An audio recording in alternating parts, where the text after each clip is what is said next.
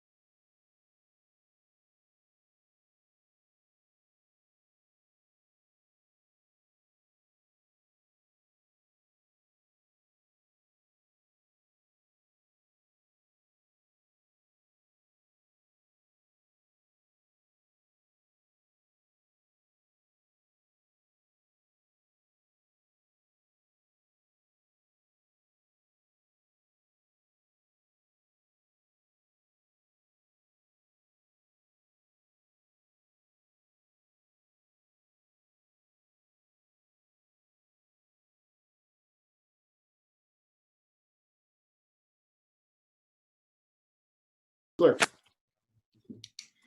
I hereby call the City of Lloydminster Governance and Priorities Committee meeting for Monday, June 15th, 2020 to order. At this time, we will take a silent moment of personal reflection.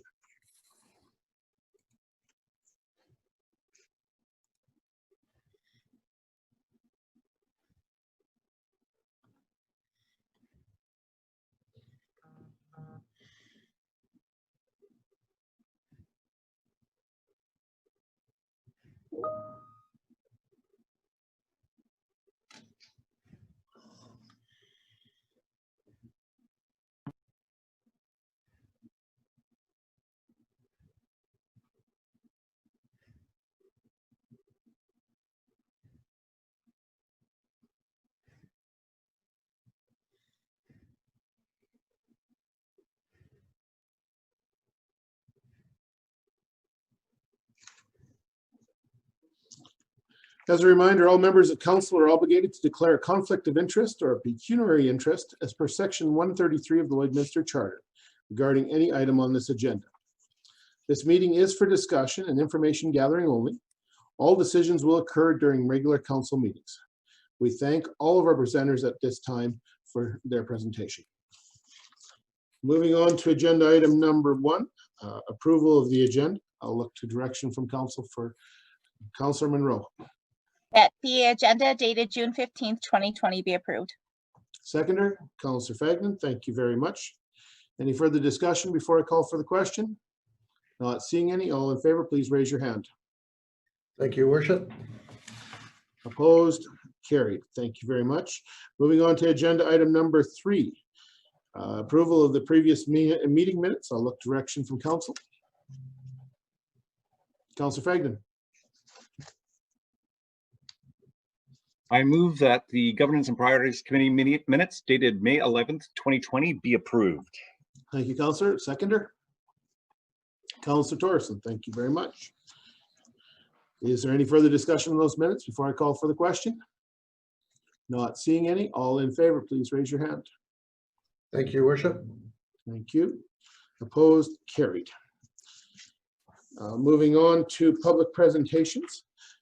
As a reminder of our processes for public presentations, all presenters have 5 minutes to present their item, after which council will have the opportunity to ask the presenter clarifying questions about their presentation. Because the presentation is being done remotely, if a presenter happens to lose connection during the video call, administration will attempt to restore the connection. We ask that all comments be directed to the chair. Thank you very much. And I believe Dawn Flowen has a presentation and she's with us. So Dawn, you have the floor. And as I'd indicated, you have 5 minutes, ma'am. Oh, let's get you turned on first. Just 1 second. We'll get there. Nope, not quite. City clerk's working on it. Technology is a wonderful thing.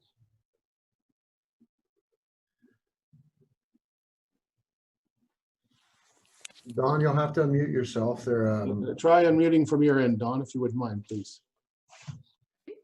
Can you hear me now? Now we have. There you go, ma'am. Excellent. All right. Good afternoon, Your Worship and members of council. Thank you for the opportunity to speak with you today. I'm representing a group in support of the Lloydminster Cultural and Science Centre. We're asking City to please put a build plan for LCSC into action now, not in 10 years.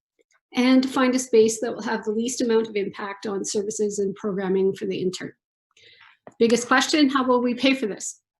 City funds, government grants, a fundraising campaign similar to that used for the Service Sports Centre, sponsorship, private foundations, and a fundraising committee obviously needs to be formed, but we need a build plan in order to start a fundraising plan. Taxpayers have already paid for 2 redevelopment plans for LCSC and both included public engagement, so no more research is necessary. That part is paid for. The build amount of $15,500,000 and the debenture payment of over 10 years could be lowered significantly with grants and fundraising. But I'm not here about how to pay, I'm here about the why. So why do we need a new culture center? Because arts, heritage, and culture contribute to Lloydminster, and the survey respondents agree with this. When the city puts a bid in for a major event such as summer games, there's a huge cultural component. Letters of support from cultural committees are part of the bid application process. And committee and school programming are planned and led by cultural committee volunteers. For example, 2014 Hockey Day in Canada, there was a Sports Hall of Fame featuring Lloydminster athletes, past and present, utilizing historical artifacts and archives. A face-off event featured local artists. Artists worked with schools before the event, creating hockey sweater banners and hockey stick furniture. And artists painted downtown windows. Dignitaries and speakers were gifted artwork. So art, heritage, and culture help create excitement around big events like this. Nearly every city-owned building boasts a public piece of art, and most of them were created as community pieces with youth and community members. For example, Mosaic 150 mural on City Hall, the ceramic murals at LCSC, the clock tower painting at the airport, and Buffalo Twins on Lakeland. People look at those and say, hey, I did that part right there. And how many of you painted something on one of those? Who volunteers to work with the community and schools to make these projects possible? The arts and culture community. Lloydminster now boasts over 30 pieces of large art public pieces. Take a look at Arts Without Borders Art Walk photo album on Facebook and you'll see them all. The mural downtown program has been extremely effective. There are now 9 murals, 3 that were projects that included youth, and 2 that are based on our heritage. One was created in the 80s, and they were in areas that were previously full of tagging and graffiti, like back alleys, and none of them have been defaced over the time. So art beautifies our city and makes it feel safer. If you look at the Discover Lloydminster Guide under events and festivals to reveal how culture has added to our city, the arts and culture section is 10 pages long now. So the arts are growing in Lloydminster, and the Lloydminster Cultural Science Center was a huge part of that growth. It's the place where many of the events that you see in the Discover Lloydminster Guide were created initially, and then they got bigger and moved to other places. We fear that 10 years of limited services will harm the arts, heritage, and culture. For example, if you choose option B, as a teacher, this really hits me, youth will not be able to have their artwork up in a gallery space. And for some, that's their only moment to shine. So a decade without art shows and traveling exhibits, unacceptable. If you choose option A, will the display space have the proper lighting and air quality, because hosting traveling exhibitions have stringent requirements? And what about heritage? The city has a responsibility to preserve and share the artifacts that have been donated into its care. The staff has done a wonderful job of cataloging, researching, and preserving the artifacts, making stories around them. However, most of these have not been seen by anyone in a decade. They're in storage already. Because the Richard Larson was closed because of building failure. And so they haven't been seen for a very long time. That's an entire generation of school-aged kids that haven't seen things like the iron lung or the bar colonist wagons or the hair perm machine that looks like a torture device. I don't know if you guys have ever seen that, but they're interesting things and they're part of our heritage. So if we choose option B, it'll be another decade. And how old will you be in 10 years? You know, Lloydminster's story is being forgotten, and that is unacceptable. Option A has heritage space, but hauling artifacts off-site, not good for the artifacts and probably not very convenient for city staff either. And also programming, you would have to haul artifacts because there won't be storage there for them. Storage takes up 2,000 square feet currently. Neither option A or B are going to have that kind of storage in it, so it will involve hauling. Building a new culture center sooner will create jobs and keep money in our community. Building costs right now are low, interest rates are low. What will it cost in 10 years? Will there be some of the grants, like the COVID grants that are available right now for arts and culture? Will they be available?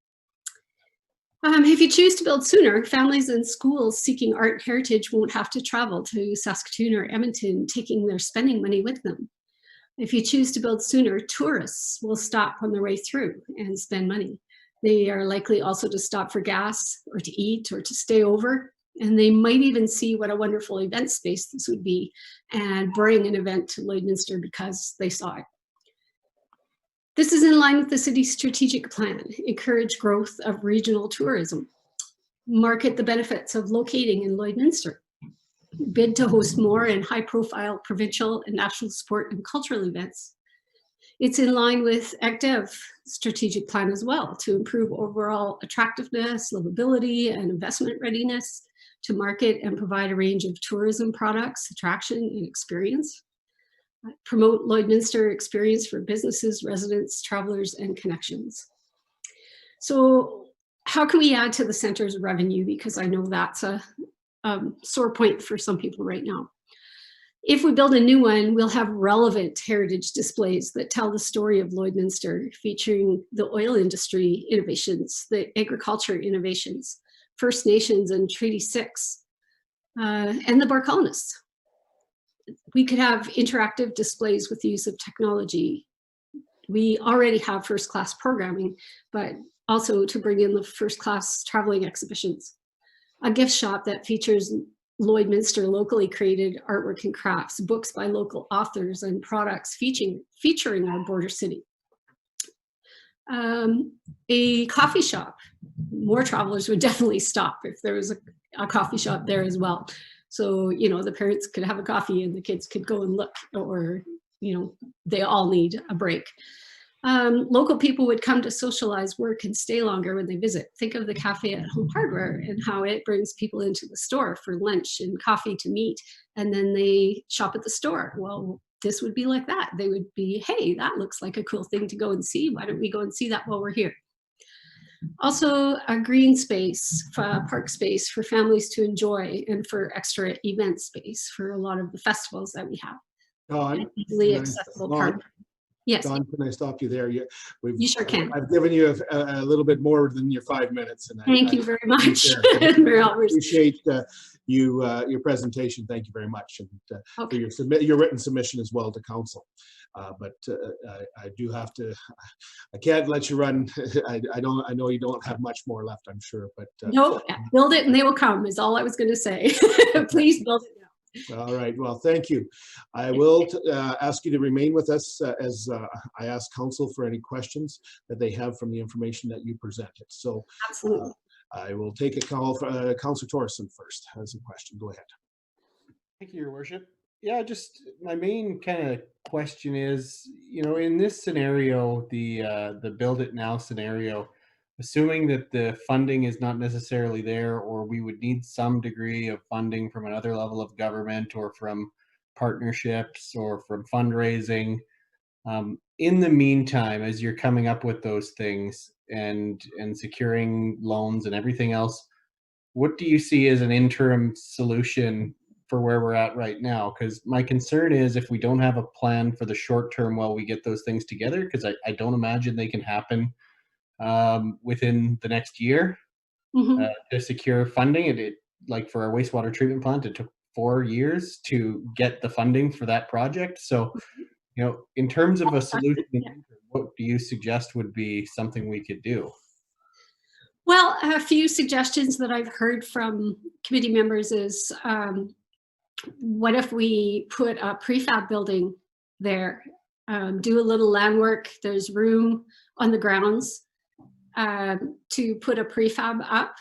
And if you're gonna put 1.5 million into a building, why not own it? It could be sold later or part of the new building later on as well. That way it would only be closed for a short time. Well, this happened, that could probably happen within a year. Or option A, but not for 10 years, for 3 years, you know, would be 5 at the most, you know, just so that there's a plan now, so that they're not just all putting it away and off for 10 years, because we really feel that if it's out for 10 years, it's going to be out of the public's eye and no one's going to care. And therefore everyone will say, well, we don't need one. But the need is there. It's there right now. Sure. No, I understand your concern. Yeah. Yeah. So some sort of temporary spot obviously has to happen during this. And I don't think like option B isn't enough because it basically shuts down everything except for art programming. And that's not, that's not enough to keep interest. Or to run some of the festivals and whatnot that we do. But if you were to move to a bigger building, and have some display space that's temporary, I mean, that's fine with us, but just not for 10 years. Okay, it's the 10 years thing is probably one of the biggest challenges for you, is what I'm hearing, is that 10 years is too long because in a child's life, let's say, or just someone who's living here, if they value arts and culture, that not having the level of service that we have right now for 10 years would be a big challenge. It would Absolutely. be a disservice to the community. And I Yeah. understand that argument. Yeah. Okay, thank you. Thank you. Councillor. I got Councillor Diachuk, then Councillor Baker. Okay. All right. Hey, Don, thank you very much for your presentation today. I feel the passion and the excitement, and I appreciate the work that you do and the efforts you bring to our community. I think, arts are a really important part of what we do. And I know when I was in an economic development conference in Canmore, the degree to which a city like Calgary, for instance, invests money in that particular area and the revenue it generates, a lot of times I think it's omitted and missed. And I appreciate you sort of raising some of the pieces, because I don't think we've ever did a complete study to say when you invest $1 in arts, what's the impact on our economy? And maybe that's something down the road. One of the challenges that I had, and we had a tour of the grounds with the equipment, and Natalie was there and Dick Airy was there, and but I was really struggling with coming sort of together in my own mind around what the future vision of the museum would be, because I saw a quasi-Western development, a quasi-Ukrainian village, and I wasn't quite sure what that would look like going forward, because you have that space where you can do a lot of things you referenced, and then we didn't spend a lot of time talking about what should be in the museum, and I appreciate as well in your comments referencing Treaty 6 in terms of we should be not only promoting the bar colonists, but certainly within our region, and Treaty 6 is a very, very important area for us, in particular with the signing of Treaty 6, just, minutes away from downtown Lloydminster. So I see opportunities. I do have a concern, I guess, and the concern that I have is that, we're in a scenario now where financially we're just trying to pull ourselves up by our bootstraps and smack down with COVID. And so it's one of those scenarios where I think, I think Jonathan's question, Councillor Torstenson's question, was a good one. And I'm hoping that somewhere in all of these conversations, we can find a solution that will be, because we talked about short-term, medium-term, and long-term. Yes. And I guess part of this is that we want to take a little bit of short-term pain for long-term gain. And I think that's kind of part of the messaging and discussion we've had. So we not get all we want today, but if we set ourselves up in a way where we can get all we want and more potentially down the road.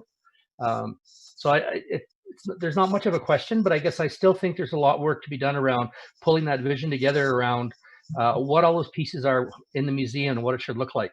Because I don't see enough of that I can coming speak to forward. that.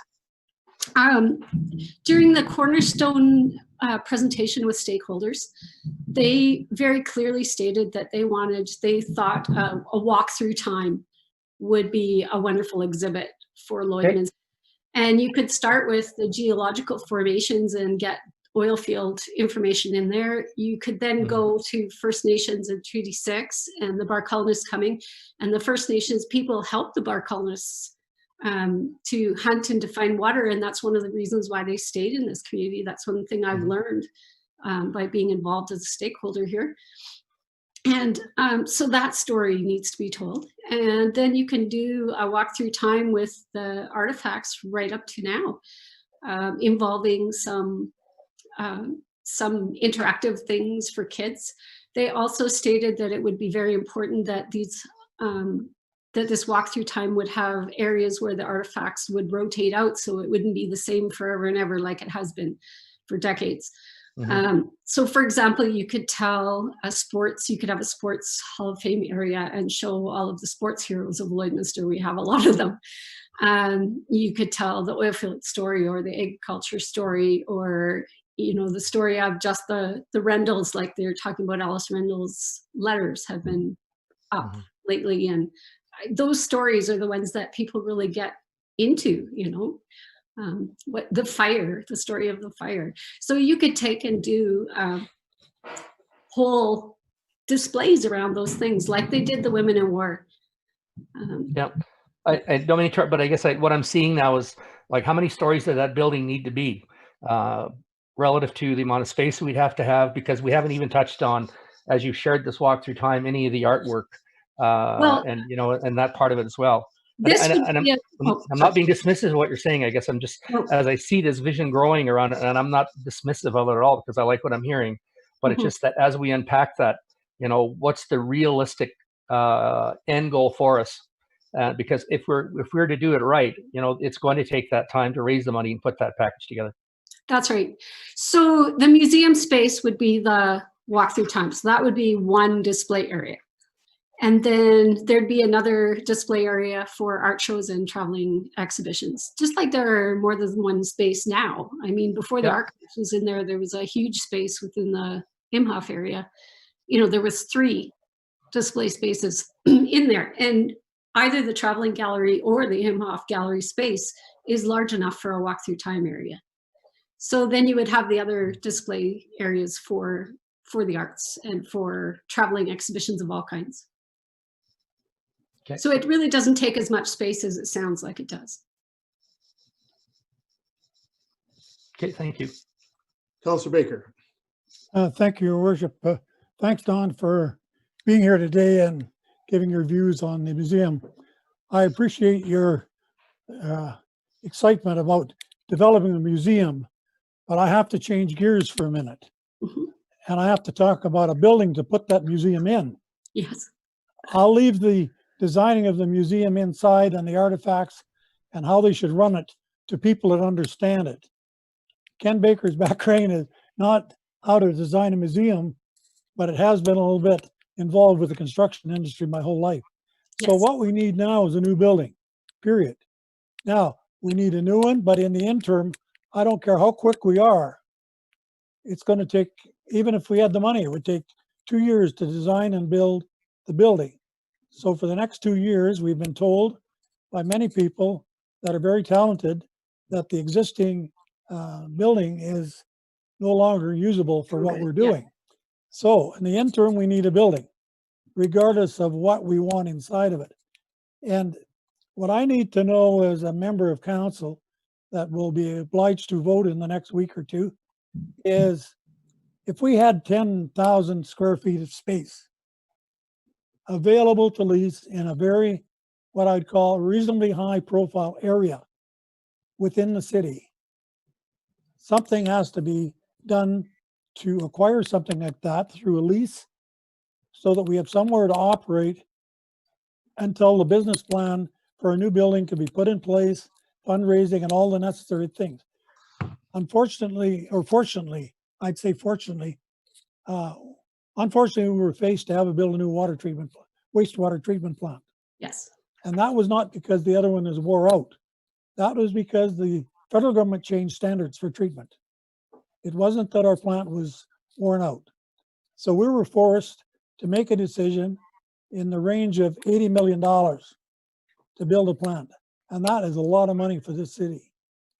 Thank goodness we got some grants, but we still got to pay off, I'm not sure, Your Worship, $35 million?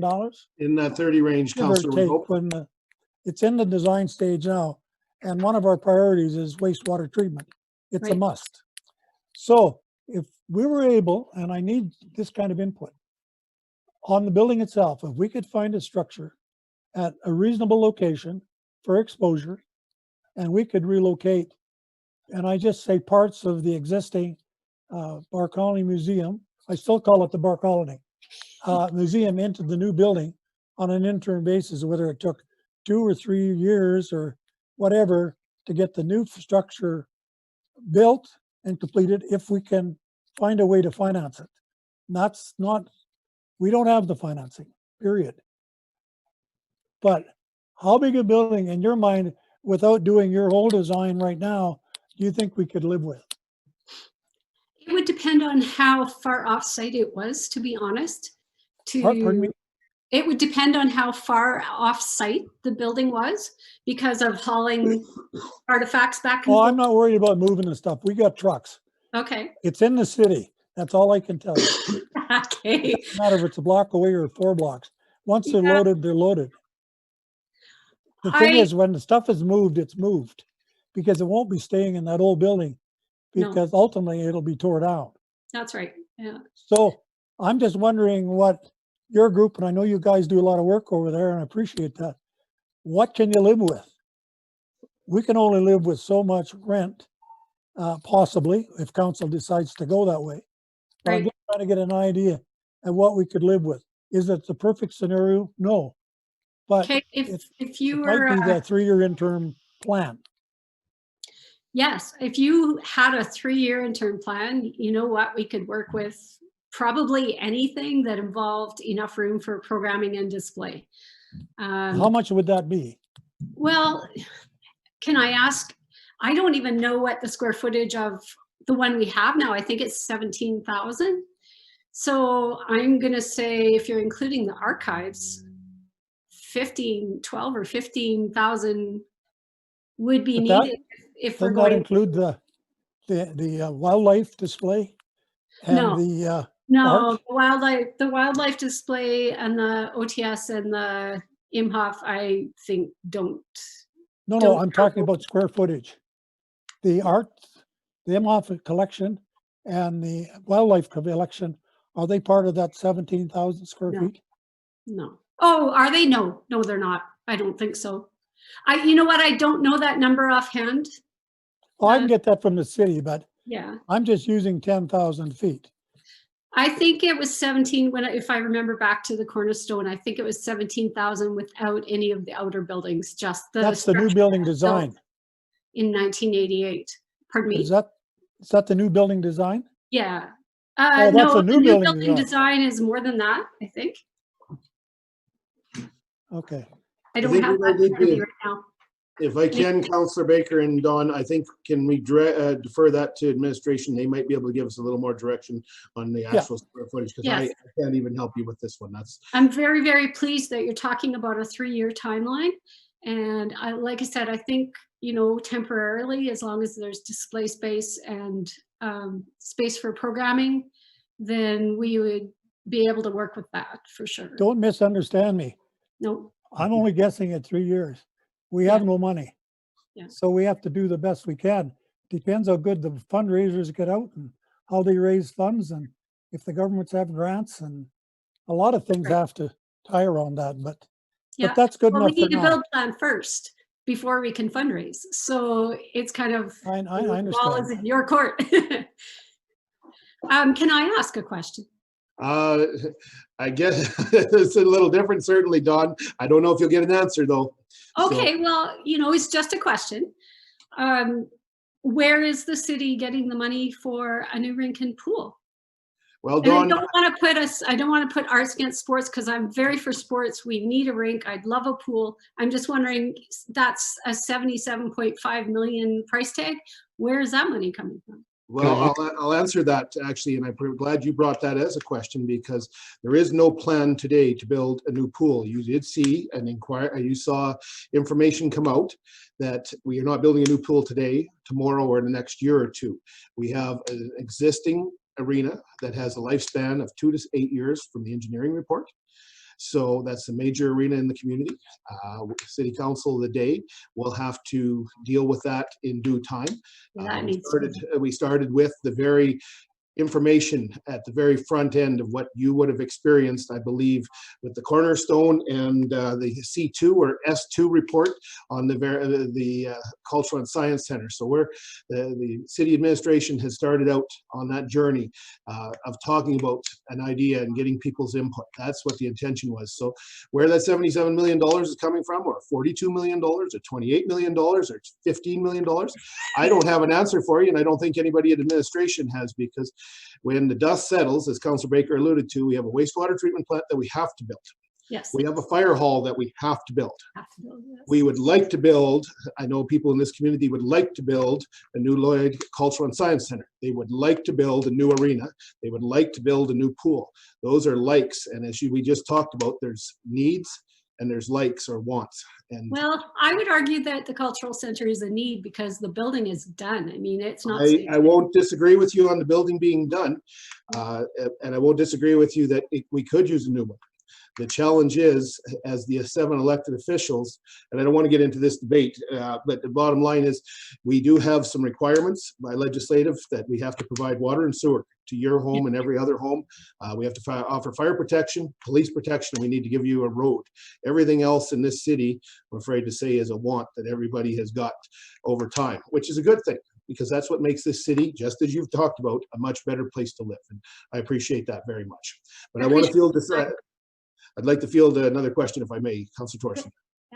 Yeah, and thank you, Mary Albers. I would have accepted the response, I don't know, and if we actually absolutely need one for those other things on the finance side, because I don't know where that finance is going to come from until we get there and decide what we need. But my actual question is, so looking at the options that were presented, I understand why option B, is very unfavorable. But the other thought that I had is, if it was worth consideration, is whether or not the fact that, you're going to save hundreds of thousands of dollars on operations per year, that could actually, in my eyes, potentially improve the timing of when you could get that new build that actually kind of meets the standard of what we're trying to get to, like a new standard. So I'm just curious if that was able to push up the timeline of when you could get an improved product out, would it then be acceptable in your eyes? And I'm not suggesting that that's the direction we're taking or that the other councillors are thinking they want to go down. I'm just curious. Who am I speaking to? You're not showing up on my screen. Councillor Thorson, just curious. Oh, thank you. Okay, no, I don't think it would be acceptable. I mean, if it was months, yes, but it's not going to be. It's going to be years. Right. And that is years of schools not able to access. That's years of losing tourism because tourists are not going to come in to see the programming. They come for the exhibits and maybe do programming with that. Okay. No is a perfectly reasonable kind of response. I was just curious. To say you're going to lose all the revenue, a lot of the revenue. For sure. I'm not questioning that, but thank you for your opinion. I think that you're a great source on a lot of this stuff. So thanks for stepping up and having the courage to speak out on these things, because I think we learned a lot from yourself and other members of the arts community. Thank you. You can't see my legs shaking when I speak. Thank you, Council, for the questions. Is there any other questions? And because as we know, this is a fact-finding meeting more than any decisions. I know that from that perspective. Oh, I have one more little thing. And that is, I went through the survey and 15 people did the survey, but 15 people accessed the website. I had a lot of feedback from people saying that they didn't want to provide their email address to sign in to do the surveys. So therefore, I think when you say there's 1,500 people that are informed, I'm not sure that's true. They may have just decided they didn't want to put their email in and then left. And so they may not have actually seen the survey. So, and one question though, how often have you been there in the last year? Well, for the last 3 months, nobody's been anywhere. So no. That's kind of a. Well, we appreciate Dawn. We've got information, I believe, from administration over a number of years, but we tried to be as fresh with the information. And as you can appreciate, no city facility. It was good. I'm pleased with how many people did it. Yeah. Indeed. Any other questions for Dawn? Well, thank you very much, Dawn. Appreciate your submission and your passion for this project. Thanks for your time. Thank you. Moving on to the agenda, on to item number 5, administration presentation. City Manager, I'll turn to you for 5.1. Good afternoon, Your Worship and Council. To present the airport master plan, we'll start with Catlin is going to present, and she'll be passing it on to Ben as our consultant for the airport master plan. So turn it over to Catlin. Good afternoon, Catlin. Oh, we'll get your mic on here in a second, I think. There you are. Not? Can you hear me? There you are. Welcome. Hello, good afternoon, Your Worship and the members of the committee today. Today we're just presenting for information the draft airport master plan. The master plan was done by H&M Aero Aviation, and we've got Ben Crooks today presenting the information. So Ben, are you online? He is. Well, just there he is. I'm good to go here. Welcome, Ben. Thank you. And yeah, thanks to members of the committee.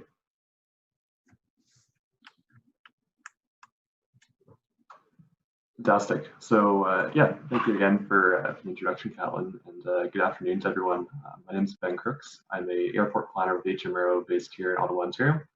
And over the past 6 or 7 months, it's been a real pleasure to work with members of our team on the Lloydminster Airport Master Plan. To have the opportunity today to give a brief overview of our work over the past 6 months and the final product. So starting off at a high level here, it's good to examine what really is an airport master plan. And what we did for Lloydminster Airport was prepare a 25-year guide, a 25-year roadmap, if you will, to guide effective and responsible airport development.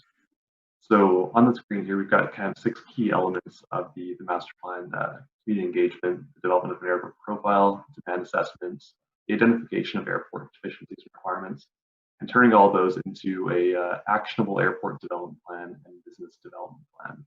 Next slide, please. Thank you.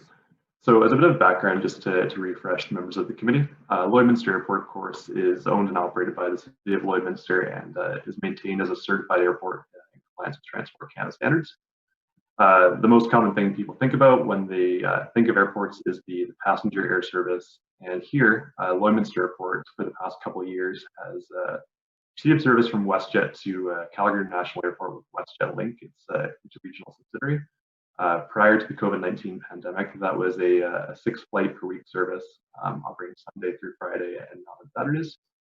There's also a charter passenger route to Calgary with Central Mountain Air, and that's done on contract to Husky Energy for the movement of their senior staff and management. So not worker movement, but more executive movement.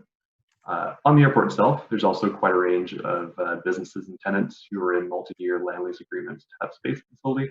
And through a questionnaire that we sent out to those businesses and tenants, we learned there's about 35 or so full-time jobs created on the airport site directly. A list of kind of the largest tenants at the airport is provided there in the slide. And through the completion of an economic impact assessment, we estimate the total annual gross domestic product contribution to the Lloydminster and region economy from the airport to be about $4 million per year currently. And next, please.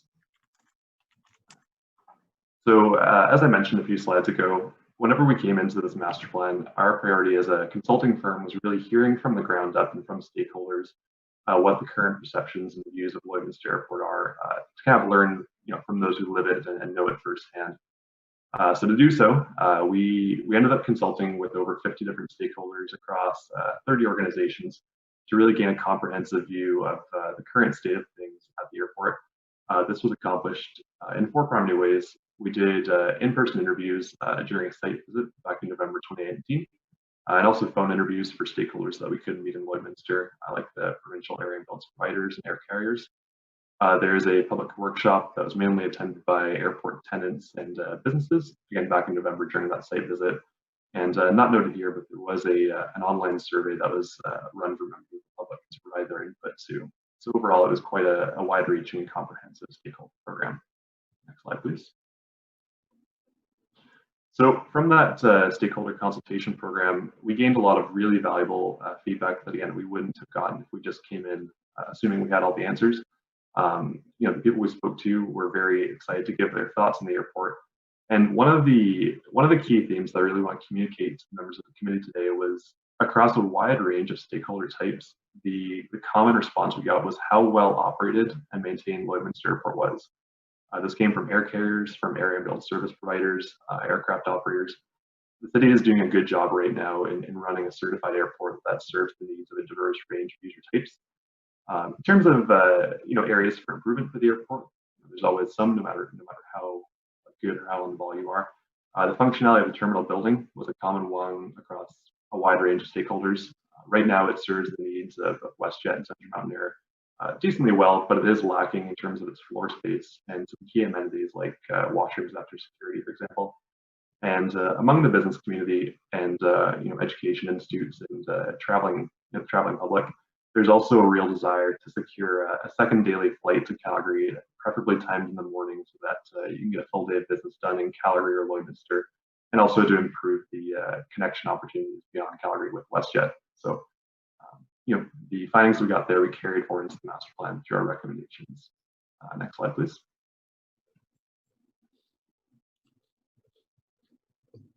Fantastic. So based on some background research, consultations again with the different stakeholders and our experience in the industry, our key step was really to prepare a demand assessment across the 25-year planning horizon, so about 20 to 2045, on what future activity the airport needs to be able to support through the recommendations of our plan. So we modeled the future in 3 ways. We studied aircraft movements, so aircraft takeoff and landings, the absorption of development lots at the airport, so the entry into new land leases, and what's shown on the screen here, which is sort of the one people jump to with airports, is the throughput of passengers. So on the left of the graph here, what you'll see is that in the past 2 years, again, from 2017 to 2019, there's been a fairly dramatic increase in passengers at the airport, and that's due to the launch of WestJet service and kind of the market stimulation effects of having a major network carrier enter the market there. And based on that, we prepared a scenario-driven forecast of the next 25 years. And in doing so, we modeled expected changes with WestJet's service model. The addition of a second daily air carrier flight on weekdays, adding a Saturday flight a few years down the line, and in the longer term, around 2030, potentially seeing larger aircraft come into Lloydminster with WestJet as they conduct the renewal of their aircraft fleets. So based on that, we were able to get a decent forecast, a decent projection of what growth of Lloydminster could look like. And you'll see in the graph, in our master plan, we saw that going from 25,000 passengers per year in 2019 to about 60,000 in 2045. It's hard to have this discussion without acknowledging COVID-19, though. This is one of those things where it's unprecedented, it's uncertain. It really does permeate every aspect of aviation. So shown on the graph here is a hypothetical. It's a representative look at how COVID-19 could impact passenger volumes at Lloydminster Airport. As I mentioned briefly, WestJet has reduced their service offering from 6 flights per week to, I believe, 2 in their most recent schedule, Monday and Friday operation. And of those flights, again, they're not being filled to maximum load factor with passengers given travel restrictions and consumer confidence. So across the board in Canada, what airports are expecting is a fairly significant decline in passengers. What's shown there, I think, is around 4,000 or 5,000 passengers in 2020. And the path to recovery too is equally as uncertain. Shown on the graph here is an estimated or assumed 4-year recovery to 2019 passenger volumes. In reality, that could be a faster recovery if the market comes back on a more aggressive approach, or it could be a more drawn out return to 2019 volumes. And projecting it forward from there, again, your growth path will vary from there. So, this is a hypothetical, and it's a very dynamic situation right now, and one that airports across the country are grappling with in terms of their planning for the future. Next slide, please. Quickly to note the deficiencies and requirements, the different systems here, the airside system, ground side system, air terminal building, and the development lot inventory of the airport. For each of those, when the team was on site back in November, we did a visual inspection and analysis of their condition. Where necessary, we did industry standard analyses of their future needs. The air terminal building, for example, was evaluated against Transport Canada, International Air Transport Association recommendations or guidelines for passenger space. And based on that, we were able to make defensible planning and recommendations for the future, which I'll dive into in the next few slides. And next slide, please. So shown here is the overall view of the airport and the airside development plan. So again, the development plans were informed by the on-site assessment of infrastructure and efficiencies. And what's shown here, the majority of the airside improvements are recommended in the medium term. So between 2025 and 2030, the airport just had a comprehensive repaving program that's got its main runway, taxiway in very good condition. So what we show here is the realignment of the taxiways serving the western and eastern development areas, things to the left and right of the air terminal building to improve flow and conflicts through the apron between aircraft. Also shown there, you'll see on the east side of the airport is a new parallel taxiway from the air terminal building to the eastern runway threshold. The intent of that is to improve the throughput of aircraft movements, reducing bottlenecks from having just one entry and exit point there. The area in blue just north of the terminal, we'll show more in another slide soon, but that's the reconfiguration of the parking lot and service roads.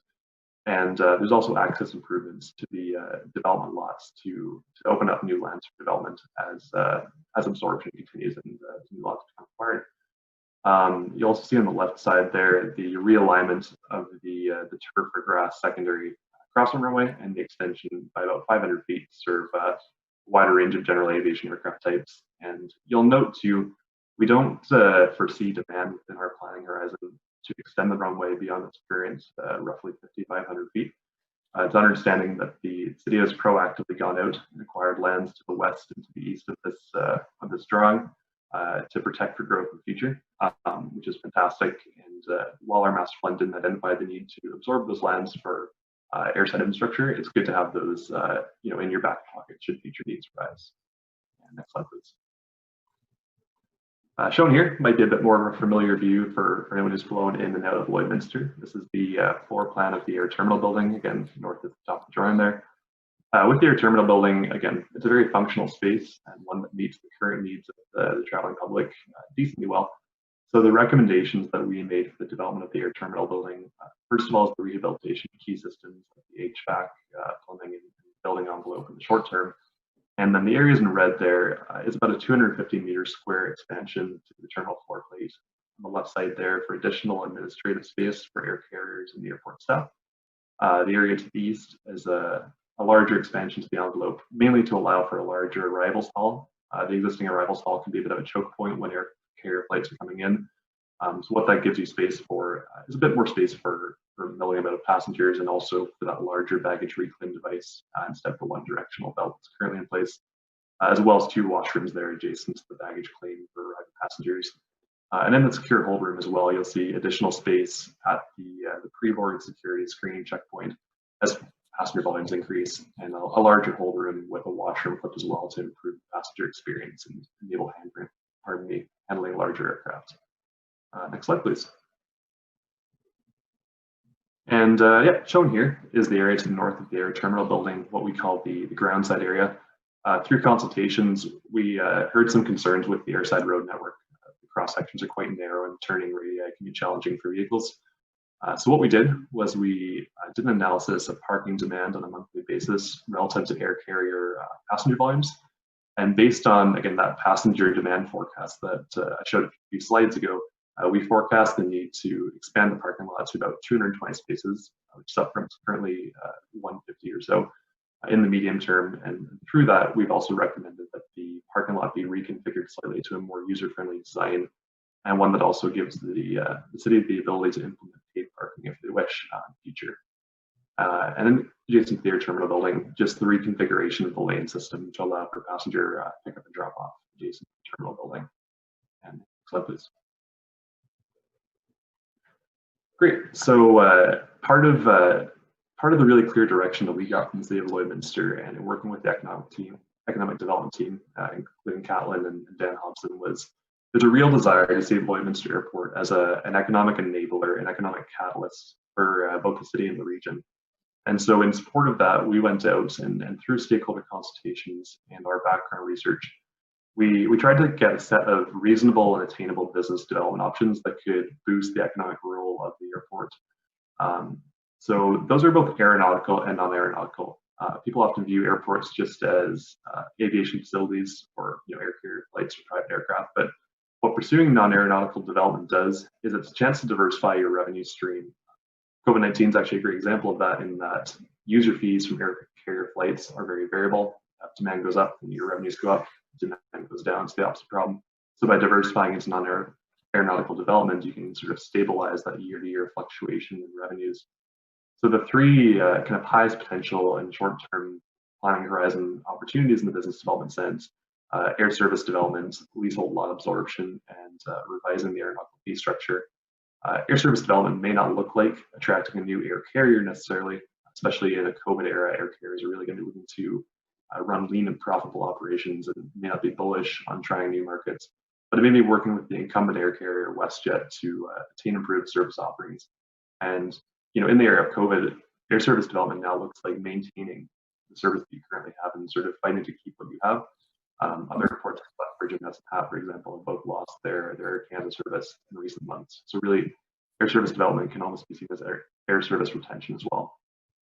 Development lot absorption, again, just additional on-site businesses like hangars, aircraft mechanics, flight schools, and aeronautical fees. There's the chance to consider increasing what passengers pay on top of their ticket price to fund for future infrastructure projects such as terminal building. Next slide, please. So shown here is the future financial performance of the airport, again, based on both the demand forecast that we prepared, the capital projects that we recommended, and the attainment of some of those business opportunities that we described in the previous slide. Lloydminster Airport currently operates an operational deficit in that its revenues are exceeded by its operating expenses on an annual basis. To give a bit of context, that's extremely typical of regional airports operated across municipalities across Canada. So through the pursuit of those revenue generation opportunities, we were able to forecast a decreasing operational deficit in the short term between 2021 and 2025, and that actually turning into a modest operational surplus in the medium and long term. Airport expenses are paid by airport user fees and again, land revenues and things like that. Shown on the bottom line there is the cost per planning period of the capital projects that we recommended through the master plan.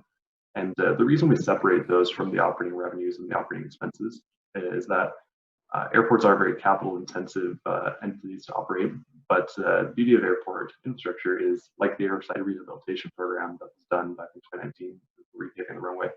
It is possible to secure grant funding from other sources and to consider different ways of paying off those capital costs. So overall, sort of trending towards a positive direction in terms of the operational deficit. Next slide, please.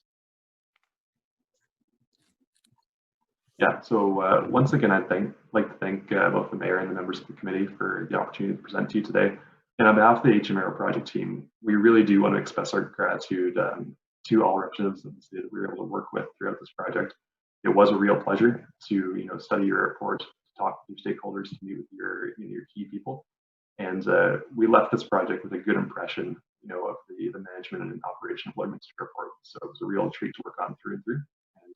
Happy to answer any questions from the committee. Thank you very much, Ben. Thanks for staying with us for a moment or two, and I'll just look to council for any questions or comments that they have on the report. Councillor Baker. I just want to thank you, Ben, for your presentation and being with us today. It very well done looking at it from a layman's point of view.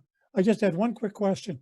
The taxi strip going east to service the west, in your language, takeoff, when you're heading west, there's a taxi strip designed on your plan. I don't see anything going east or for an eastbound aircraft going west to take off. Is there some reason for that? Or am I missing something? No, that's a really good question, Councillor Baker, and thank you for that. And thank you to the clerk as well for showing that. So you're referring to the strip going from the east of the apron to the threshold of that runway there on the right-hand side of the photo? Well, from the apron one, you have a, what do you call that? Is that not a taxiway going parallel to the main runway? Right. Going east?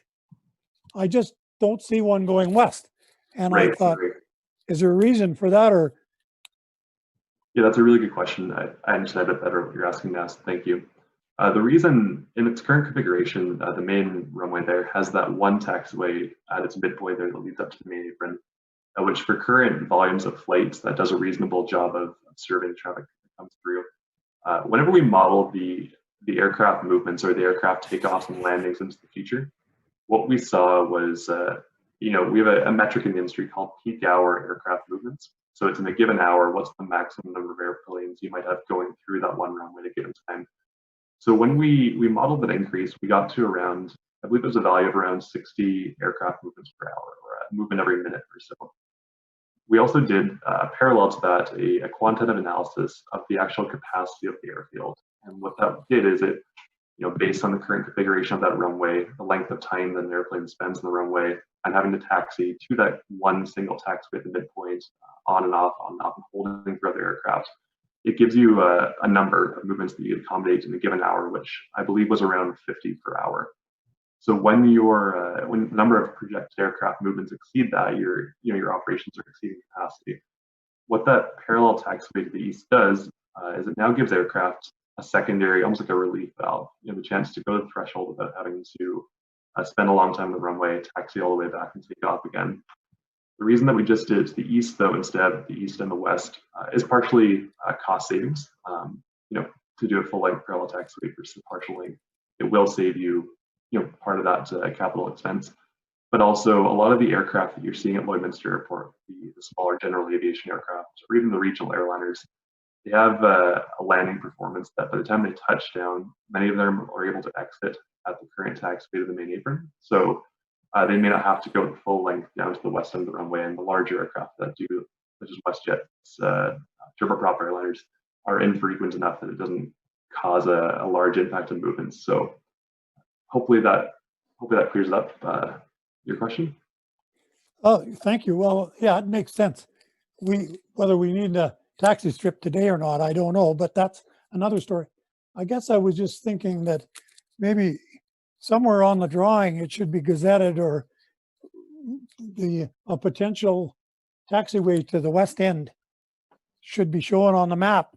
And maybe 20 years from now, we have land somewhere out here on the west end. We bought some land 10, 15 years ago, just in case the airport expands, and it'll never go away on us. And I just didn't, future councils or administration won't build on top of it if you ever wanted to put one in. Just I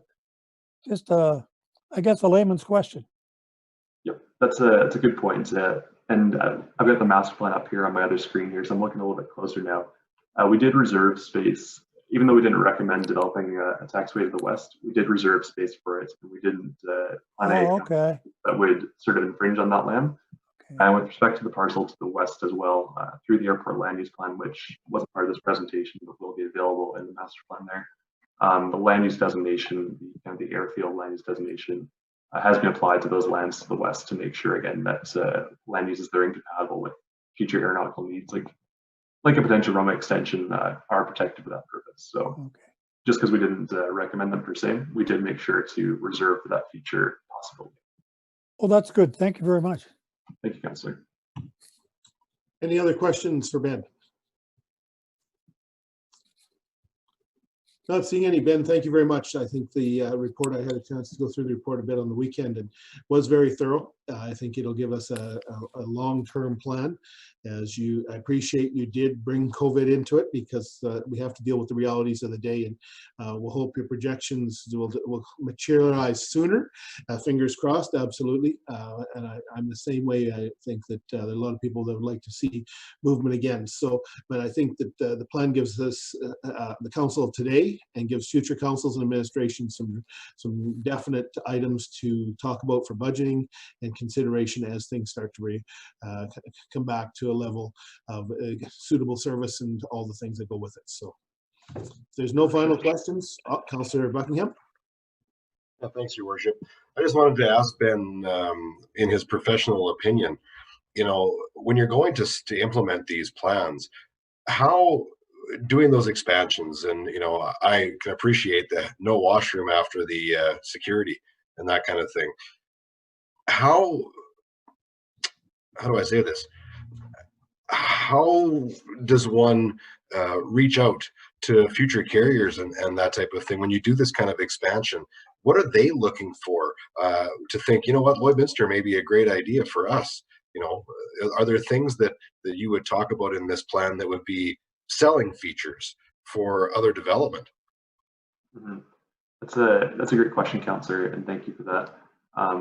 Through the master plan, we did have the chance to speak to, I believe it was around 6 air carriers, incumbent and prospective. Air service development, you know, is a really interesting part of the industry. Airports across the country are continually looking to improve their service offerings, and what that does there is, you know, air carrier staff they have very competent and very capable route development teams. So what the city of Lloydminster, through the marketing of its airport to air carriers, needs to be doing is providing information to airlines like WestJet that they can't find or they can't sort of get through their market research. So that's things like the propensity of regional businesses to make use of air services, or you know, key regional growth projects that could lead to increased air service demand.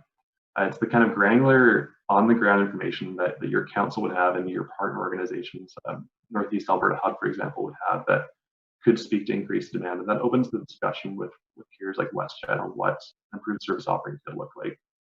I mentioned it briefly in my presentation, but you know, the priority right now with air service development is retention. Lloydminster seems to have a good dynamic with WestJet in that they've maintained service through COVID. They haven't cut the market altogether, that's fantastic news. I think that's really positive, and it speaks a bit to the strength of the market. So again, maintaining a dialogue with WestJet and being able to provide that nitty-gritty sort of economic information of how demand could be increasing to them they can't otherwise find is sort of the key first step for service development, and from there they can open the dialogue. Well, thanks, Ben. That's kind of the answer I was looking for. It's like the good old-fashioned conversation, right? Make sure you're keeping the information out in front of these carriers and the stakeholders to make sure we have the best opportunity to develop as we go forward. And you're right. Yeah, you can look at reports and studies and everything else, but it's the information between the lines that I think is often overlooked. And there's an opportunity there for Catlin and our economic development team and those that frequent the airport, you know, to work as a team and get this to the next level. That's the kind of answer I was looking for, because there's great potential in our region and in our city, and having those information pieces in the right hands will just be good for all. Yeah, I think you're entirely right there. And we spoke with WestJet through the master plan consultation process. It was great to get them on the phone, and you know, in speaking as part of the route planning team, he was happy just to be talking with someone kind of boots in the ground there, because they're behind their computers, they've got their data, but to hear sort of from the community level what's happening, that's, you know, it's different, it's value added for them. So if you've got information that they can't find, top notch. I'm a big believer in face-to-face and conversations and all of that stuff, and it's pleasant to hear that the art of the conversation and information sharing isn't dying necessarily. Absolutely. Great, thank you, Councillor. Last call for questions. Thank you very much, Ben. Thank you very much, Catlin, for that, and thanks for the work that you've done on those reports. It looks good, and we'll look forward to accessing them in the future. Thanks, Ben. I'd like to thank HM Aero Aviation for doing a very good job at this draft airport master plan. Can I present the options now? Certainly. That the committee accept this report as information, and that the item be brought forward to a future regular council meeting for discussion. That the committee request more information, and that the item be brought forward to a future regular council meeting for decision. Or that the committee requests more information, and that the item be brought forward to the future GPC committee meeting. I can give you my sense. I think the report covers off a lot of ground, and I think it's. I would think it, from the perspective, it would be ready to go to council for a more formal decision at a council meeting. Any? I see some heads nodding from council. Any other comments? I think we'll look forward to seeing it coming forward, Catlin. Perfect. Thank you. Thank you. Moving on to agenda item 5.2, I'll look to the city manager. Thank you, Your Worship. To present 5.2, City of Lloydminster Nonprofit Grant Program, I'll turn it over to the CFO, Denise McDonald, to present. Good afternoon, Mayor and Council. Thank you for this opportunity to bring forward the nonprofit grant program. Last year, July 11th, At a regular council meeting, council approved the nonprofit operating grant program. Policy was put in place to provide a clear and transparent process on the distribution of funds to qualifying nonprofits for the city of Lloydminster. Along with the policy, the administration also created guidelines and application forms and final report templates for the nonprofit organizations to utilize to apply and to submit their final reports. In reference to section 4.1 of the policy, council shall, as part of the annual budget process, identify the amount of money to serve for the operating grants for nonprofits in the following two categories. So category 1 was one-time operating grant requests, and category 2 was annual operating grant requests that included the Vic Juba Community Theater, the SPCA, as well as the regional archives, which you of course know archives are under the city now. The nonprofit operating grant program created an increase in the organizations interested in applying for the support. However, due to budget constraints, many were declined. The committee may want to consider budgetary requirements of the future and look at the funding agreements for the organizations that we are committed to annually under the second category, which is the annual operating grant requests for Vic Juba and the SPCA. The second page on that shows the 2019 requests, and that we had budget approval for 1.2, a little over 1.2 million, and it included the public library, archives, SPCA, Vic Juba, startup, and then the library, we held it within house. We put that 853,000 within the city's operating budget, and so then it was taken out of there, and we only funded the archives, the SPCA, Vic Juba, and startup for a total of 376,000. And then under the objectives, the 2021 budget process has begun, and administration is looking for guidance from the committee on how to proceed with the City of Lloydminster nonprofit grant program. So your options are to accept this report as information and the items brought forward to a regular council meeting, or to request more information and the items brought forward to a regular council meeting, or request more information and bring it back to a future GPC meeting. Thank you, CFO. Questions, Councilor Thorson? Thank you, Your Worship. Yeah, so, thank you to the CFO for bringing this one forward. It's something I haven't given much thought to maybe since the budget process last year, but I definitely see that it's something worth talking about right now. One of those kind of elephant in the room type things, because the reality is we opened up the program for this third-party funding, but then when the rubber hit the road as far as the budget goes, we found that, a lot of the things that were included on that list, we could not fund because we could not afford to. But then on top of that, there's the issue of, a lot of them, the discussion around what we were saying was, well, is this provincial health jurisdiction, or is this something that as a municipality is within kind of our wheelhouse? And I think that in general, I think we have to take a bit of a look at maybe the standards and put some parameters around what we are looking for in terms of applications. So, some of those things I just mentioned are kind of the obvious ones that jump out at me that, didn't meet some kind of standard because we felt as though that they were, provincial matters or some other matter that aren't necessarily in the wheelhouse of a municipality.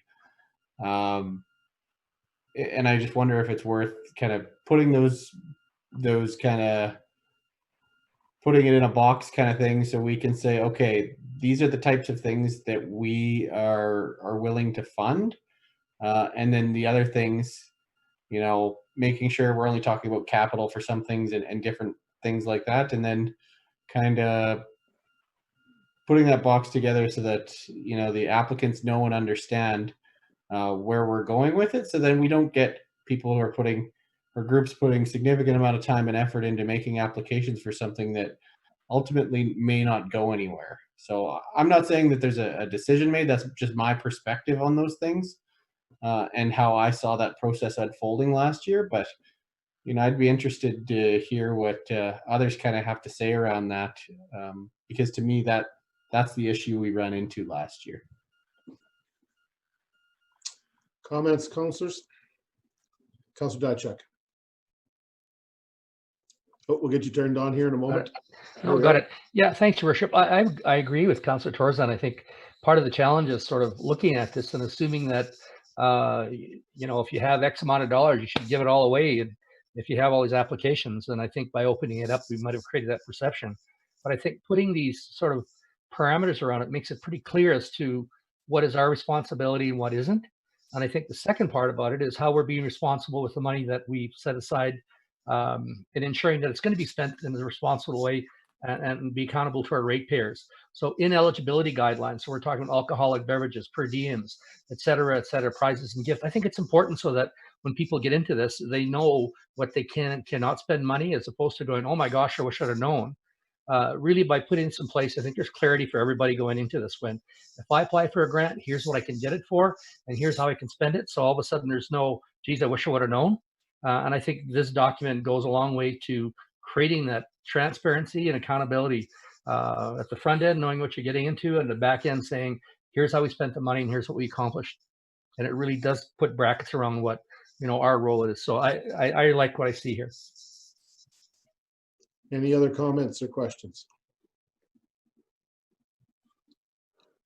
Councillor Fagnan, and then I'll get Councillor Baker. So what you're really looking for here is some input from the committee that's been formed through the FCSS, and for them to set up some criteria on what is needed. Would that be a fair statement there, CFO? The FCSS program has their own funding. This is strictly the nonprofit program, and unfortunately, I think last year what we solidified the process, we created the applications, we made it much more clear, but then with budget constraints, we weren't able to give any money. So we kind of asked people to apply and then we declined them. So I think that if you're wanting to, what we need to know from you is what kind of funds do you want to put forward on this program? And if you're with budget constraints, we know that 21 will have budget constraints. So if you're not willing to, if you feel like this is going to be a similar situation as 2021, maybe we should look at the programs that we are required to fund and only deal with those ones and not put the program forward next year to nonprofits, because we're kind of setting them up to fail and putting yourself in an awkward position to say, oh, we have money available, and then we have, like, it doubled the number of people that applied and then there wasn't enough money to fund them. So we're looking for input of what is realistic to offer under the nonprofit program. Are we going to put more money available to offer grants for 21?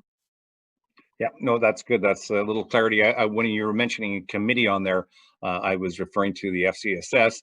Well, that's the same committee that may be looking at this granting as well. Is that correct? We decided to put it through to that same committee with a different hat on. No, this nonprofit grant goes directly to council, and council decides. Okay, I It's thought a there was a separate change. committee. By committee in the IR that I put forward, committee, I'm talking about the Governance and Priorities Committee. Thanks for that clarity. Thank you, Councillor. Thank you, CFO. Councillor Baker. Thank you, Your Worship. I guess this has always been a tricky one. First of all, the public library is a city-owned facility, and we're responsible for the library and for funding it. along with the Regional Archives, and that is on the schedule today from last year. The other services that are provided that benefit the city financially certainly should be looked at. The question I have is, how many organizations apply that get funded elsewhere? And what does their budget look like? Because I don't believe they provide a budget or financial statements in all cases.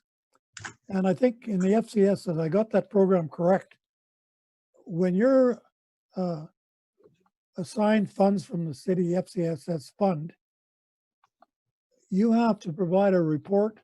First of all, you have to say what you're going to do with the money. And at the end of the project or end of the year, you have to spell out and show where you spent the money and provide a report. I stand to be corrected there, but does that happen with this? Yes, we've cleaned up the application process. They're required to submit a template. They're required to submit a financial statement at the end telling us where they spent the money.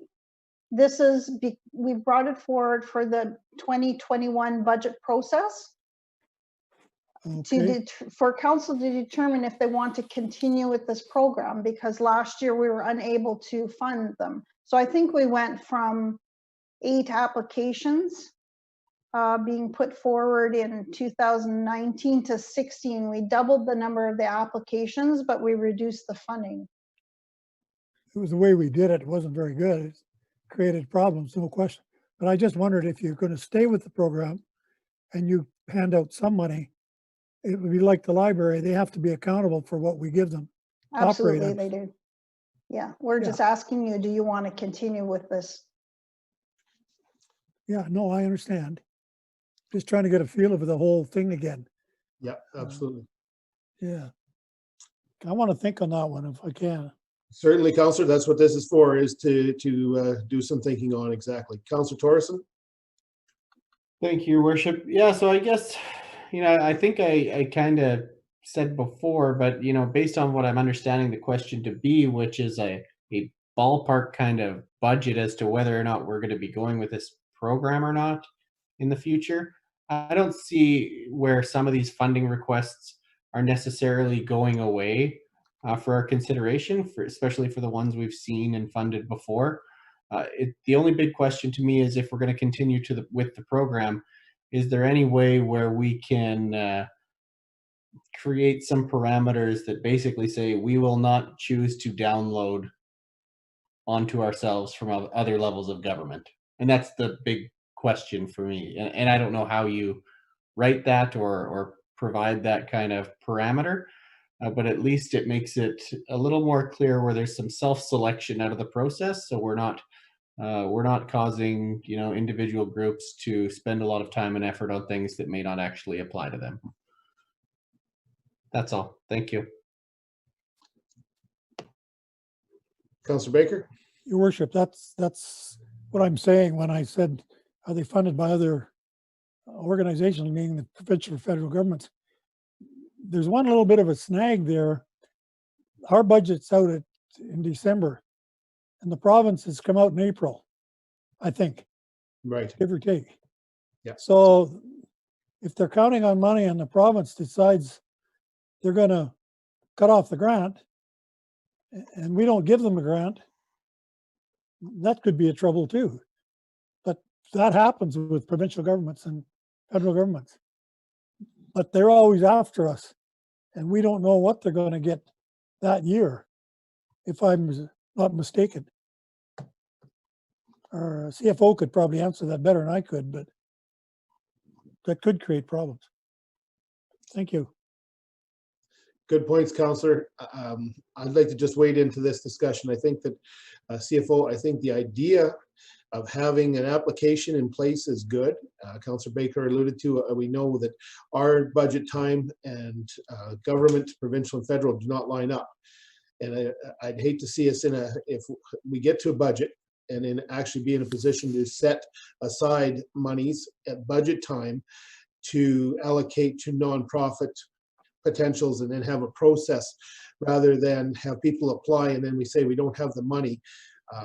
I would like to see us say this is the mechanism if we have the money. Then as we get to the budget, so basically what you're asking is what we've done in the past, the 3 organizations, which will now basically be 2, now that the archives have come into the city, in essence 2. We would support the Vic Juba application, and the SPCA would come forward for budget. And after that, if there's any remainder, we would turn back to the community starting in early January, February. Or it might even be April, as when Councillor Baker was very right, when we do see what we get from the province, because that's, as we did this year, we did an alignment on our budget at that time. I know that doesn't answer the requests of nonprofit organizations, but I think that especially with the challenge that we have, I don't think we're in a position today to even consider putting money into the budget, saying there's going to be an allotment of even $100,000 or $50,000 or whatever that number was for new requests. I don't see that today fitting into the dollars and cents, but in the same token, I wouldn't want to rule it out if someone came forward, as we have seen in the past with this council, of one-time support for capital, for a regional recreation facility, and it came before this council and we found the money. I'd like to have the mechanism in place if that came forward, be it that or a special service group or something that was unique. And in that, like I say, the example I've got in my mind, we used it for capital. And that's what the request was. It was a one-time fund from that perspective. So is that something that we want to keep in mind? But I'm of the opinion, I think that's where everybody else is, I believe, is that to set aside money today or in the next council meeting or when this becomes forward looking for actual dollars and cents, I think we can start to work with what we've had in the past, because we know we have a relationship and there's services the SPCA provides the city, as well as the Vic Juba part through the ownership and the long history that's there. I think it's important that we set some money aside to ensure their viability, but in the same token, at the same time, to start to commit to one time for anyone else. We saw, as we've discussed, how many applications came forward, and there are still programs in place, and appreciate the provincial government of Alberta supporting FCSS, and all indications are they will continue to support it. To what level, we don't know, but and Saskatchewan lottery monies. And again, those will both be affected based on the provincial economies of the day, but we just don't have the ability to be the stopgap between those 2 funding arrangements. Any other thoughts, in Councillor Diachuk? Yes, thank you, Worship. I guess I'll just think of Councillor Torzan's comment as well. And when I look at the grant request should be guided by the following. And I think one of the things that it might be worth adding in there is that, addressing areas that are the primary responsibility of the municipality. So we're not going to be, picking up the slack for the province or the feds or something in there. So I don't know whether that, how important that is in there, but I think certainly it would be one of the pieces we'd be looking at where, no, you should be funded by the province. So should we use an example from the past? So ADAC. So what role should we play in funding ADAC if they came to us? And that may not be a good example, I guess, but I'm just thinking of nonprofit organizations and to what degree are any of them in fact supported by provincial and federal grants. And I don't have a really good handle on that, but I'm just seeing that somehow that it's the municipal priorities, which really then would be, is it a municipal priority for this council? So I don't know whether that wording is needed in there, because I think ultimately that's kind of the process, but it's just a thought. Because we say establish local priorities, and I would even establish local municipal priorities so that it's clear that it's around our municipality and that it's embedded in there. That's all. Okay. I think I guess I'd ask Councillor Torzan if that would address kind of that, what's ours and what's someone else's to pick up. Yeah, I don't know if I know the exact answer on that. I think it needs a little massaging and a little love to figure out exactly how to get there. I think of some of the things that are basically, I get that we would pay for recreation, but then there's the recreation type requests that have come through within this that are more on the healthcare side of things, which is where it becomes a challenge. So, we got to find the balance, I think, within this, within the way we word it, to both stimulate a certain level of applicants that meet the standard we're looking for, but also, not give false hope to some not-for-profits that are relying on you know, this chance funding that they could get to us as to whether or not they can make a program work or not. So I don't know the answer. Any other comments? Well, I would just add, sorry, Denise is going to say though, it's like it's further along in the thinking than it was before, and I think that's important to acknowledge here. Is that there's some teeth here to give you some guidance around a thinking process and a decision-making process, and I don't want us to lose that in this discussion, because I think we're going right to the fine tuning on some of these pieces, and we may never have to worry about some of those. But I you know, where we are is way better than where we were. CFO, did you have a comment? I just wanted to add that last year, August 31st was the requirement to apply. So we need to know what we're doing fairly soon if we're going to keep those deadlines, or if we do maybe like a 3-year annual agreement with the ones that we're required to fund, and then establish a budget for one-time ones and change the application dates or something, because there's a considerable amount of administration involved in accepting applications, putting forward reports to council, and then not having the funds to fund them. So maybe we have to change it to just one-time operating grants, and the other ones we have a more of a long, I don't want to say long-term funding agreement to, but maybe we offer like a 3-year funding agreement to the Vic Juba and the SPCA, and consider those ones differently, so that we can deal with them in August. But the one-offs, the $3,000 ones or the $1,000 ones, those ones are maybe we have a program for them in February of 2021, when we know how much money is going to be in the budget.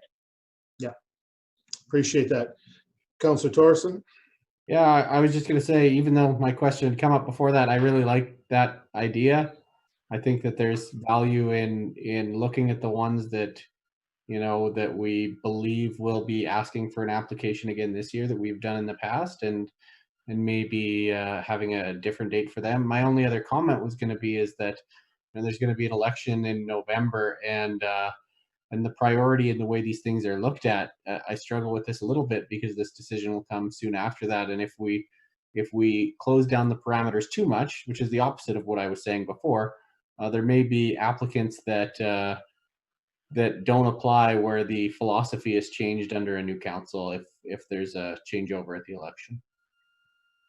So I struggle with that if we put the parameters in. I know you're always going to run into that problem, but that's just, you know, where my thoughts went with one of the other items on our agenda today. I do appreciate the CFO's comments, because I know there was an immense amount of time put in by nonprofits last year and by our administration staff to go through those applications and all that process. And at the end of the day, there wasn't money for it. And I don't know what the easy solution is, but until we know we have money, it's pretty hard to worry about giving away money. And I don't want to say giving away, but to allocate it to groups and potentials. And I think that until the budget process, I'm going to look at Councillor Baker as I look at the screen here, who's talked about it many times in the past, that you've got to have the money first before you make the commitment. And that's I do appreciate that. I see you grading, Councillor. I totally believe that, and I don't know how else we can do it, because if we go with the basics, and I say the basics because of the commitments and contracts and the groundwork that's been done with the SPCA and Vic Juba, I think we hold that one. I like the idea of the application form, but I don't think it's going to go out until we can't even consider making public calls until we know where we have for money, because it's going to be a work on one team and work on our team, and then still with the frustration. And I could have sensed the frustration last year after people came in, made presentations and did all that work, and we said, oh, sorry, we don't have any money. And I think we can be very frank with people that we're going to be talking about money over the next couple months. There's not a pile available for anything outside the ordinary. So why put people through that? And I hear what the CFO is saying. They needed some direction before we get to August, but and I think we can hopefully give some direction to her before she brings it back to council for some for an actual formal discussion, decision. I had Councillor Baker and then Councillor Thorson, I believe. Do you have your hand up again, Councillor Thorson? No, okay, Councillor Baker. Thank you, Your Worship. And I think this has happened. Maybe Denise, you can help me. The Vic Juba, the archives, and the SPCA. Did we not remove those from the nonprofit list? Because we talked about it a year ago and a year ago and a year ago. Those are city, two things there. First of all, the Vic Juba is a city-owned facility. It's just like the Bar Colony Museum or anything else we own, or the library. We should, the archives, it was started by the city. It's owned by the city. And if everybody walked away, we'd still own it. So the funding for those things, and the SPCA, we don't own it, but it's hire them for service through a grant, or start our own, or start a new SPCA and fund it all. So that's what you got to look at. Those three pieces of our city puzzle should not be part of the non-profit grant fund. We should sit down with them, and they present a budget to us every year at whenever you want it, and we approve it or turn them down, just like every department in the city. And if we cut them back a little bit, that's the way it is. Or if we give them a little more, that's the way it is. But they should not, and maybe they're not anymore, but I don't think they should be part of this package at all. Because if they walked away, we still had to run the place. So thank you. I can comment, Councillor Baker. They have been there. We got basically, they've separated them. There's still the request, correct me if I'm wrong, CFO, to answer your question, Councillor Baker, we're still asking them to submit a financial report, because at the end of the day, they are, you're right, you're correct that the city has interest, but at the end of the day, as the example, the Vic Juba board has their own bank account, which is not the city's. So they do report a financial statement outside the city, and as the SPCA is a nonprofit organization, again, as you've alluded to, that we certainly have interest, and I think I mentioned it as well, but they still stand alone. So they do report to us their financial statements. Am I correct, CFO, on that? I'm seeing your head nod. So Yes. I think, yeah, so we haven't separated it completely. The library has come in. And now that, again, I'll look to the city manager or the CFO to comment about archives the same, but because of the standalone banking, as much as anything, CFO, I think is why we've looked to the grant process, Councillor, rather, so there's some accountability there, just to the public more than anything, saying, okay, how do you account for the money we've given to the Vic Juba, to the SPCA? It comes back in a more public realm rather than simply in the city finances. And I'm not opposed to that. It's just, it doesn't have to be part of the overall package of nonprofits in the city. Like you get someone that gets $5,000 a year, and you got the library in the same funding package. Like, that's who climbed the beanstalk, like it just doesn't add up. No, and I think that's where administration wanted to go with this, was to break it out. And I think the CFO was looking for some direction on the second portion, the first portion as well, carrying on what we've been doing, as we've talked about just now, but the second portion breaking out separately and going from there. And if they're going to send out a request, it's got to, for submissions, we've kind of got to give the guidelines. And I'm of the belief that I think that we don't have to worry about sending out that submission this year. No. For the 2021 budget preparation for the second portion. First portion, yes, just so we know what, because Vic Juba has just gone through, as we know, through Councillor Buckingham and reports, COVID's affected their operations, and I'm sure the SPCA has had challenges too with fundraising. So I think those two alone, it'll be interesting to see how they're able to fare. But from the outside, I think that my thought is there's not a need to call for any other applications at this time. But I wouldn't want to lose track that in next April or even March, February, whenever that time is. And that would be the next council's responsibility to take a look at that and come back and say, okay, through administration, is there potential to have some money available, and then potentially call for applications. But I think it'd be a waste of time to call for applications this fall from anybody outside the groups that we've funded in the past. Any other comments? No, that's good. Does that give enough direction to administration? All right.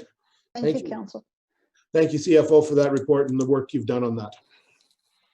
Moving on to 5.3, City Manager, I'll turn it over to you. Thank you, Your Worship. For 5.3 RCMP quarterly update, I'll pass it over to the Inspector, Lee Brockman, to present. Good afternoon, Inspector. We'll get you turned on there momentarily. Good afternoon, Your Worship, Council. Can everybody hear me? We've got you. Perfect. I appreciate the opportunity to come and speak with you today. I'll give a brief update for quarterly update as to where we're standing today as far as our human resources. Then I'll go into some of the high-level trends with respect to our policing stats. And then I'll give an update as to our detachment's priorities as well for this current fiscal year. So getting into the human resources update. Just the next slide, please. Just to refresh council's memory, there's 50 regular member positions at Lloydminster Detachment. Currently, we're sitting in a fairly enviable position, human resources wise. We only have 2 hard vacancies, so those are vacancies where we don't have anybody currently in those positions. We are experiencing 2 soft vacancies, however, and those are vacancies where the positions are filled, but for a variety of reasons, the incumbents of those positions aren't currently operationally working. We've also have 5 members currently on modified duties. Those members are all working in a policing capacity, but a non-operational policing capacity. And by that, I mean they're not members physically on the road. The majority, if not, I believe all of these members, these 5 members, are currently in our callback unit, which was an initiative that we started at the beginning of the COVID-19 business continuity plan response back in March to provide some policing services that to calls for service priority 3 and 4, so lower priority calls that don't require the physical attendance of a police officer. So that's what we have those members doing there. We're awaiting in 2 members that are transferring into our detachment, and we have 3 members currently transferring out of our detachment. One of the members transferring in is our new school resource officer, and that is Constable Melanie Flynn. She's coming to us from Vermilion Detachment, so an experienced member coming to us here in the near future. And we're hoping to have her in place by the beginning of the school year. In any event, we will continue to have Constable Hagel in the school resource officer position until Constable Flynn takes over from there.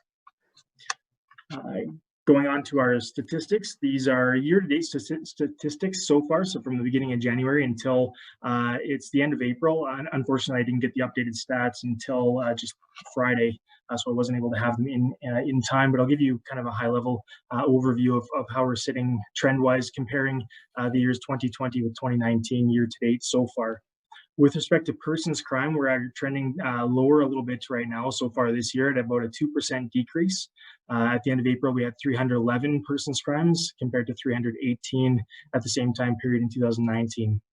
With respect to property crime, we are trending at about a 1% overall increase in property crime. We are seeing some decreases in certain property crime types, like theft of motor vehicle and theft under $5,000 occurrences. So overall, we're sitting at about a 1% increase for property crime. With respect to other criminal code, those are our offense types like weapons offenses, offensive weapons, disturbing the peace, and fail to comply with conditions, and breaches of release conditions, and those types of things.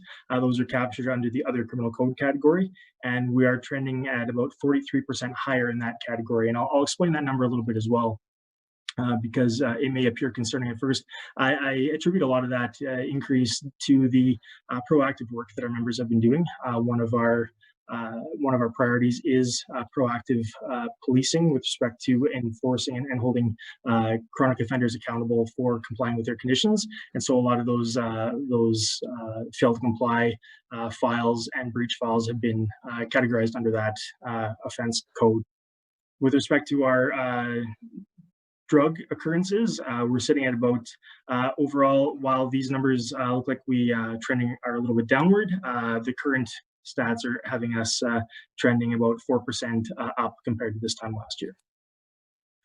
With respect to our motor vehicle collisions overall, we are looking at about a currently year-to-date 35% decrease in motor vehicle collisions, which is very promising so far. We have since about 2019, we've started to trend downward there with our motor vehicle collisions as well. So that's positive.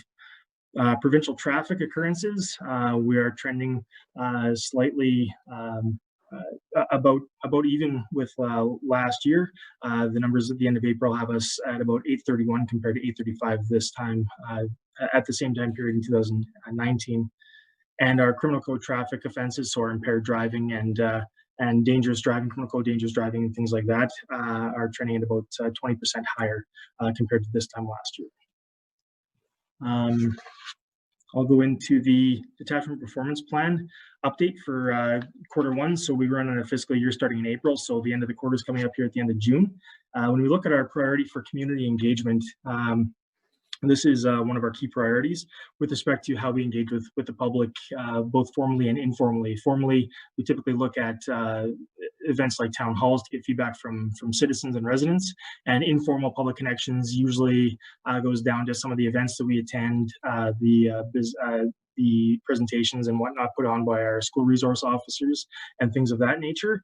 COVID-19 has had a bit of an impact there. However, we are looking at ways to overcome the inability to hold formal in-person public consultations. And I've reached out to the city to see about the viability of potentially a virtual town hall in September of 2020. So we can explore those types of formal public consultations using technology and things of that nature.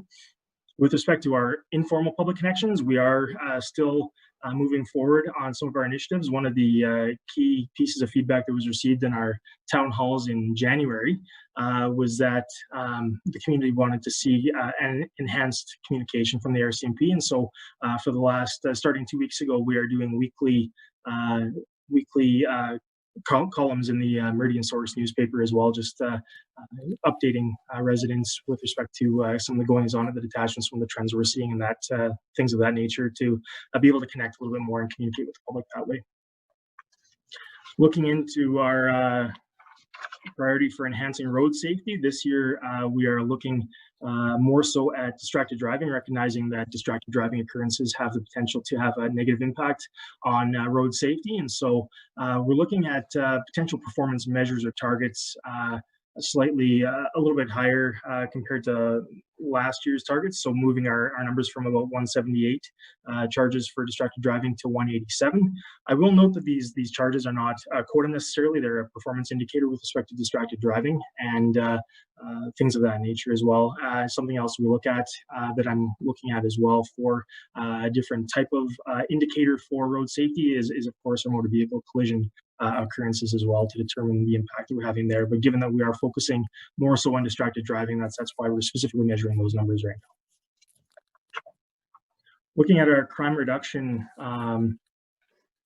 objective, specifically reducing property crime, this is our keynote, I suppose, objective for this current fiscal year with respect to developing ways that we can sustainably reduce instances of property crime in our community. And so some of the target measures that we're looking at attaining is we're going to aim for a 7% decrease in break and enters compared to 2019 totals. And so right now we are sitting at about 13% increase year to date in our break and enter numbers. And so obviously that's a trend that we need to recognize and put some initiatives in place to deal with that specifically as well. We're also looking at increasing our clearance rates for break and enters from 17% to 26%. So the amount of files that we clear by some fashion, whether it's charges or determine some other way to clear that, whether it's informally out of the court system or formally via charges. We're looking at increasing about a 9% increase on our clearance rates there. we're also, one of our goals is to reduce theft of motor vehicles by 2% from 2019 totals. And sitting at year-to-date stats, we are trending about 15% lower in our motor vehicle thefts, which is very promising. And I'm hoping to see that trend continue. We're also looking at increasing our drug charges by 5% from our 2019 totals, so hitting a target of about 65 drug files compared to 62 last year, and we're sitting at about 54 right now. So we're seeing some promising numbers with respect to our measures with respect to property crime. Some of the initiatives that we have going on in there is our Project Border Compliance program aimed at which is an enforcement initiative with respect to holding accountable the small number of chronic offenders in our community that may cause a disproportionate amount of occurrences in our city. So that's one of the initiatives under the crime reduction program. Proactive policing and being on the road visible in our community is another key component of our property crime reduction numbers. And given the work of the callback unit and some of the other measures that we've put in place, we are seeing more police officers proactively engaged in some of our hotspots in the community and with some of our chronic offenders there. So some promising initiatives underway for our property crime reduction strategy. Our final priority for this current year is supporting our employee health and wellness.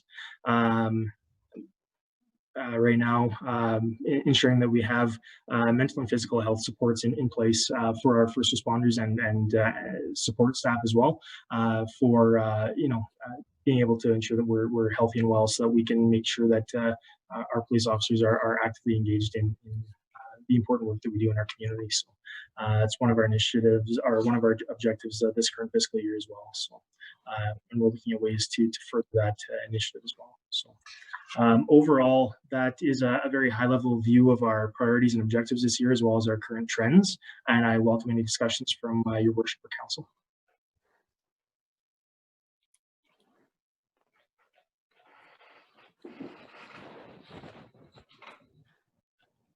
There we go. Sorry. Thank you, Inspector. Any questions or comments? Inspector, some of the number. Oh, go ahead, Councilor Diachak. Yep. Yeah, I got to turn this on here. Sorry. Oh, I am on. Thank you.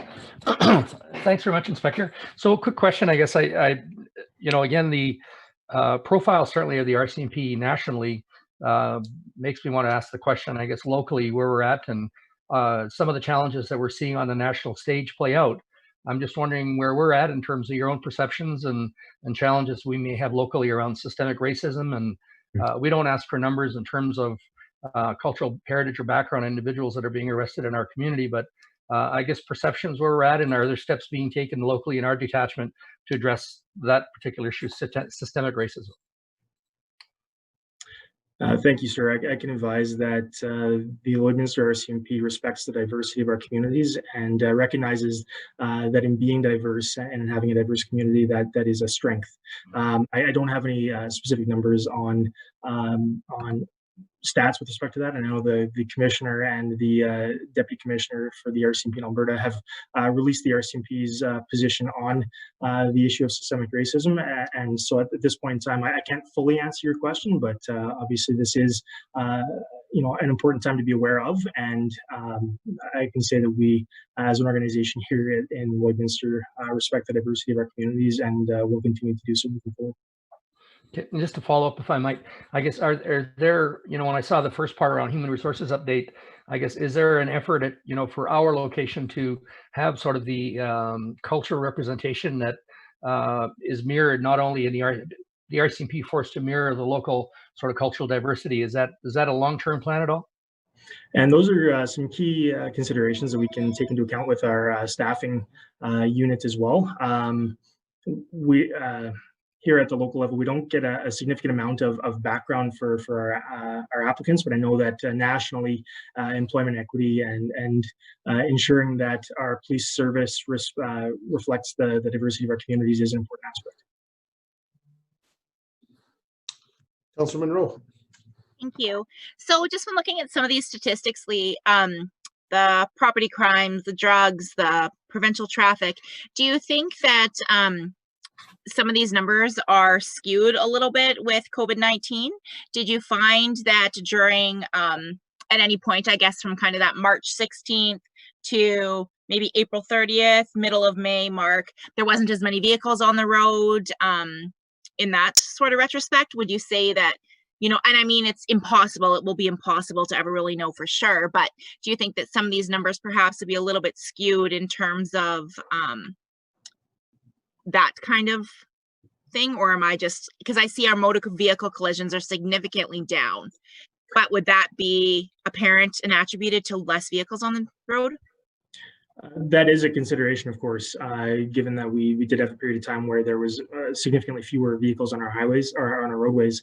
That will have an impact in some of these numbers.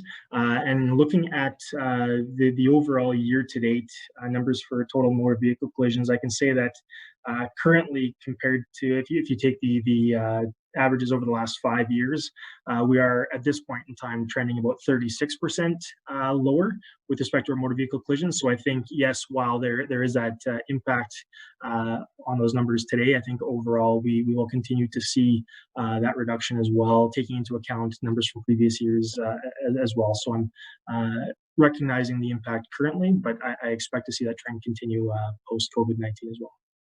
Perfect. Thank you. Councillor Buckingham. Thank you, Worship. Thank you, Inspector, for the report today. I just wanted to compliment you on a couple of things.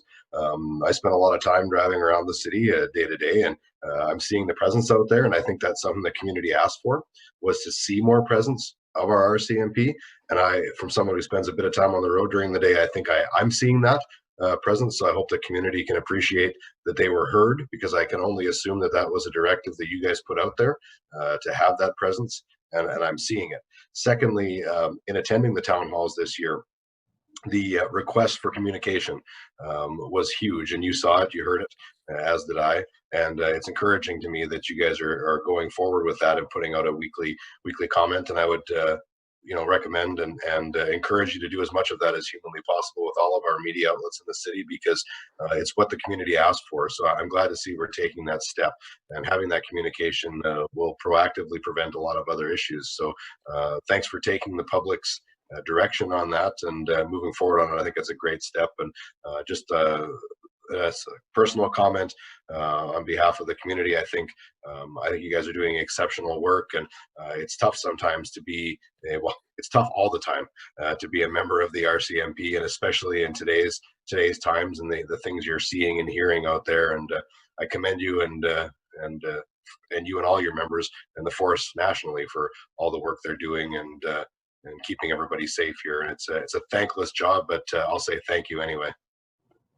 Thank you very much, sir. Appreciate it. Well said, Councillor. Councillor Thorson.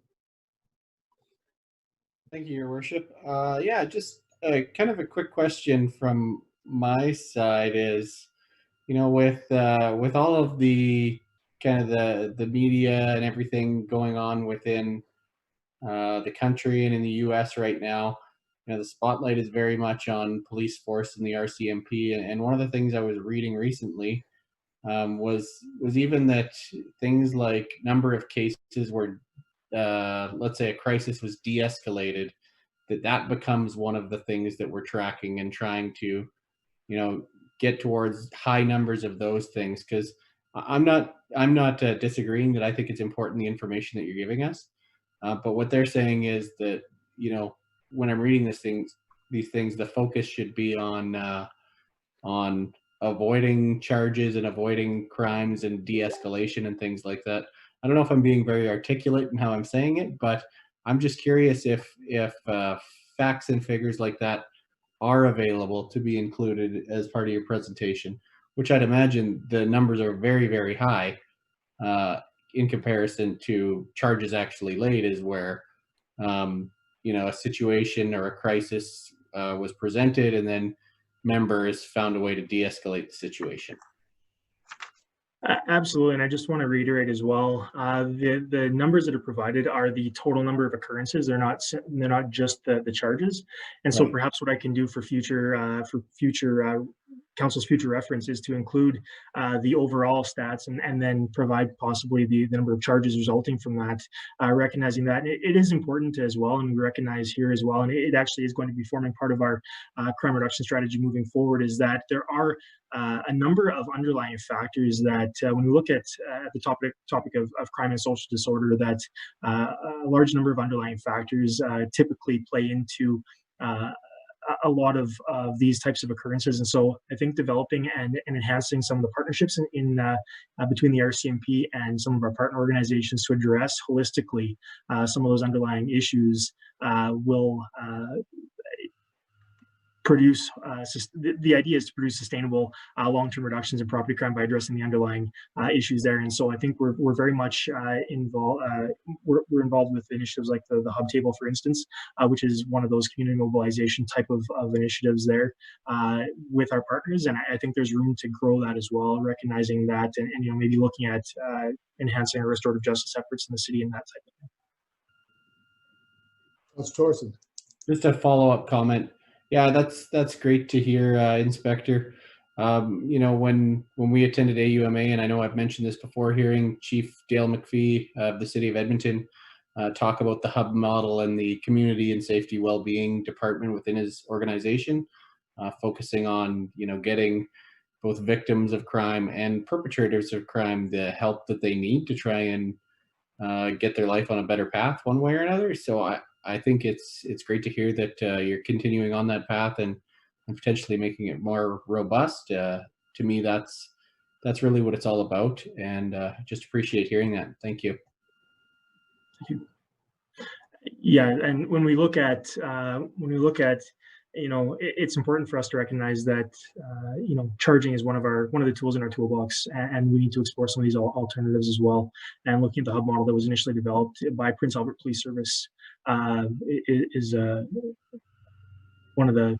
It is, I think, a policing model for the future as well. Councilor Buckingham. Thank you, Your Worship. Perhaps it's appropriate to ask your thoughts on the expansion of Alert to Lloydminster and what that might do for your detachment. I appreciate that. I think the Alert coming into the area is going to have a positive impact and supplement some of the things that our general investigation section have been doing. And I think anytime you can bring in supplemental policing services specifically to deal with some of the drug, gun, organized crime types of occurrences, I think there's going to be a positive impact for the city as well as regionally as well. So I think there is definitely room with respect to partnerships there with Alert from between the detachment and Alert as well for that. Do you think it's fair to say that having that would be able to redeploy some resources to some of your other key areas as an offshoot of this?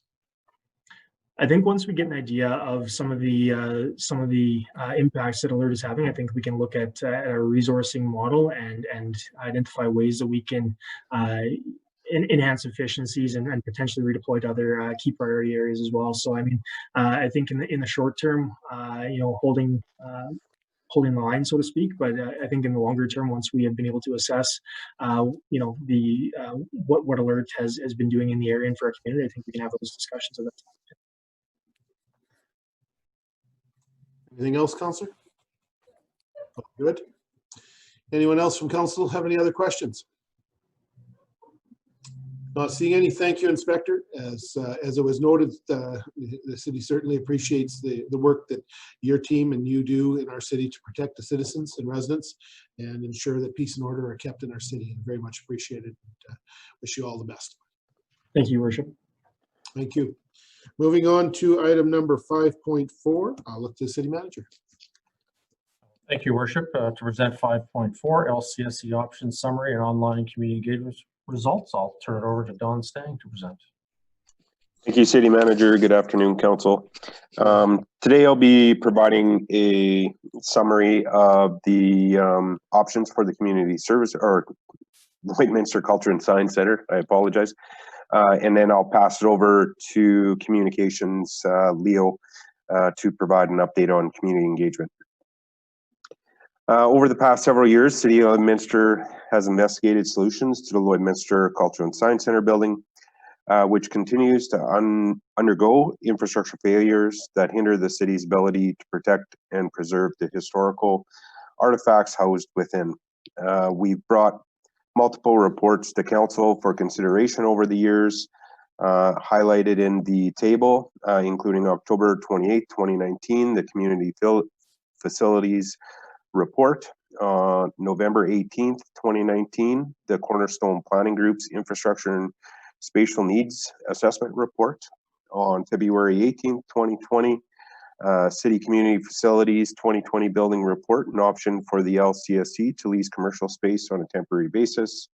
On February 24th, 2020, Council directed administration to scout alternative commercial lease space to house components of the LCSC on a temporary basis.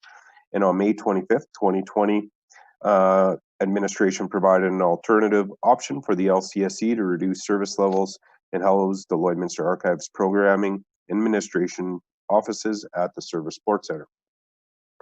Which brings us here to today, which council had asked for some information around the summary of the options being provided.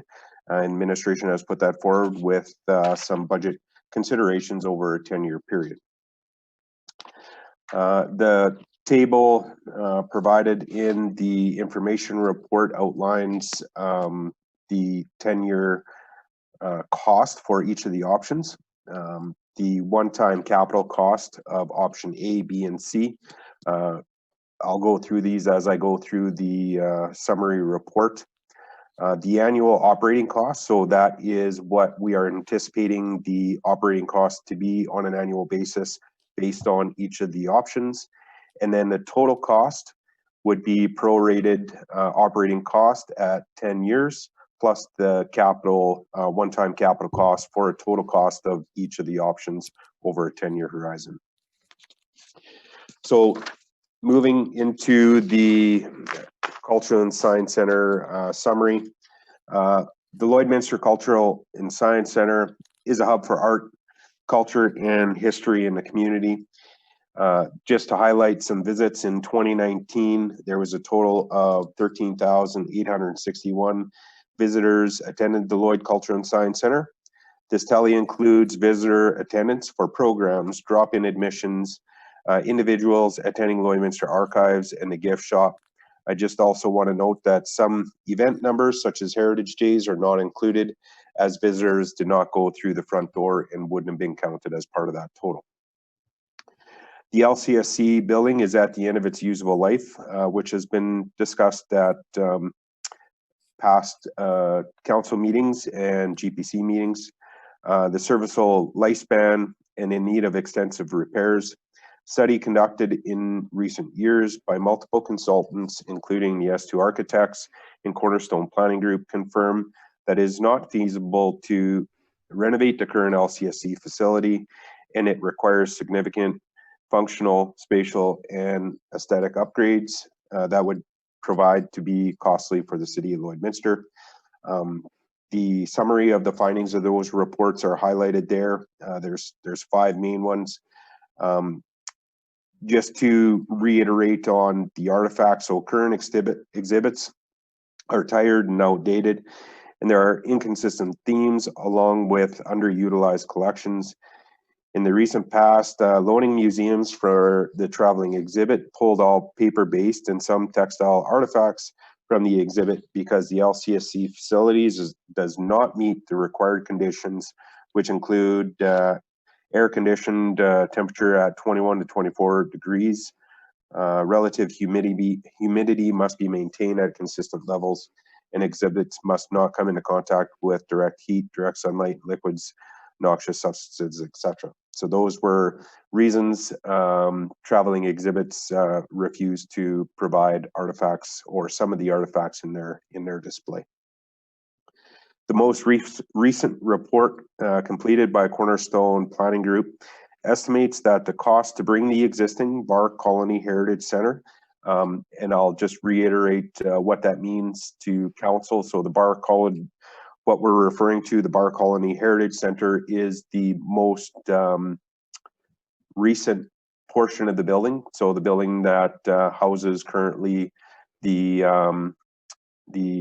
artifact, or the Lloydminster Archives, I apologize, the Imhoff Gallery, the remaining portion of the Imhoff meeting room, and the traveling exhibits and programming space.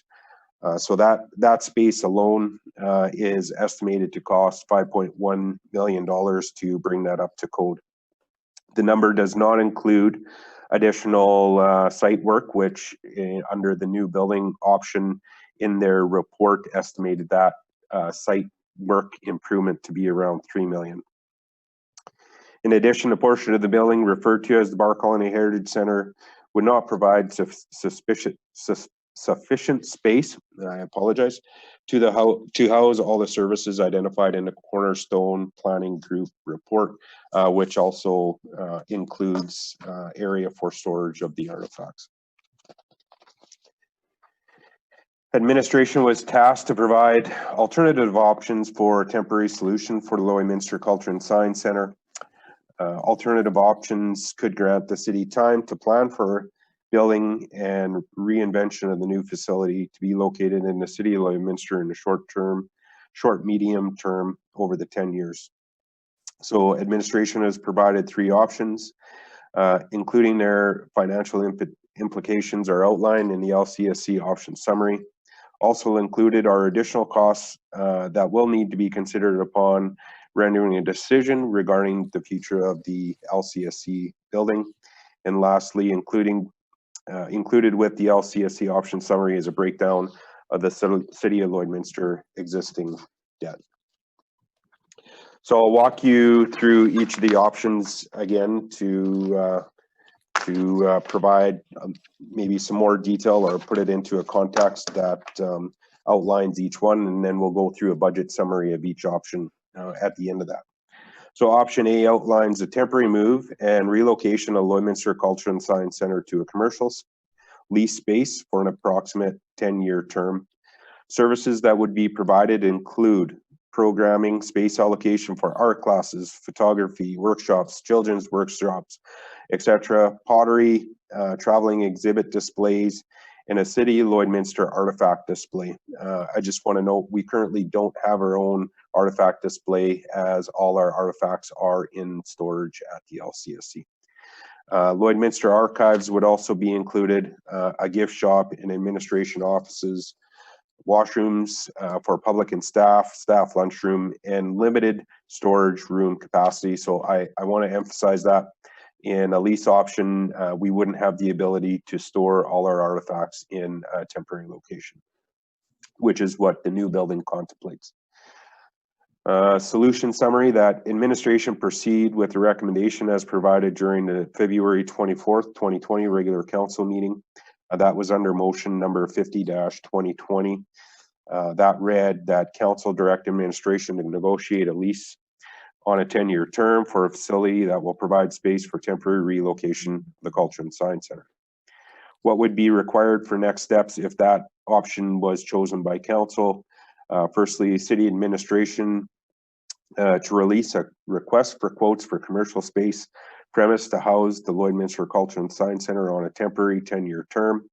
Evaluation of the submissions will be based on several factors, including location, exposure to Highway 16 and 17, the size of the facility, the condition of the facility, parking availability, lease rates. Commercial space options for consideration may include either utilizing existing commercial lease space or utilizing a newly built commercial lease space. Both options were provided and discussed prior to the February 24th regular council meeting, or GPC, I apologize. Number 2, administration would bring forward a recommendation for council's consideration to enter into an agreement on a 10-year term for the commercial lease space that would house the Lloydminster Culture and Science Center. Number 3, if required, administration to release a request for quotes to secure a contractor to complete renovation or construction of a commercial lease space. Obviously, this is dependent on whether the city proceeds with utilizing an existing available lease premise or if an opportunity for newly built commercial lease space was utilized. Number 4, if required, renovate the commercial lease space. We would project that timeline to be between 6 to 8 months for construction. Number 5, administration to proceed with setup of Studio 2, also known as Saskatchewan Tourism Building, to include office space for the LCSC collection staff. LCSC collection staff would continue to manage artifacts on site in its current location within the red storage building, and staff will be able to work from Studio 2, and other LCSC staff may have to move back and forth between the locations from time to time. Reception office space for summer staff, so Studio 2 would be utilized to allow visitors into the outdoor displays, also known as the museum compound, during the summer months starting in 21, June to September long weekend.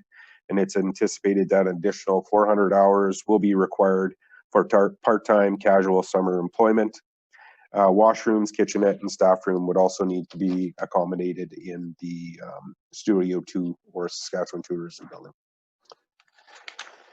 Number 6, following the Museum Collection Management Policy number 76-01 for current LCSC permanent displays, the Fuchs display, much of the display is not in great condition, and items would be discarded. Pieces that can be saved would be kept or deassessed as per the policy. There's also been some interest from Lakeland College, so pieces would be loaned if they were permitted to be permitted and in a condition that would allow that, or other interested public institutions.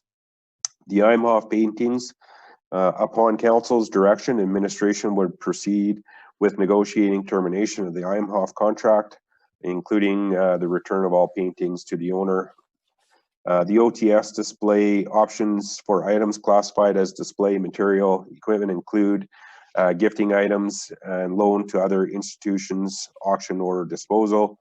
Most of the artifacts within the display would still be within the mandate of the LCSC and remain as part of its collection. Should any of the artifacts not be within that mandate, policy would be adhered to.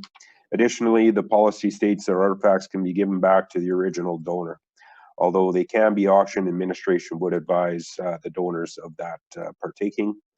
And lastly, a portion of the OTS could be loaned to Lakeland College or other interested public institutions.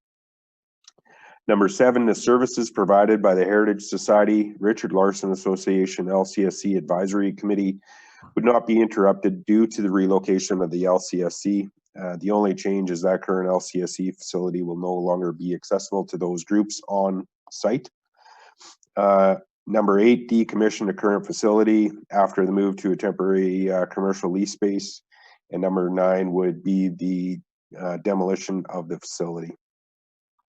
So the goals and objectives of option A: maintain current LCSC service levels except for the LCSC permanent displays, which include Fuchs, Imhoff display, and OTS. Option A could provide added benefits for visitors to experience. This includes constructing a display space within the commercial lease space premise, allowing LCSC collection staff the ability to create a city artifact display that could rotate on a regular basis. Within the commercial lease space premise, space would be allocated to host traveling exhibits, programming, gift shop, and pottery. Additionally, this will allow council, city administration, and community partners and the public time to set priorities and assign roles that will match the City of Lloydminster's identity and interests as it relates to future planning of the requirements.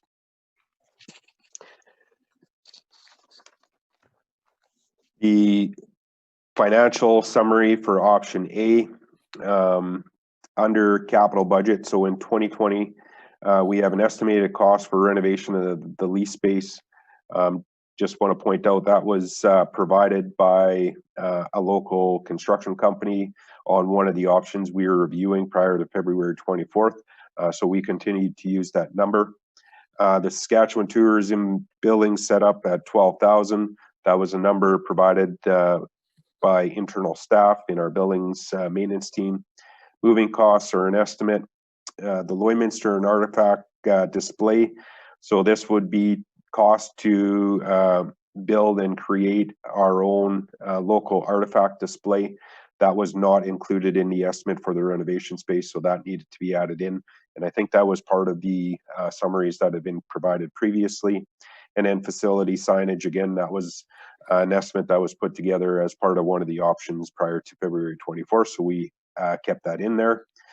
In 2021, we would be looking to purchase a fleet vehicle for the facility.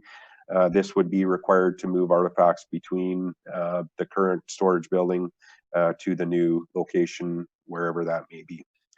So a total capital cost for option A is estimated at 1.4 million and change. So $1,409,780. With regards to the operating cost, this number, we did some more revision and review on the operating budgets that have been provided in the past, and this is the most up-to-date that we have. So the 2020 operating budget includes the LCSE operating cost, the archives operating budget, programming operating budget, and the plan operations. All these are taken into consideration for the overall cost of the LCSE operations. We have in that 2020 budget estimated $174,375.04 of revenue, offset by $1,139,125.21 in expenses. And the net change, the net cost of the LCSE operations is $964,750.17. Below that, you will find budget adjustments to that operating cost. So we're anticipating the estimated annual lease rate at $225,000.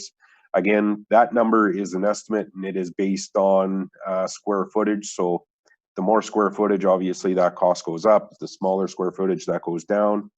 And an estimated savings on building expenses. So we're anticipating that a commercial lease space or a new building would be significantly less cost on maintenance, therefore a reduction in maintenance costs. So a total adjustment to the operating budget of $126,000. That was applied to the operating budget in year 2020. Administration has used a 2% inflation over the 10 years, and we come up with a total 10-year operating budget cost of $11,943,410.04. So the total cost, which includes the one-time capital expenses plus 10 years of operating of option A, the total cost for council to proceed with option A is estimated around $13,353,000.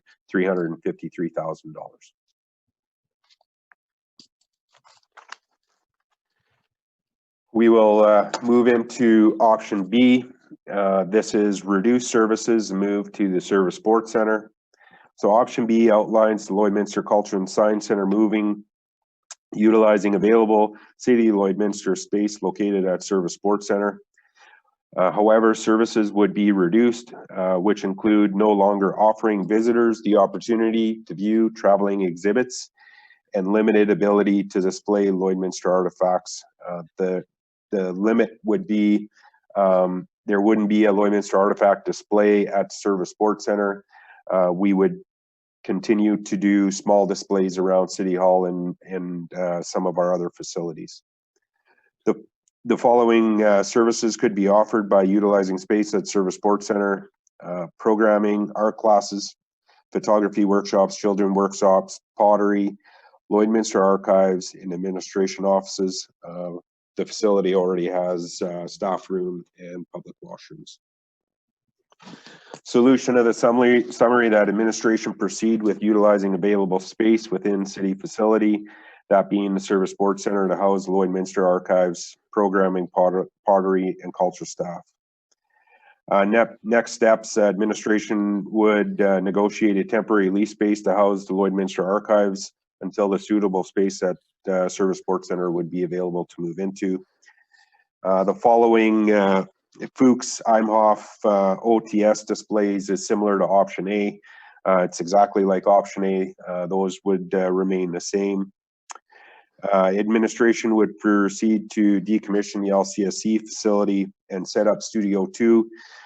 Again, that would be very similar and exactly the same as option A. We would still house staff in the Saskatchewan Tourism Building or Studio 2 to work on the collections and have summer staff to allow outside access to the compound. Number 6, administration would release a request for quotes for construction for the available space within the community or Service Sports Center. I apologize. And services provided by Heritage Society Richard Larson again wouldn't be impacted, and we would demolition the facility the same. So moving to the space located within the existing city facility could provide significant financial savings to the City of Lloydminster's operating and capital budget compared to option A. This could enable the city to put aside some of the financial savings into reserves to be used towards the future design and build of a new facility to be located within City of Lloydminster in a 10-year time frame. However, there could be significant reduction in services, such as the limited ability to display artifacts. Again, there would be no artifact display at Service Sports Center. That would be small displays at City Hall or other facilities. There would no longer be traveling exhibit displays and the discontinuation of the gift shop. Additionally, this would allow council and administration to set priorities for future planning requirements of a new facility. So to walk through the option B, 10-year cost. Again, the same as how option A was set up. We have capital costs. So in 2020, the Saskatchewan Tourism Building set up same number as what was in option A, 12,000, and moving costs same as option A for 10,000. In 2021, because the space isn't available until after December 31st, 2020, we have estimated cost to renovate Service Sports Center of around $400,000 for a total capital cost of $422,000. The operating cost that is exactly the same as option A. There's a net cost of $964,750.14 net operating cost. And then below that, you will find the budget adjustments for option B.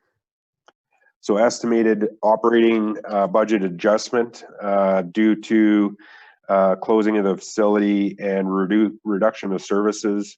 We're estimating the operating cost would reduce by $570,623 per year. And Service Sports Center reduced lease revenue. So this would be the revenue received by the current leaser of the space we're considering is $120,000 per year. So the net change to operating cost is estimated around $450,623 to the negative. When you apply that to the 2020 budget of $964,750, the new operating budget on year one would be $514,127. Again, we adjusted for the 10 years every year, 2% inflation. So a total 10-year operating budget cost of $5,629,549. Total, when you add the capital one-time payment plus the operating cost, the total for option B over the 10 years is roughly estimated at $6 million. Administration looked at option C, which is building new, which was the recommendation out of Cornerstone Planning Group. The rationale for putting this forward was based on some of the feedback we were receiving in the current survey. So we wanted to make sure this was in front of council and the information was provided. Option C outlines the steps and financial requirements to construct a new building as recommended by the Cornerstone Planning Group. The new building would house permanent Lloydminster Museum artifact displays, rotating city artifact display, artwork displays, traveling exhibits, programmings, art classes, photography, pottery, archives, gift shop, administration offices, washrooms, lunchrooms, and full storage for the City of Lloydminster artifacts. Solution summary, that administration proceeds with securing funds in the amount of 17 million. In the report, the building portion is $14 million for construction of the new building. We would also be required to do approximately $3 million worth of required site work, as there's drainage and water issues at the current facility. So can I interrupt there for a second on that, Your Worship? Certainly, Councillor. Just when it comes to that extra 3 million for site work, does that encompass the whole property? So in where the historical buildings are and all that stuff, and the drainage problems I know we've had in the front of the building, I just wasn't sure where that $3 million mark came from and what it covered. I'll maybe get Joelle to answer that at the end, but off the top of my head, I think I believe the report indicated that was around the new building only. That did not include what you're referring to in the rest of the report, but I'll let Joelle kind of look through the Cornerstone report that was provided, and he can provide an answer at the end of the presentation if that's okay with you. No, absolutely great. It gives you a little bit of time to look it up, but just something we need to consider too that I don't think a lot of people have put into consideration. Yeah, I guess just to take that one step further, none of the options took into consideration any of the costs associated with the outdoor area of the LCSE. That's something that would need to be dealt with beyond the building options. Yeah, no, and I was aware of that. I just thought it was the appropriate time to put that into the discussion. Thank you, Councillor.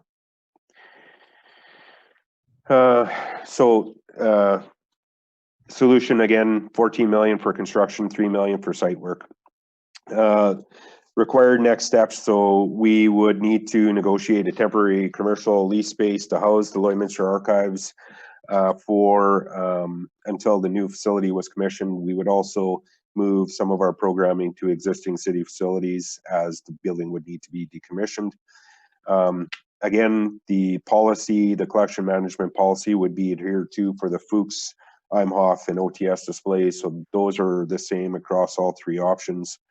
Decommissioning the facility, again, very similar to all three options. Plan for branding and reinvention. Good. Good. We're all good. You were calling me? Nope. Oh. Doug, can you mute Councillor, please? Yeah. What was wrong? Doug, can Oh, you just shut it mute Councillor? There you go. Thank you. Sorry for that. So plan for rebranding and reinvention of the LCSE facility includes updating services, activities, and offerings for the ever-changing community needs and interests, along with future-proofing the new facility. Administration to release requests for tender and plan for demolition of the LCSE facility and required site works.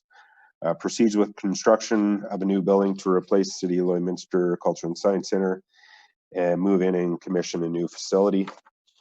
Goals and objectives. Administration acknowledges that with construction of a new LCSE building, the City of Lloydminster could be renewed as a regional hub for arts, culture, and heritage. A new improved culture and heritage building could contribute as an economic driver for the city with added benefits it brings, attracting more residents, visitors, and businesses to the city. Moving forward with option C at this time does not allow council, city administration, community partner time to set priorities and align roles that would match the City of Lloydminster's identity and interest and future planning requirements. I want to bring forward the table below, which is a summary of the Lloydminster's 2020 borrowing capacity, which provides pertinent information regarding the current and future debt servicing for the city. So going through that, our current limit, and this is based on our 2019 financial statements, is $122 million. The 75 recommended limit is around $91 million.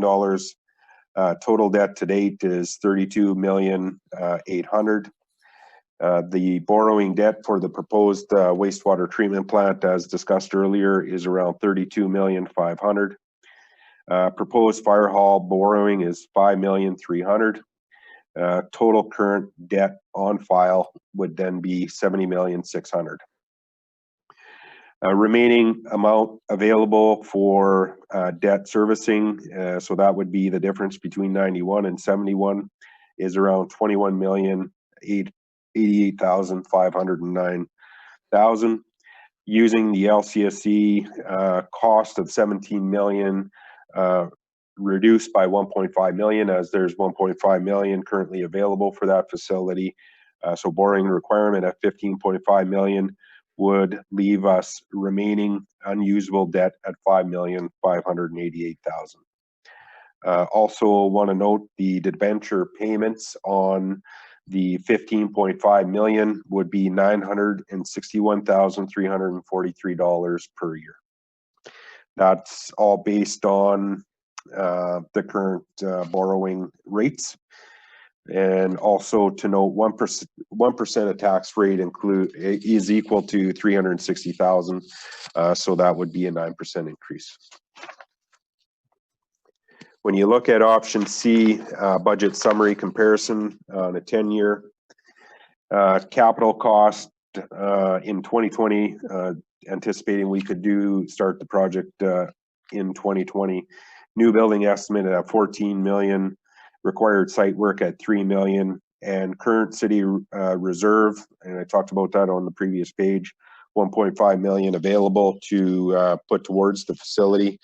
Total capital cost would be 15,500,000. Again, operating budget remains the same as across all three options, $964,750.14. Cost. Budget adjustments, we only increased the budget by the estimated debenture payment loan on $15.5 million.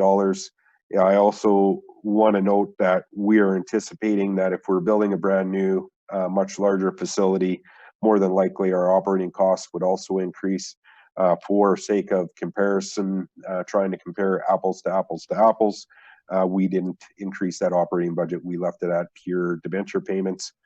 So the total cost over the next 10 years, total operating cost, again, using a 2% inflation rate, is $21,511,000. $21,512,000. So if you add the one-time capital payment as well as the operations, the total cost for option C over the 10-year term is $37,012,000. The debenture costs were at 20 years and a rate of 2.191 as of June 8th.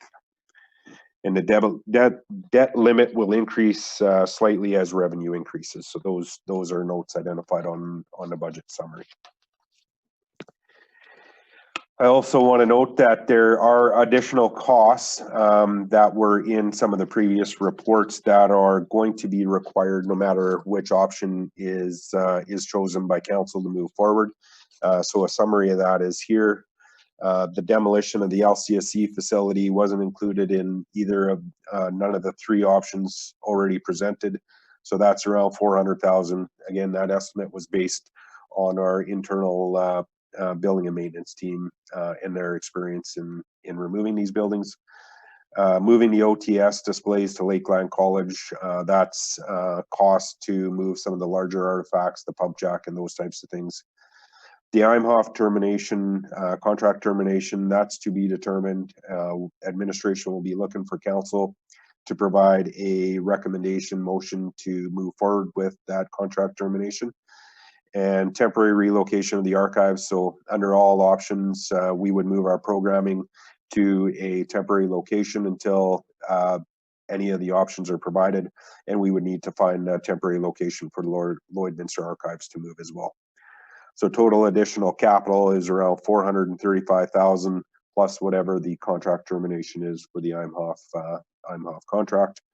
And then we factored in under all options, we had anticipated using summer work to open the outdoor display.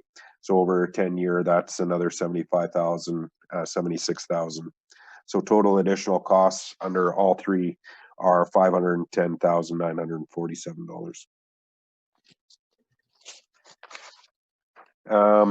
Just to provide a little more information, and city manager, if you wanna step in and maybe provide, it's just a summary to show how our debt servicing looks over the next 10 years. So I'll pass that over to Dion to maybe explain that a bit. Yeah, thanks, Don. And so when you look at this chart, the reason we provided it is a reflection of why the 10-year program, in terms of a 10-year program before a new facility could be built. You look at, we have a little bit of debt coming off in 25 and 26 with outdoor pool and a few water and sewer replacement programs in the Russ Robertson. But then we really don't see any major relief until 32 and 33 with the RCMP building and the operations center coming off the books at those times. So that's just that's why we included this, just to give council an idea. You can see the graph, it dips dramatically in 2032. And again, this does not include the wastewater treatment plant proposal, and as well as the fire hall. So those projects are not included in this because we have not theoretically borrowed the money yet. We've got the debenture bylaws in place, but the actual dollars have not been borrowed yet. And when we look at the debenture payments on those, you know, we did a best guess scenario in terms of what those payments would look like, because we will be borrowing at different points over the next 3 years, as an example, for the wastewater treatment plant. So we just at peak times, that's where the $3 million plus comes in. And we did use it towards the tax rates once the utility model is in place, which we're hoping to later in 2020. The wastewater treatment plant costs will actually go to utility rate, not necessarily taxes, but today it reflects in the taxes. So that's the kind of best case scenario. But this just gives you an idea of some of our borrowing and where we're at, and we're actually not in bad shape, other than if we didn't have the wastewater treatment plant. And that's a reality. That's where we're at, and that's a $32 million borrowing project. And that's if the project stays on the $81.5 million budget that we've set and that the team is working towards. So anyway, that's what I've got for information on this. So thanks, Don. Thank you, City Manager. I'll pass it over to communications to walk through the community engagement that was done on the LCSC. Thanks, Executive Manager. So I've commandeered the city clerk's computer here for a minute, but just to give administration and council kind of some additional context around the survey. We opened the survey on May 27th, running it through till June 7th, closing that evening. Through that time, the survey was actively promoted on social media. We advertised it on local radio stations. We advertised it in print media and a few other spots as well. So very actively promoted throughout the time that it was open. Overall, we received a total of 414 completed responses, which I would say is a pretty good sample size. Our baseline for a survey of this nature would be right around the 500 completed responses mark. So we're getting close to that by the end. I did want to know we received over 1,000 comments from those 414 completed responses, which is an extraordinary number of comments. So probably a good indication of an enthusiasm or a passion for the LCSC there among those who completed the survey. Of those that completed the survey, 88% were Lloydminster residents, and 84% of those respondents had indicated that they had visited the LCSC at least once in the past year, or sorry, in the past 2 years, once in the last 2 years. Among the I guess most popular reasons they visit the LCSC, community events and traveling exhibits kind of came to the top, both in the in the data that you'll see in the charts there, as well as in the commentary. Those are themes that continually showed up. Ultimately, the respondents were given an opportunity to choose between option A, option B, or we included an option C, neither there. So of those options, we saw 232 respondents choose option A, 85% opted for option B, and 104 opted for neither A or B. And most of those respondents provided alternative solutions in the commentary. That is about all I had in there. We have committed to, regardless of what council's direction is, I guess, or sorry, pending council's future direction, our intent would be to engage in further community engagement down the road as we explore and start to set the direction for the future of the LCSC. That's really all I had for my comments here, unless there are any follow-up questions. Thanks, Communication Director. All right, well, with that, Executive Manager Stang, I'll open the floor if there's nothing else that you have at this time. Yes, I was going to pass it back to your worship for any questions. Thank you. Excellent. I got Councillor Monroe, then followed by Councillor Buckingham. Sure. I just had one question for our communications director. What Dawn Flowen had spoken to in her presentation, in terms of why we are now requesting the email address, can you just address that for the public, just so that the public's aware of why that's a requirement on some of our surveys as we're moving forward now?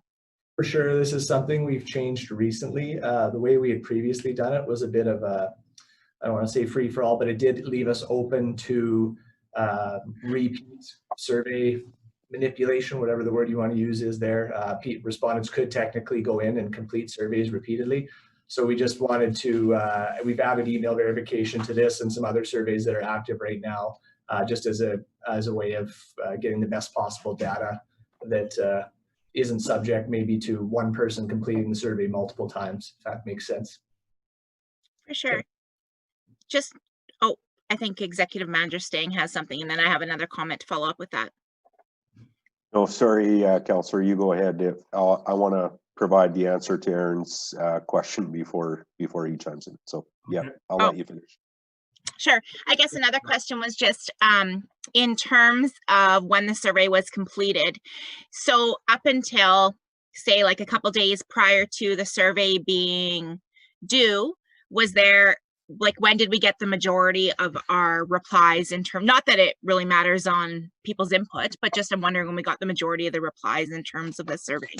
Yeah, thanks, Councillor. That's an interesting question because we did see a notable, probably in the last 48 hours of the survey, we saw a notable uptick. I couldn't tell you exactly what the data of that particular time frame told us, but we definitely saw a strong surge towards the deadline, which sometimes in surveys you will see as people who maybe noted to complete the survey later on, you know, they remember and they go complete it in kind of the final stretch there. But there was definitely a significant last 48 hours of completed surveys. Perfect. Thank you. Executive Manager Stang, you had the answer, and then I'll go to Councillor Buckingham if he's got some further questions. Yeah, the Cornerstone report only contemplated site remediation work around the actual building or the new building. So it didn't include any of the other area that needs to be considered as we look at the long-term solution. There's some work out there that needs to be done from a grading and drainage plan perspective. Councillor Buckingham, you have any further questions? I think you. Yep, thank you, Executive Manager Stang, for that, because that's the one thing. Well, another thing. You've got a brand new building you're going to build, potentially, and then you're going to flood it out or have issues if we don't fix that other stuff that goes along with it, right? So it needs to be in there for sure in the long range. So good to know that when we're talking about those numbers, it doesn't include another project that needs to be done in a brand new build option. The other thing is, you know, the arts community, culture community is a huge component to any community, and I don't discount that at all. But if I heard the number right, there's been a large push for build it now within our city, and you know, our job is not an enviable one in this position to try and figure out what the best thing to do is. And I'll be the first one to say, no matter what happens, somebody's not going to be happy. There's no doubt. But if I heard you correctly, the number that I want to focus in on that came up out of this is in a build it now scenario, that this one thing, not counting roads, not counting anything else that the city would have to do. Did I hear correctly and figure out correctly? I have it written down that just a new build now would represent a 9% increase in taxes? No, that's not correct, Councillor. That's a combination of the wastewater treatment plant, fire hall, and LCSC new build combined into one. So it's about 8.86%. So all three of those combined, one is, I don't have the number in front of 1.7 for the wastewater treatment plant, 400 and some for the fire hall, and another 900 and some for the LCSC. That's about $3.1 million. Divide that by 360,000. It's about 8.86% or 9% increase. So some of that's coming regardless of this decision. The 9.6% is probably, or $960,000 a year would represent about 3%, roughly, or a little around that ballpark.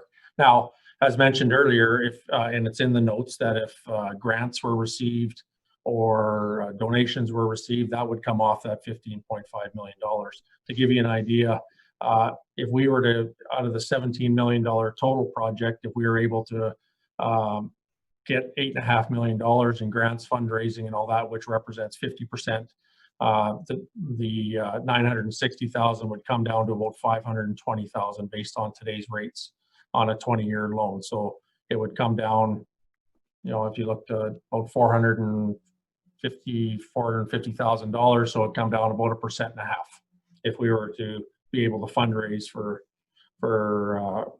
get grants for 50% of that. Grants, traditionally, you won't get more than 50%. 50% of that money, as we found out in the wastewater treatment plant. Most of them now today are about a third. So, but anyways, that's just further information. So in that scenario, the 9% tax increase encompasses the things that we are doing already, like planning for the wastewater treatment plant, planning for the fire hall, that stuff, and then potentially adding this particular piece onto there, because we're to be good stewards of the taxpayers' money. And in my opinion, you can't count on a grant. You've got to plan for worst case scenario here.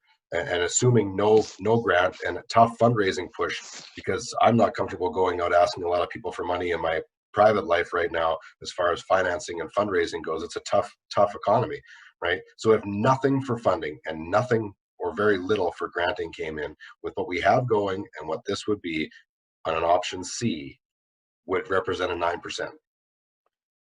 It would represent 2.67 just for the LCSC, but when you factor it into all the others, yes, total is 9. That's a large number. So I just wanted to have that discussion right now publicly with everybody, because how comfortable are you as a taxpayer with that number? That's the question I would ask people. And that's the thing that we are struggling with and trying to consider, and treating everybody fair and equitably, the arts and culture community, the sporting community, and then on top of that, dealing with roads and infrastructure and wastewater and all the other things that a municipality is to deliver to its taxpayers. I just wanted that number out there because to me, it's very sobering in an option C. I've got Councilor Munro and then Councilor Torreson. Sure. So just to executive understanding, with that 13,000 visitors that the LCSC saw in 2019, did you say that did or did not include schools? Yeah, it included school visits. The only thing it didn't include was some of the events where you weren't required to go through the facility in order to get to the event. There you wouldn't have been captured, but Joel, I saw him kind of pop on there. He's the one that provided the numbers. My understanding is it's an all-inclusive number. Sure. I guess just for some clarity, how many students would you say that's part of their school curriculum? So I'm just interested how many school students actually go through there in a year. so I can get a really good grasp of how many public visitors we actually have outside of curriculum to that facility in a year's time? If you give me 2 seconds, I can give you that number. For sure. Unless Joelle has it up. We just need to give, there's Joelle. Yeah, I do have it up here for, so our school programming, it's about 800 people that come through for school programming. Okay, so then 12,200 is just public people coming through. 12, yeah, around 13,000 actually, but yeah. Okay, so how does that compare to other municipalities? I mean, I realize that obviously there's the Ukrainian Cultural Center, and I understand that North Battleford has a Western Development Museum, but to other communities that are our size, like Moose Jaw, PA, ones that do have museums, what are they seeing for foot traffic per year in retrospect to us? Do you know? I apologize, that's not a number I have with me today. Maybe okay. something that we could. Yeah, I guess just when I do in my mind, like what a breakdown would be if you divide each of those numbers by 3,650 days for 10 years, right? You're coming at a much higher cost per individual through the facility on the brand new building new versus different one. So I guess for me, it's not that I definitely value the arts, and I think that in our community we need to have services available for everybody. So, but at the end of the day, it's just what can we afford? This wastewater treatment plant kind of came out to us all of a sudden out of nowhere in a way. Not that it was out of nowhere, we knew it was coming, but it's still a huge venture. And so I'm very nervous with only having $5 million left to spare at the end of the day after the wastewater treatment plant, new fire hall, and if we did go ahead with option C, it leaves me very nervous for our community if there was anything astronomical that we did need to move ahead with. It's putting us in a very, I don't think, a comfortable situation. And I don't think anyone would disagree with that. You don't want to be using your debt limit to the very maximum so that if anything does come up and we don't have the ability to do it is a little bit nerve-wracking for our entire community. So I think Dion wants to talk. City Manager, and then I've got Councilor Thorson. Yeah, and I just want to be clear on the 75. It's kind of a best practice for municipalities, and I know finance is working on a debt limit policy for the city there's nothing in legislation that says you can't go over 75% of your of your debt limit. It's just a lot of municipalities use it as a best practice. For ACFA, there's a little bit required more work towards your application the closer you get to your debt limit, anything over 75%. So that's why the 75% is there as a recommended. It doesn't say you can't go to a little bit over it, but anyways, I just want to be clear on that, on the definition of that debt limit and the 75% limit ratio. And there's also a debt servicing, which is your ability to make the payments, because with this 9% tax increase, or even without the LCSC, we've got some substantial decisions to make on service levels and other things that we currently do for funding to in the next 2 to 3 years when these buildings, when the wastewater treatment plant and the fire hall get built. So. Perfect. Thanks for clarifying that. Yeah, you're welcome. Executive Manager Stang, I'd like to get Councilor Thorson's question, then I'll get your comment, and then to Councilor Diachuk. Councilor Thorson. I'll get, if that's all right with you, I'll get Executive Manager Stang, and then I'll ask my question. You might answer. Then I'll So with regards to usage, Councilor Monroe, we don't have the how many people go through some of the other facilities and other communities. But just to put it into context with regards to our current facilities, BioClean Aquatic Center, we see roughly 125,000 people go through that facility a year. That includes drop-in swimming, membership drop-in swimming lesson attendance. Doesn't include parents watching, user groups swimming, or meetings that are booked at the facility. Comparable, the Service Sports Center has roughly 324,768 go through there. Again, missing some of the events that happen at that facility aren't included there. as well as individuals in meetings in the OTS room. So that could, on an average annual year, get close to 500,000. So the 13,861 that were at the LCSC in 2019 included all programmings, drop-in admissions, individuals going to the archives, gift shop, and some of the events, as I stated earlier, aren't included in those totals. So that gives you a comparative to what some of our other facilities are. Perfect. Thank you. Joelle, I think I saw you. Sorry, I just need to correct myself, Councillor. I apologize. I was looking at my graph wrong. The educational programming was up from last year. It was about 3,000, not 800. Sorry, I was mistaken on that one. That's fine. Thank you. So I got Councillor Torreson, then Councillor Diachuk, then Councillor Baker. Councillor Torreson.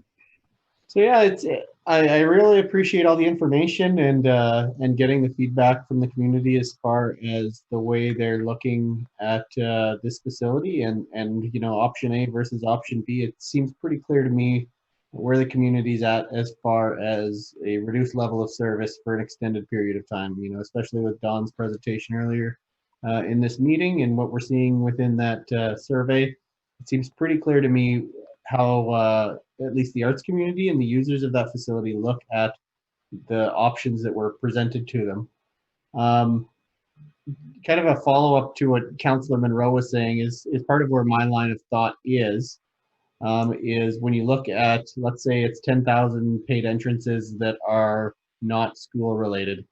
So that is $96 roughly is the cost to the city per entrance into that facility as it is right now. And I'm not saying that that's the wrong dollar value. I'm not saying that. I think that it's still important to display our arts and culture and create the opportunity for those things to happen for the people who do value them. Whether we're doing it at the right value right now or not is, you know, part of the question, but I think part of it is the product that we're putting out there isn't special. And that's, sorry if I offend anyone who's really, really interested in the Fuchs display or in the OTS room. But the product, quite frankly, isn't one that's driving people into the door on a regular basis. So the cost that residents right now are bearing for a product that is, let's say, not that fantastic, and the things that people value are more so on the programming side, are more so on the traveling exhibits, and on the display side. And those are the things that we're saying that we're going to prioritize potentially if we go with an option A. Those are the things we're going to try and do as much as we can. So when we look at it, we're saying, okay, we understand that, you know, this building, you know, the goose is cooked on this one. We can't do anything about it. It's done. But these are the things that clearly are important to people. So in the interim, until we can get some kind of solution figured out for an improved product for the long term that really displays our arts, our culture, our history, that is something that can be valued by people who are both visiting our community and those who live in our community. Till we can get to that point, we are going to provide this level of service, but clearly we're trying to hit the most important parts to a lot of these groups. And we don't want to discount that it's very important to them. Now, can it be everything to everyone? Probably not. Could it be an improved product over what we're seeing right now? Potentially, even in the interim, because right now the product that we're putting out there, quite frankly, is not fantastic. So looking at that and now comparing, you know, the option C potential, which is to build it now, I have a difficult time understanding option C in terms of our ability to actually do it. So when you look at debt limit, you know, I'd be first and foremost, I remember in the All Candidates Forum back prior to our election saying that the community hub option wasn't really an option because of the debt limit issue back then. And I don't think that we've had considerable improvement necessarily because we know now how much the wastewater treatment plant is going to cost. Well, we roughly know, and we know what portion is likely going to be covered by debt, and we know other items that have come up since then. You know, when we first got here, we had master plans telling us that we had $500 million in infrastructure deficit. We've picked away at that, but we have not covered off $500 million. And a lot of those items are still there. And now we've added to that with when we found out that we have several buildings that are at or near end of life that need some sort of attention or to be dealt with one way or another. And I think that that's what we're attempting to do, is to deal with this problem and potentially create a solution and create a product that I think we can be more proud of and improves quality of life within our community. So I struggle with the option C option because I don't know that if we go down that route, we give ourselves enough time or opportunity to get grant funding, to get community buy-in, to actually get a decent amount of fundraising done. I just think that we're already up against the wall in that scenario. And when you look at the level of debt we would have to take on, I don't know how we would actually be able to afford it, other than a 3% increase to the mill rate right off the bat for that product. And as it stands right now, it's already $96 per person to have a paid entrance in there right now. What does that dollar value go up to now? Even if we double the number of entrances, it's still a ridiculously high number to pay for arts and culture within our community. And we have to find a balance. And I don't know that finding the balance is doing that right now without having any sort of support from other levels of government or for any opportunity to do fundraising. So I did have a question at the end of all of this, and that is, what is the debt servicing limit? Not the debt limit, the debt servicing limit, because I think that's an important factor as we get into this, because after, like, let's say in the next few years, we have roughly $3 million worth of debt payment. Then there's going to be another $3 million if we were to go down this route with an option C. If I remember correctly, it's 1/4 of your annual revenues. So what would roughly 1/4 of our annual revenues be? Look to the city manager, or I'm not sure if the executive manager wants to tackle that one. Yeah, I'll pass that one off to the city manager or our CFO if she's on. Yeah, our CFO, in terms of the what's on our total debt limit that we're permitted is $122 million. Are you talking about our ability to pay? Debt service limit. Yeah, that's the amount you can service. So what can you pay annually? Yeah, sorry, I don't have that number unless Denise has it. Denise is just looking it up in the 2019 statements. So if you want to go on to the next question.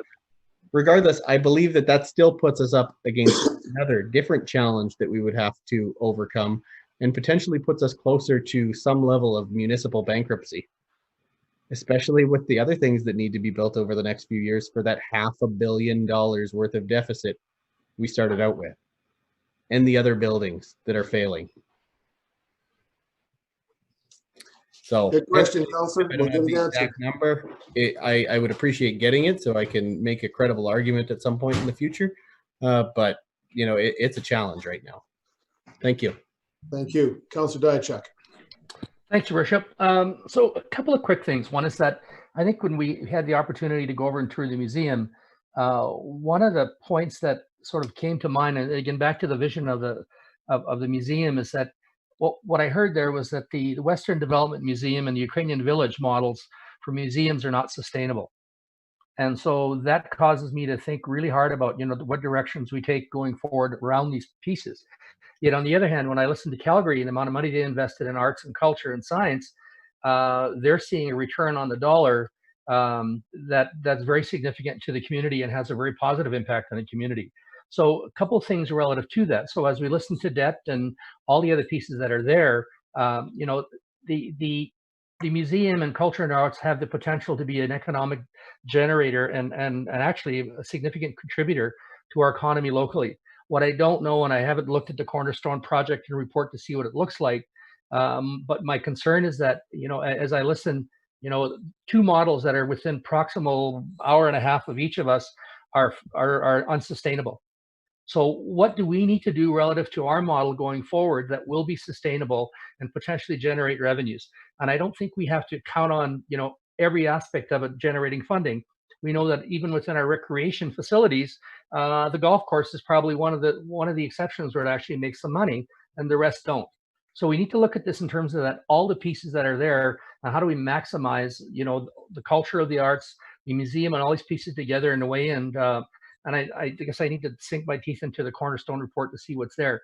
But I think the most important point in all of this for me is that is that we need some time to wrap our heads around it to do it right so that we can set ourselves up for something that's sustainable, that's going to be generating money and not costing the $96 that Councilor Torsen's calculated, and something that will, again, meet the needs of what the community needs, but even go beyond in terms of being more of a focal point and perhaps even a coordinator, if you like, of culture and arts in the community. And the only way that's going to work is if we look at option A. B and C are not really, I think, going to be able to provide support for that direction. Thank you, Councillor. I'll move to Councillor Baker. Councillor Baker, I believe you had your hand up. Oh, we'll get you turned on, Councillor Baker. Just 1 second. There you are, Councillor. Nope, hang on, Councillor Baker. City Clerk's working on it. Is muted at his end, so he'll have to. Can you try and unmute yourself, Councillor Baker? There you are. Oh, I think we had you. Try it again. Councillor Baker, do we have you there? Good now? We've got you, Councillor Baker. Thank you. Just a couple of points, and then I'll get at this. First of all, the water treatment plant didn't just get sprung on us. It's been going on for several years. If you check the records, and it still hasn't started, but we've made big progress in the last year. That water treatment plant's been going at least 5 to 7 years. The Western Development Museum in North Battleford was and may still be funded by the province. So that's a difference. So when we're talking about museums and what they're getting funded, it may vary. I know that in Edmonton, there's some foundations that put some money into museums in Edmonton. But just so you know that it's not all taxpayers' dollars. The question of the leases, when I look at number C, the operating cost says it's almost $2 million a year. Am I reading that right? Yes, you are, Councillor. Number B is $514,000, and A is $101,100,000 a year to operate. I don't know what that includes, but I don't know how we got to $2 million a year to operate, or $1.9 million for operations, but that's beside the point. The $300,000 to grade that whole acreage out there has nothing to do with the new building. You can grade around the building and drain it. You don't have to landscape 10 acres to build one building. It happens every day in subdivisions. But putting that aside, the reality is, even if the net cost is 20% less for a new building that we got in this record, it's a lot of money that we don't have. The question of a lease, it's going to cost $1.1 million to operate a leased building. I'm not sure where that came from. What's included in operations. There are buildings out there, new buildings of 10,000 square feet, give or take, new buildings in good locations that you can lease for $10.95 a square foot, including taxes, if you want to go that way. But we need to take that up at another meeting, Your Worship. Absolutely, So Councillor. you do the math. So I don't know what really is in operations, if we've included the lease or we haven't. The Surface Sports Center was built for recreation. And if there was some spare space in there and we had an opportunity to lease it, I guess that was good planning. But it was never budgeted to have lease space to generate revenue to subsidize sports in the city. If we do lease out the space that we're talking about, we got a nice chunk of revenue that can be applied toward this rental space if you choose to go that way. So the day-to-day operations, I would think that the lease money we get out of the service center will pretty well cover the lease space in a commercial stand-on-alone base in a good location in the city. So you still have to pay your operators, people that run the place day to day, and all those other costs are really negligible because you're doing it right now. The one thing I don't see in here is what the credit is if you shut down the old museum building. Do we get 10,000 credit a month or 100,000 credit a month, or what do we get for operations and utilities? They don't show up in this budget that I can find. Now I gotta apologize. I only had one day to look at this report. when I got back, along with 300 other pages of reports. So I'm not sure I'm on the right track, but I think we need to do some more research on the costs and what's really included. And I appreciate what the administration has done, but I don't really know if I understand what operations mean when I look at this chart.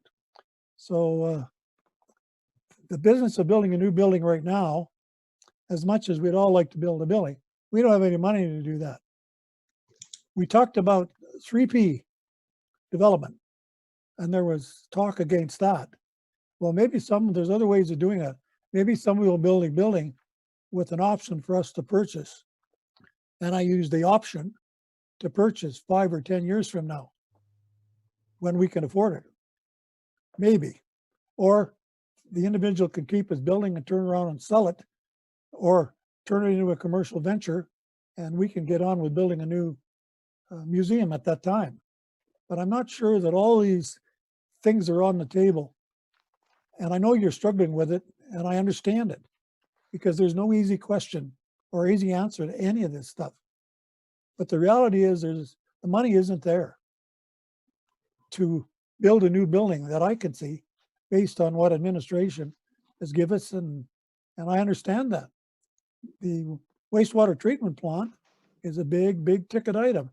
And we've budgeted $32 million, I believe you said, Don, for your wastewater treatment plant or beyond. And, you know, any construction can go over budget.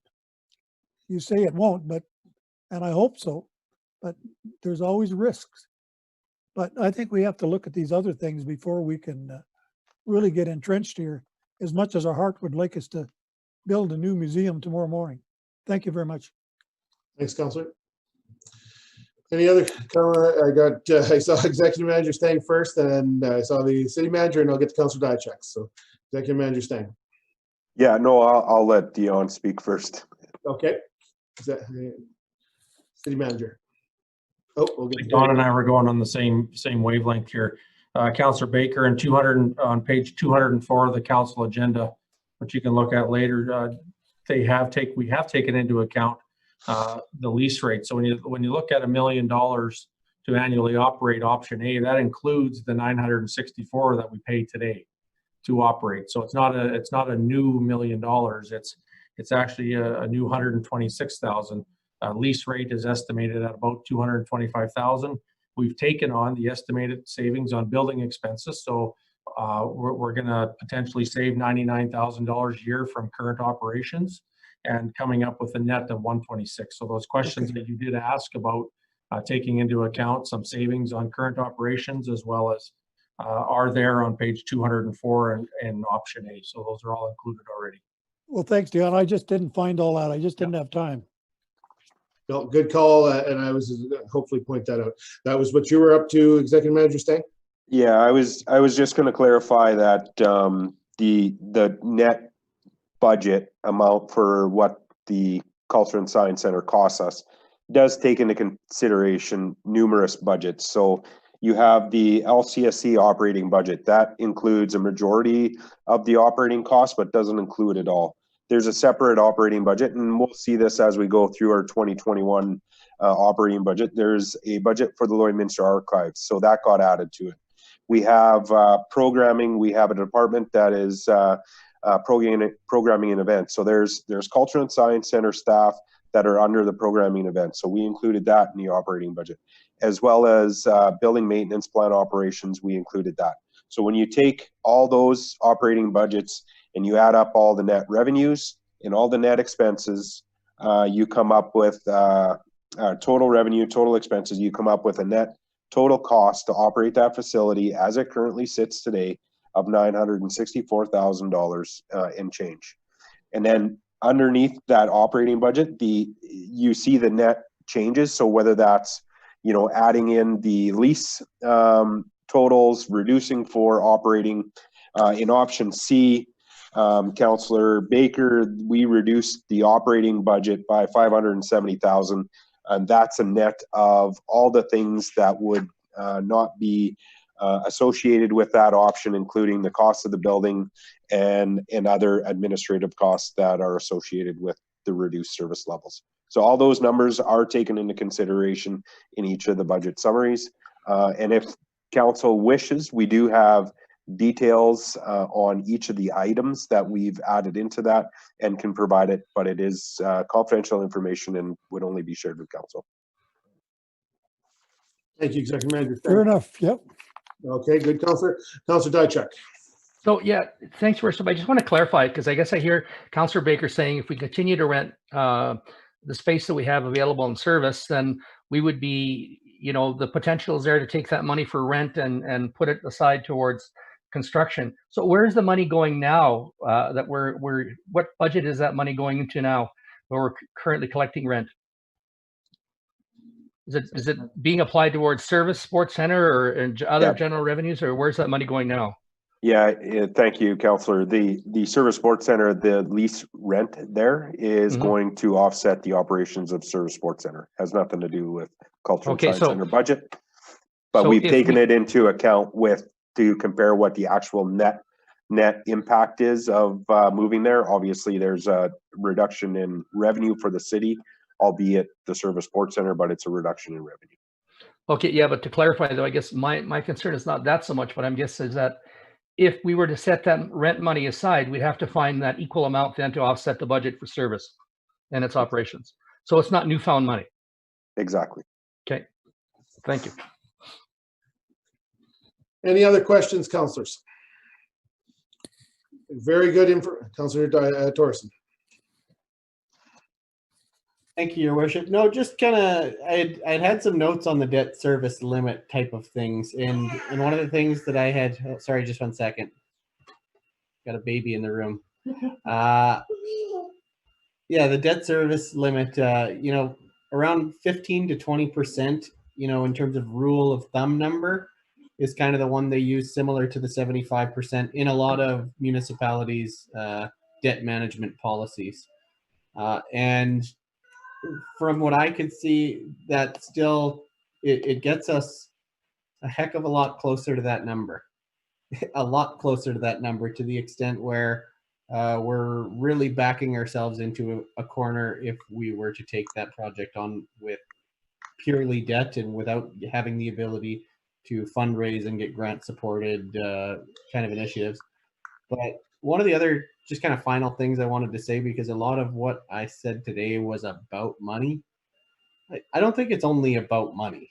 I think this decision and the discussion, when we get to it, it's really about getting good value and getting a good product for something we can be proud of in our community at a price point that we can actually afford, and at a time when we can afford it. And I think that's the way I'm looking at this. It's not just about debt. It's not only about those things. Those are important considerations that we as a council have to take into account, and administration has taken into account in terms of the option they've presented us up to this point, and now providing this option so that, you know, maybe it's more clear to the public the precarious position we're into as far as our infrastructure deficit and our debt that we have right now.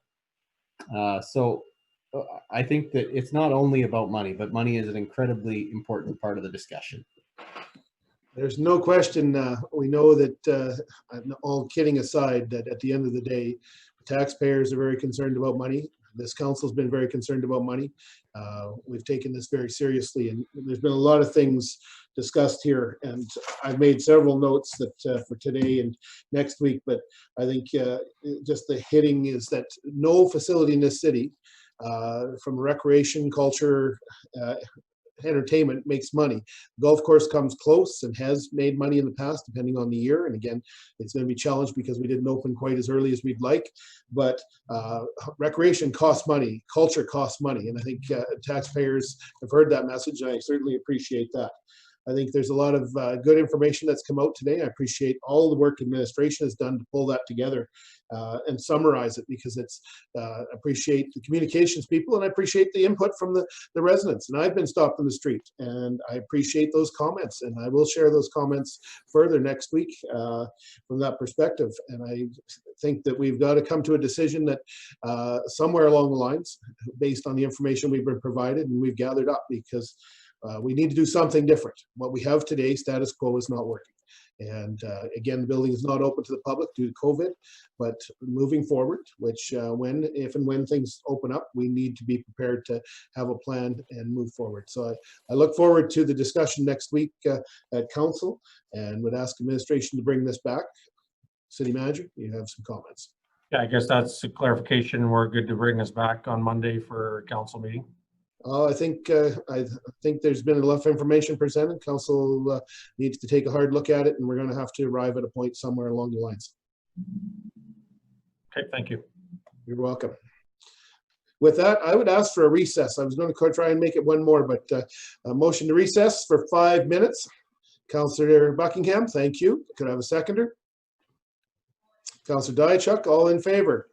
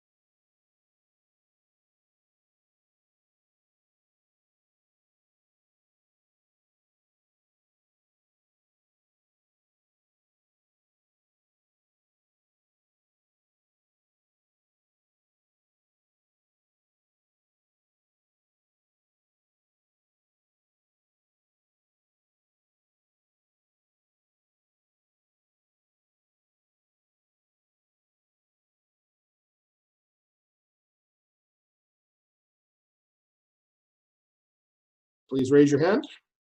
Thank you, Your Worship. Opposed, carried. Thank you very much. Thank you, administration and council, for allowing me that. Appreciate it. From that perspective, moving on to 5.5, city manager. Thank you, Your Worship, to present 5.5 COVID-19 update with some discussion around our facilities and opening. I'll ask Jordan Newton to present. Good afternoon, Jordan. Good afternoon, Mayor and Council, and thanks for having me here for this presentation. I'm here to discuss COVID-19 and the reopening of city facilities. I'm here to present the committee with the proposed reopening plans for previously closed City of Lloydminster facilities.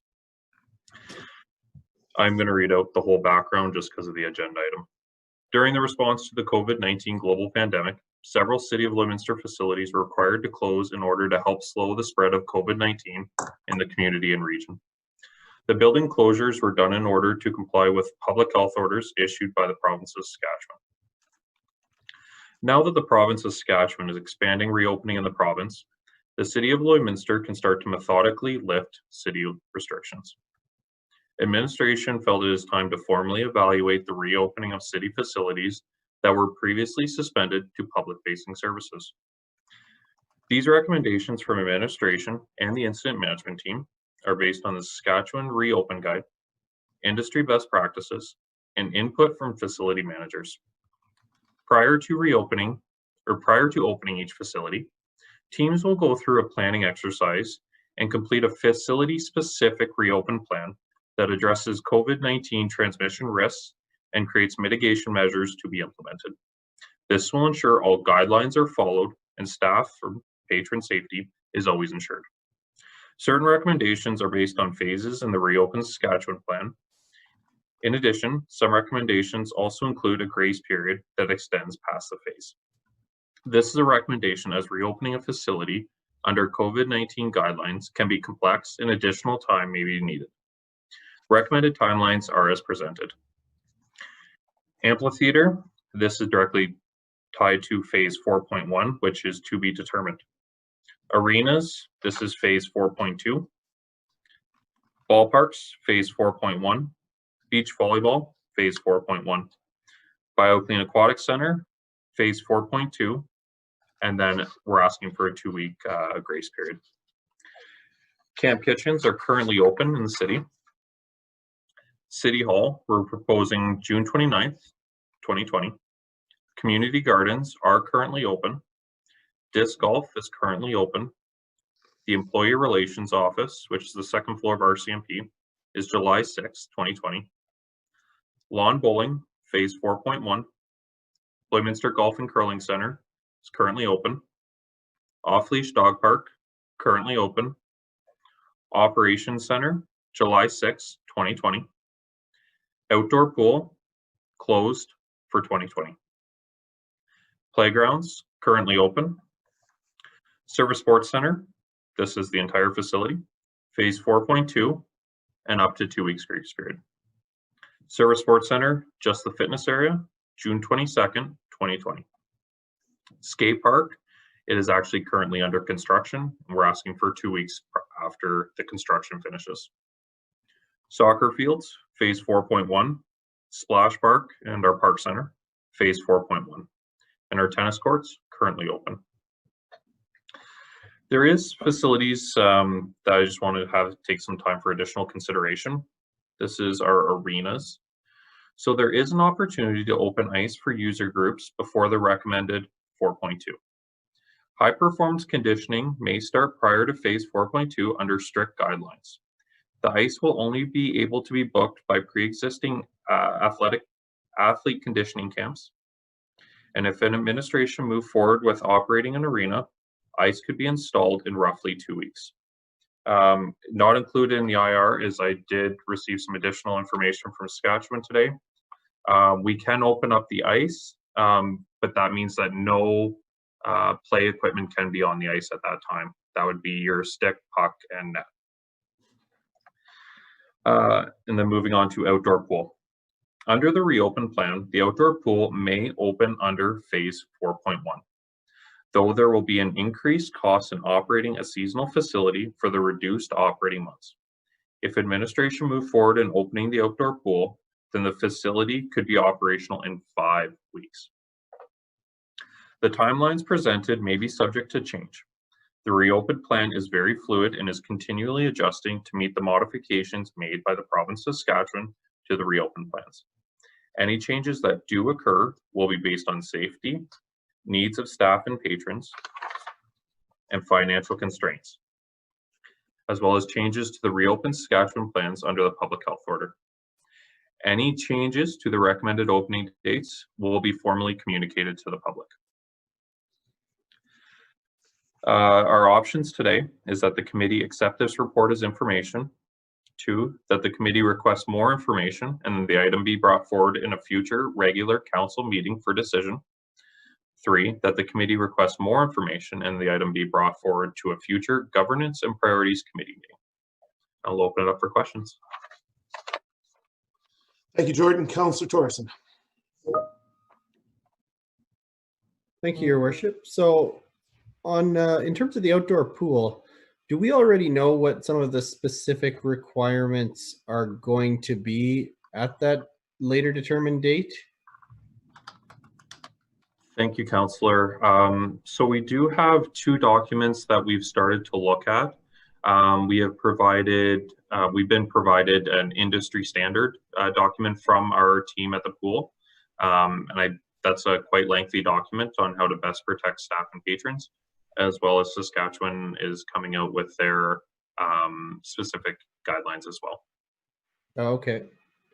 So we have a pretty good idea then. You know, when I look at that one, that's one that I think is going to be near and dear to a lot of people's hearts, and there's going to be people who are disappointed, which is understandable. But when I see that and I see the recommendation, my thoughts are, you know, we are already at June 15th. We don't know the actual date of when that 4.1 will kick in for the outdoor pool. And then it takes 5 weeks to get it going after that point. So even if, let's say, it was announced today, chances are there's likely going to be some sort of 2-week window to get prepared for whatever the specific regulations or requirements are, and then 5 weeks to get it operational. And we're already looking at being into August, when that pool is traditionally only opened, what, June through August? So we would be limiting it to 4 or less weeks potentially of being operational at a, you know, reduced capacity in some level. Is that a fair statement? Yes, that's correct, Councillor. Yeah. So, you know, if there's anyone out there kind of watching or listening, it's one of those things that to me is in a way a no-brainer of one of the things that are like, yeah, this is a service that may just not make sense to be able to provide this year. Can we find a different way to do things? Like, is the BioClean Aquatic Center, it's not necessarily going to have its shutdown at the same time as it normally does, because we do have the shutdown going right now. The manager can answer that question, City Manager. Yeah, my comments more around one of the things we're looking for today is just a little bit of direction from council around if we were in anticipation that, you know, it appears 4.1, you know, from all indications is somewhat around the corner. What around the corner means we don't really know. Is it a week, 2 weeks? Is it tomorrow? We don't know that. I guess one of the things that we're looking for direction from council is do we want to start, you know, if there was a appetite for the outdoor pool, we would start today. We might be ready by the 3rd week in July if we started today, as an example. Same thing with Service Sports Center. Do we wait for the announcement before we start putting ice in, or do we start today? Start today to make the ice, gives us 2 weeks. So when the announcement hopefully comes in the near future, I guess depending on the government of Saskatchewan, then we're somewhat prepared for that, because it's not only making the ice. We have staff allocations to, you know, put people back into their positions. There's a number of moving parts to this. At the same time, not leaving our parks crew decimated with staff. So we want to make sure they have adequate number of staff too. So the 2 that Jordan mentioned are probably a little more time sensitive. The other ones, when we look at Ball Diamonds, Amphitheater, they're a little easier to get into shape. Whereas the other two, there's a minimum 2-week window. BioClean Aquatic Center would be in there too.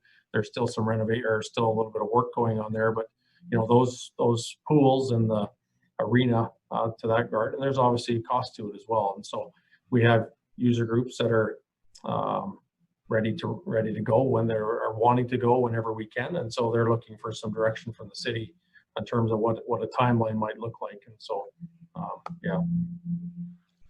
So sorry, just a follow-up question. So the BioClean Aquatic Center, the indoor pool, what kind of time? So you still need 2 weeks even after it's announced from right now, or I might have missed that one off.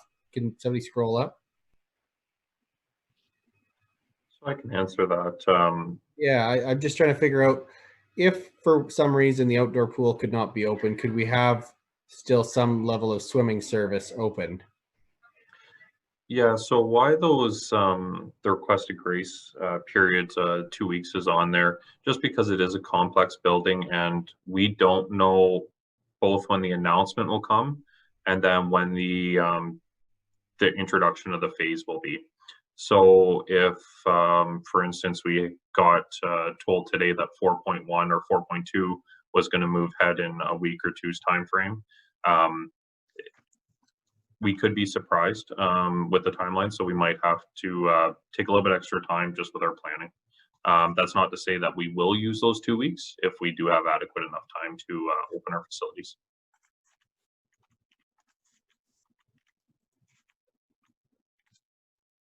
Question answered, Councillor?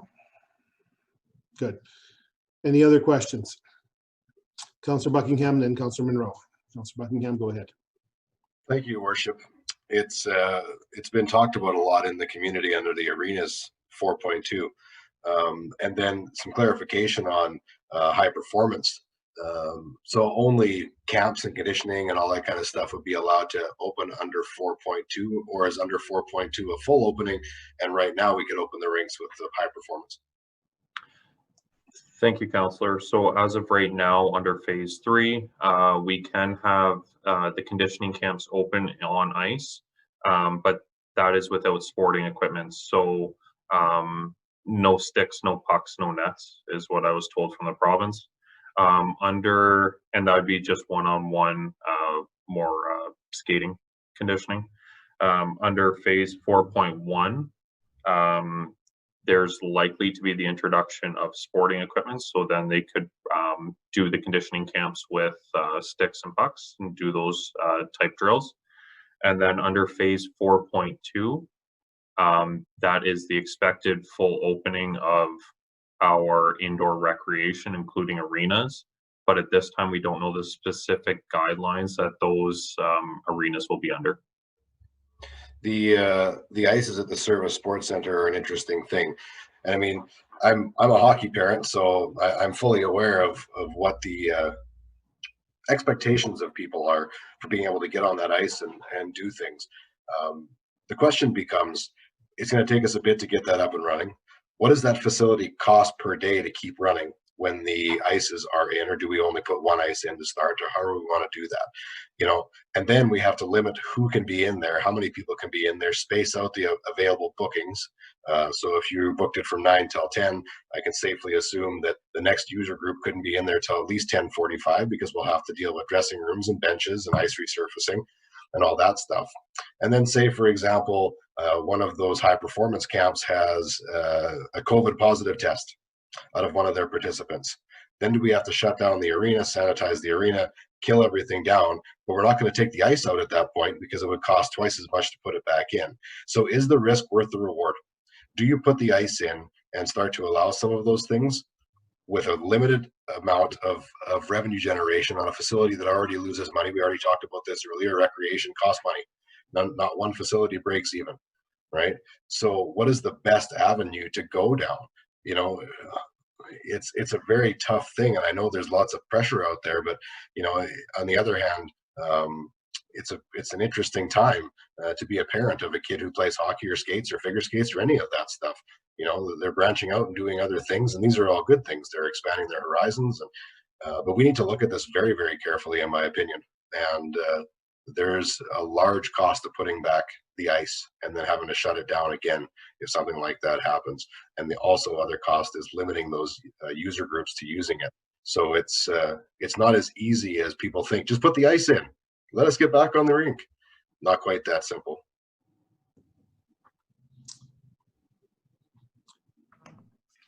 I believe there was, I don't know if the administration can answer any of those questions that Councillor Buckingham brought up. I guess that's, I know that those are numbers that I don't know if anybody has off the top there from that perspective. We do increase our rates in the summer to recover costs, and so the user groups have indicated there's, you know, they got substantial ice that they will use. Will it bring us to break even? Absolutely not. We still will lose money on that facility, as we do with, as you said, with any other recreation facility. It's a matter of whether, I guess, we're prepared to do that. The 1 sheet versus 2 sheets, we had discussion on this. We even talked about maybe outside the Service Sports Center in terms of, you know, so you have less people going through that building and maybe going through another one, but some of our other buildings aren't quite as equipped for summer ice as a Service Sports Center. Running 1 ice versus 2 ice, Joelle's done some, I believe, some initial discussion on it, but to heat one side and you got the airflow coming from the other side of, if you put Rustway in and you have homes, you still have warm air coming from the other side, which increases your costs. So in retrospect, is it just as easy to put the 2 ice surfaces in? So we've had those discussions, I guess. It's just, and no doubt, none of them break even. None of our, it's been said many times today, none of our rec facilities break even. Maybe the golf course on a good year, but anyway, so those are some of the things we have talked about. It's there are municipalities, some that are putting in their ice. I've looked on both sides of the border. Saskatoon is looking at it. PA and Moose Jaw don't traditionally have summer ice. They don't usually put in till August when they're Western Hockey League camps, so they're not in a rush right now to do it. On the Alberta side, the guidelines are a little bit different, but Okotoks has put in 2 of their 6 sheets. Spruce Grove's not putting theirs in at this point anyway. And there's a few others. So I've done a little bit of surveying around, so there's a mixed bag all over all over both provinces. Even Alberta's, you know, has the authority to go ahead, but not every one of them are taking advantage of it. So it really is. It's a you've said it, Councillor Buckingham. There's a no-win. You're going to have some that are going to agree and some that are going to disagree with what we do. And there's, you know, and that's, yeah. We had a committee meeting the other night. We brought this up as a meeting, and we were 50-50 in that discussion too, with a group of people that didn't have any, you know, any dealing with hockey. So it's a tough call. The other part of it, if I may, Your Worship, is in being fair and equitable to all users. Not everybody skates, not everybody figure skates, not everybody plays hockey. So we're going to keep the outdoor pool shut, which limits the ability of the swimmers to do the things that they like to do in lessons. How can we, with good conscience, then turn around and go, but you know what, we're going to subsidize the rink. We're going to put the ice in so the hockey players and those people can do their thing. You know, how do you weigh the options there to make sure that you're being as fair and equitable to everybody you can, and also being good stewards of the money that it costs to do these things? It's really tough. And, you know, I want to get my kid back on the ice too, but I have to take that out of this. It can't be a consideration. It has to be what's best for everybody and best for the city and what's fair and equitable to all. And that's a very tough balancing act to find, but I don't want to subsidize one sport or recreation activity over the other, personally. Agree with you 100%, Councillor. Dion? Yeah, I would just echo, we there's no plans not to reopen the pool, the indoor pool when done. We got about another week worth of renovations to go. I believe, Joelle, correct me if I'm wrong there, I thought it was about a week for the heat exchangers. And then we got a couple of weeks to prepare in terms of filling the pool, balancing, getting inspected by the health inspector, all those different things that come into play. So when we say we wouldn't open the outdoor pool just because of timing, we would when permitted, we would be moving at council's discretion or at permission to move ahead with the BioClean Aquatic Center as well. So we wouldn't be saying, no, we're going to do the rinks and not the BioClean, but just the rinks, you know, and it was a bit of a surprise to us that the rinks were even allowed to open at this point, to be honest with you. We had none of the communication we've seen to date. We did receive some communication confirming we could, but there wasn't anything that said we could open for high performance athletes until this last week. We received some notifications. So anyways, but yeah, the intention is not to say we're not opening the pool. There's just some extended timelines as a result of 4.2, along with the extra 2 weeks we need to prepare that facility. Well, thanks for the clarification. I never meant that we weren't going to open the BioClean. I just meant that we're not opening the outdoor facility. If that's, you know, potentially we're not opening the outdoor facilities. So just to keep it fair and balanced. Yeah, that one's more just, it's more of a timing issue for 5 weeks. So we'd be, you know, mid to late July at the very earliest to be ready. And that's if we started, Joel, shake your head. Yeah, that's if we started today, we'd be mid to late July. And so, you know, you're looking at a month and a little bit of time for the outdoor pool. And whereas if we could prepare the BioClean, you know, and be prepared for when 4.2 opens, then we're not, I guess it's the best of both worlds. They can swim, maybe not outdoors, but maybe even a little easier to manage at a larger facility, given some of the restrictions that may be coming with it in terms of spacing in the pool and stuff like that. It might be easier to manage in the BioClean versus the outdoor pool. But anyways, I haven't seen the guidelines myself, so I don't want to get too far into that. But anyways, there are preliminarily, it looks like there's some pretty restrictive items that we have to follow no matter what facility we open.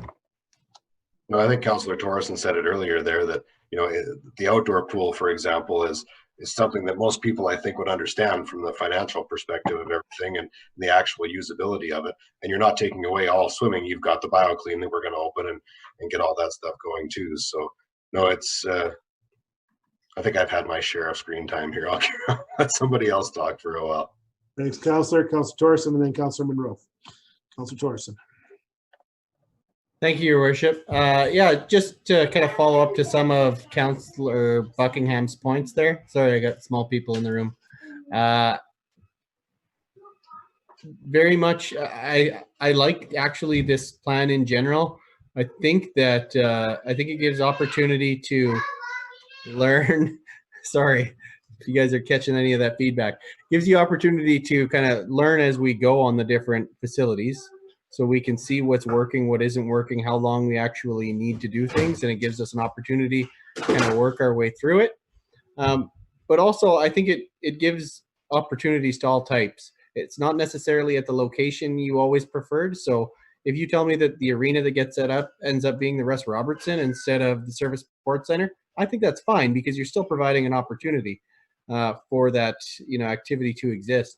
All the same is, I think it's important that if, you know, it just doesn't make sense from how long the outdoor pool will actually be open, that only the BioClean Aquatic Center is open once we get to, you know, that phase. You're still providing an opportunity for people to do public swimming. So I think that's what's important. Thank you, Councillor. Councillor Monroe. My apologies for having to step out for a few moments. So I'm not sure if some of the things that I'm maybe going to ask have already been asked. So just stop me if they already have, and I will just catch up afterwards. So I'm just wondering, if we open up this ice surface early in order to accommodate some of these hockey camps, how will we be monitoring them to ensure that everything is all the protocols are being followed? So for instance, you're not allowed to have sticks or pucks at the beginning, Jordan, or you're not allowed to scrimmage, or who's going to be monitoring these camps to ensure that none of these things are happening? Is that going to be, are we going to be required to have a staff there full time, ensuring that these individuals are following the protocols that are in place? Or how are we adhering to those? Thank you, Councillor. For the majority, if not all of these reopen guidelines, it's the responsibility of the operator to ensure safety and compliance with the guidelines. While there is no published guidelines for this yet, I would recommend that we'd probably follow the same standards, and it would be our responsibility to ensure compliance, whether that is a observation or a written agreement, but we'd have to work with our user groups to ensure that all the safety needs are met. Perfect. So another follow-up question to that would be, with possible, and I mean, none of us know anything for sure, but if some of these facilities do have capacity restrictions in place, which I imagine that they're going to have some strict physical distancing policies in place, how is the city going to prioritize the usage? How are we going to say that one user group gets priority over the other, or that public doesn't get priority over another? Like, what's our policy going to be in place that we have that says, even for this camp in the summer, for instance, you know, if we're only opening one ice surface and other multiple groups are to come to us and say, well, we want ice time, how are we prioritizing that for who gets what? Thank you, Councillor. So far with all of our reopen, it's based on equity. We treat all of our user groups the same, and we've seen it at our Lloydminster golf course when we opened that, and we did have that discussion based on the reduced service levels there when it originally opened. And do you give priority booking to members or in city, out of city? But the team there came up with a good plan that based on equitable use within our community, and we would have to do that as well for our arenas and all of that.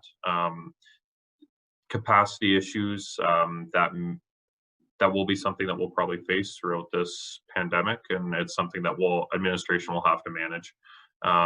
We have had some discussions on that, very brief, but I think every large building in our community, for instance, schools, will be dealing with this over the foreseeable future.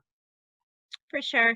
And then just, I guess, one last question, maybe more directed for administration, would be that, you know, to have possible less usership, which, I mean, we're going to have just as many users, I would imagine, but just the ability to facilitate each of those users with more than, say, just for instance, if it's pool or hockey, you know, normally you could have however many teams on the ice for early morning. But if the numbers are limited, you know, we're still going to have all those users, but maybe at a more spread out amount of time. So I'm just wondering, you know, if our revenue isn't there as large as it would be previously, would we be looking to adjust anything in terms of to keep our operating costs down? Perhaps, I mean, if we looked at historical values, so say the pool's normally open at 6 a.m. or whatever time it opens, and say from 6 to 9, normally, historically, we haven't had a lot of users. Would we be looking at somehow trying to keep the operational costs down by shortening hours? Or if we have the usership, would we be looking at expanding hours even so that we can accommodate more people in either a shortened amount of time or an elongated amount of time? Is that anything that we've thought about? And that is a great question, Councillor. We are, whenever we do these reopen plans for specific facilities, we are trying to balance the financial constraints as well as what we kind of deem the user experience or service levels that we're providing to the community. So we are constantly looking at that and adjusting that under the guidelines too, because that has a big impact. And whether that is changing up how many users we can have into our facility at a time, or the operating hours. And it's something that all of these buildings will be looking at and how to do it and how to do it efficiently and effectively. Great. And just one more follow-up. Dion, I know you had mentioned that, you know, there's certain communities in Alberta that aren't opening their facilities, and in Saskatchewan that aren't opening, ones that are going ahead and opening. Would it be possible for you, and I mean, I want to make the decisions that are best informed to us, and like you said, that your guys are everybody's 50-50 split, right? You're going to not be able to please everyone. But obviously the decision that is best for our community isn't necessarily the best that's good for anywhere in Alberta or Saskatchewan, but I'd also just like to have that information provided to me with, you know, this many municipalities in Alberta that are in our size are going ahead and opening, or they're not, proceeding on the side of caution. And I mean, we don't want to be followers. I do want to be leaders in what we are doing. However, I do think it is an important, imperative part actually to know what other municipalities are doing and moving forward with. City Manager. Yeah, we can do some of that. The one thing with summer activities, and I know the hockey industry more than I know some of the other industries, but so we've done those comparatives on the Saskatchewan side, and I mentioned earlier that PA and Moose Jaw, as an example, don't normally run summer ice, so they're not moving ahead. Saskatoon has one, and I read in their report to council last week that they were proceeding with making ice in one of their other facilities.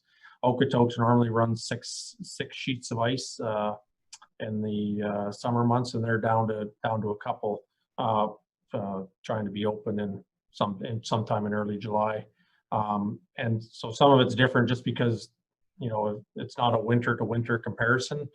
We've been a bit of a, call it a hotbed for hockey training for different facets of hockey. Lloydminster's always had that for 10 plus years. We've got a couple of organizations that do that.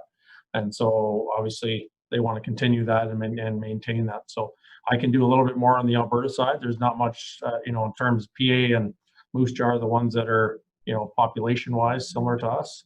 And then Alberta, I've done a couple. I sent an email and I got a response back. Spruce Grove doesn't always have. I don't know that for sure, but I checked with them today, and they're not putting theirs in.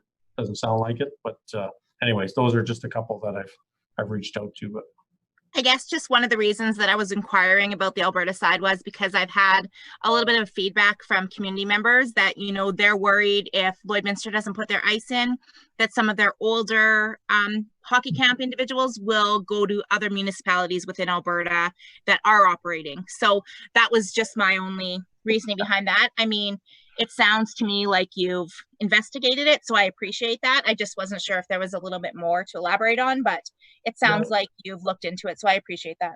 Yeah, there's probably more. There's a lot of, you know, but that handful that I've looked at, those are the responses I got back. So sure, thank you. Councillor Thorson, then Councillor Buckingham. Thank you, Your Worship. Yeah, one thing I wanted to add, maybe my thoughts are all over the place with people running around here, but now I just wanted to say that I think it's important for myself and maybe for others to recognize that we don't know how long we're doing this for. We don't know that this is going to be for another month, another 6 months, another year.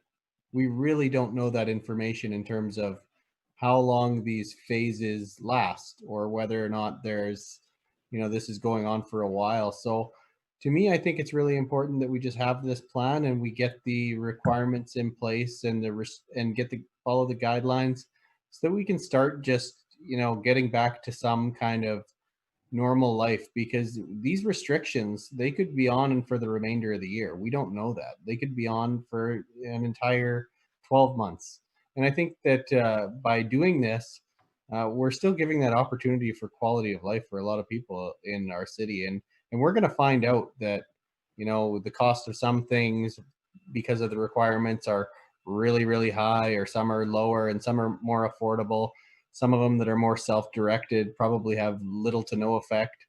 But at the end of the day, we're going to work those out, and we're going to have to adjust likely our service levels when we get to a budgeting point of view, or find a way to finance the different activities. But right now, I think it's important that we get a feel for it so we can have a good idea of what our service levels are through the year if this does go on for longer, because we really don't know at this point how long these phases last. Unless someone does know and they just haven't told me. I can't help you with that, Councillor.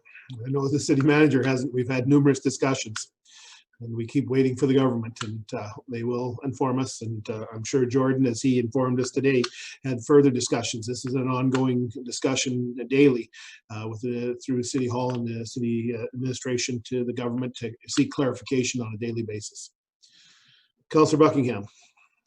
Thank you, Worship. Yeah, my colleagues who just previously spoke, the last two basically covered the things I was going to say. There is a value to quality of life, you know, and having the opportunities available, and I don't discount that at all. The other thing is there is also a value in all the business that has been developed in Lloydminster around recreational facilities and ICEs and keeping those people within our city, and the revenue side of that side of things too. So in all my previous comments, I don't want to discount those two things. There's value to both. So I appreciate those comments. Indeed, I think that the challenge is that administration brought this forward, and they're looking for some direction from us because there's costs incurred, there's value added, and which do they? You've got to kind of come up with that happy medium and the balance from that perspective. And we've been talking about dollars and cents very clearly today in this GPC on various items, and recreation does not come at a profit, I'm afraid. And that, as you just mentioned, Councillor Buckingham, is the quality of life. And I think that's a very important part in trying to wrestle with that, because I know there's individual businesses that do look towards the summer hockey training camps and programs, the conditioning, and trying to figure out what's best that we can arrive at. And I appreciated the information presented from administration. So if I can, City Manager, would Russ Robertson be an option because of the size, and would it meet the needs of some of the businesses that approached us? Well, it'd be in a limited capacity. I know it's not, Joelle, correct me if I'm wrong here, but the operational side is not as, the plant's not as conducive to summer activity as the Service Sports Center. The other part is if there's a demand for a second sheet of ice along the way, maybe there's demand for two right up front. Now we're putting one in at Service Sports Center and one in at the Russ Robertson, which doesn't make any sense either. So, absolutely, those are a couple of things that we've looked at, and Joelle's run that. And outside of the fact that you have more people coming into one facility, the Service Sports Center makes more sense. Joelle, yeah, correct? Yeah, I think that's what we had talked about earlier today. But I guess my point is I wanted to let council know that we have looked at those alternatives to just the Service Sports Center as an example. Obviously, size wise and everything, it makes a lot more sense there, but it also would benefit of keeping some more people or less people out of one, being all in one building. So absolutely. Well, you've left us with an awful lot to think about, so thank you very much.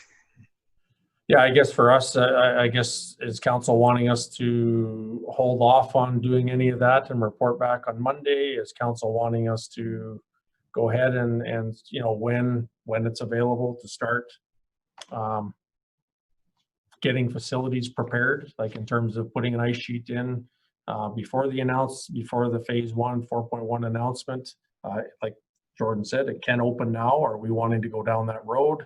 Or we wanted to hold off? Same thing with the pool. When the pool's announced as 4.2, do you want to proceed? Or do you want it to come back to council each time? Well, I guess we're just looking for direction, so we don't have to wait for a council meeting each time to come back and look for direction. Or if council wants to do it that way, that's your prerogative. We can do it that way. You got Councillor Fagnan, then Councillor Thorson. Councillor Fagnan.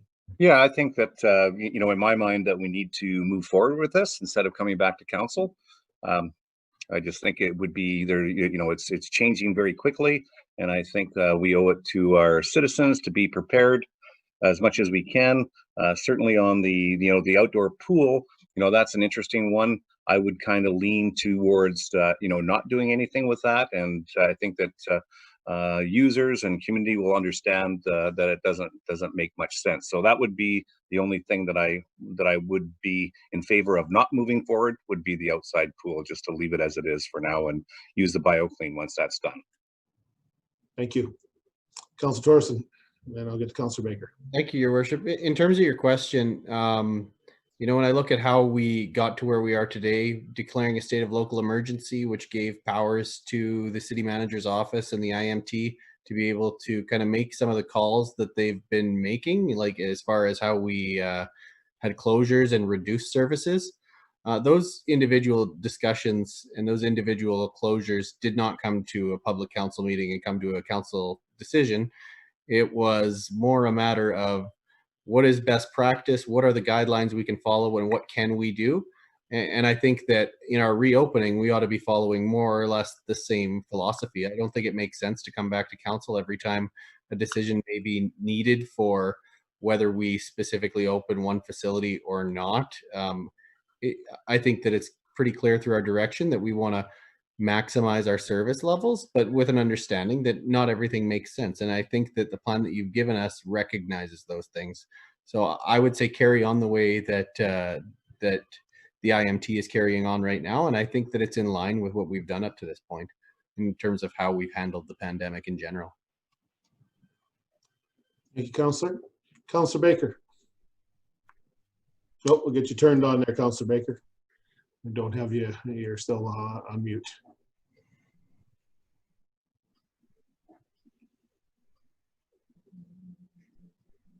Oh, try it at your.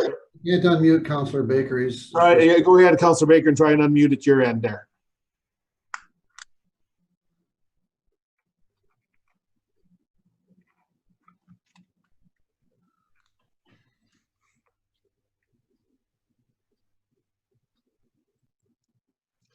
Now working on that bottom left-hand corner.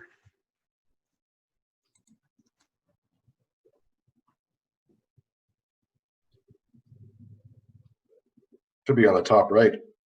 Oh, I've got it in the bottom left, but maybe it's top right. I've got bottom left is where my mute button is. Yeah, in the bottom left of your screen, Councillor Baker, there should be a button that says mute next to the stop video. And if you click on that one, hopefully we can get you unmuted. For some reason, I don't have control over your mute or unmute today.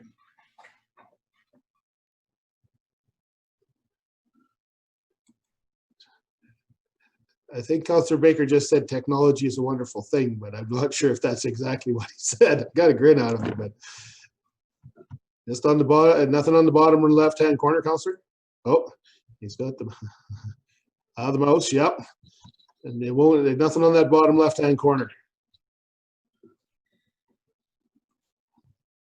Okay. I think if I read his lips, he said his mouse quit working. Maybe that's what he said too. I'm not sure. Sorry, Councillor. I'm afraid we got a difficulty on this one today, and my apologies. We'll from that perspective. If it does come back on, Councillor, I'll certainly take your if someone does. Anyone else want to speak at this time? Yeah. Councillor Diachuk. Yeah, I just want to add, I think, you know, what Councillor Torsen just said at the end here is really important. We sort of followed a plan, you know, all along the way, systematically looking at pieces of information we had. And I think what I see in front of me is a plan that is systematic and is going to follow the plan. So I like the fact that the public can look at it and say, okay, when 4.1 is up, 4.2 is up. I mean, the bottom line is that we need to count on, you know, COVID emerging. We just hear stories of, particularly around athletics, people were perfectly asymptomatic, healthy, showed up, and 2 days later, all of a sudden, there are 4 people they find out that are sick from COVID, and yet when everybody arrives, they're all healthy. So you know what? It's a funny disease. It's a funny virus, and for us to expect that nothing will happen, you know, that's just foolishness. But having a plan and having things in place and being able to say here are precautions and all the other pieces, and that's what I'm hearing is in the back. And I don't think it needs to come back, you know, for every step of the way relative to that moving forward as well. I just think, again, I have confidence in what I've seen. We have, you know, how many days are we COVID free now? I don't even know anymore. But I mean, the reality is that, you know, we are where we are. What we've done is given us, you know, no COVID cases, but we don't know how long this is going to last either, which is, you know, Councillor Torsen's point as well. So we have the plan, we follow it, and if something comes up, well, we change and respond to it. So we can't anticipate every piece along the way. We can do what we can to prevent, and that's what I see behind all of this. So good points, Council. Good points, and I think that we haven't established. You know, from the beginning of this whole pandemic, we've worked with the IMT. Jordan and the team at the administration have led that, and we appreciate that work. And I think that's the format I would like to see followed, because I think it's Your Worship? Yep. I have Councillor Baker on the line, and he'll ask his question through my system. Okay, Councillor Baker, go ahead.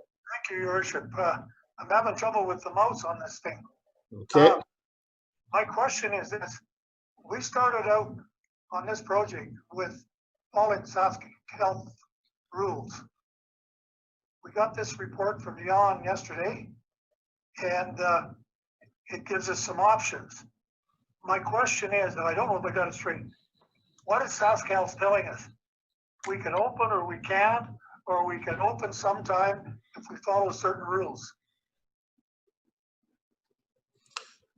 I think that based on the question, if I understood the question correct, Councillor Baker, we're following what the Reopen Saskatchewan plan is laid out by the government of Saskatchewan through the Chief Medical Health Officer.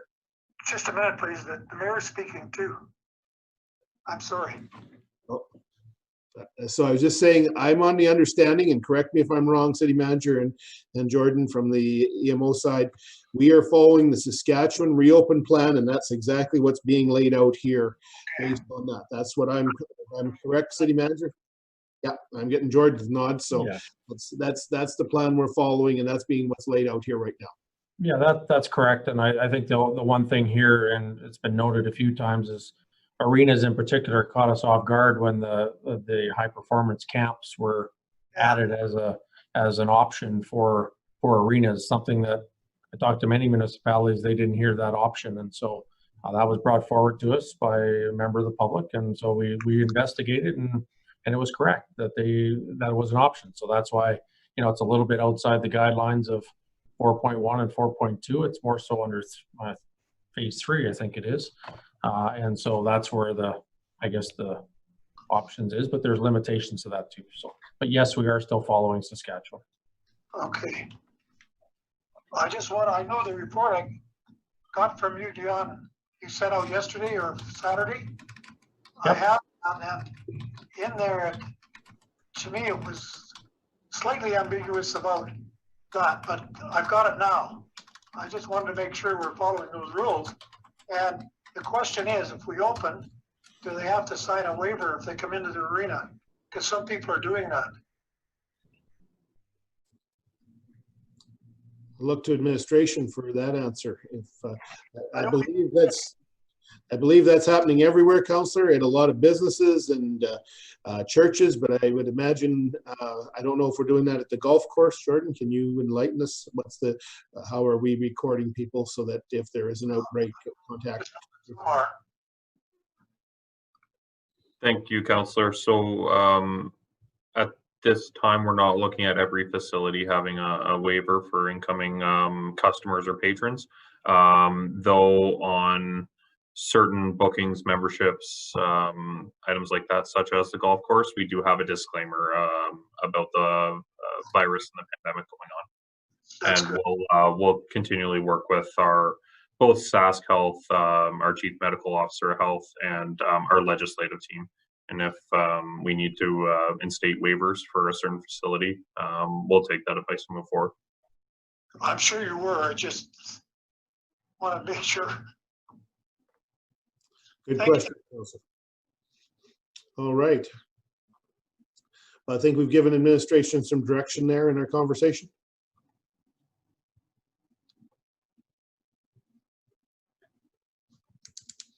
Anything else from your perspective, Jordan?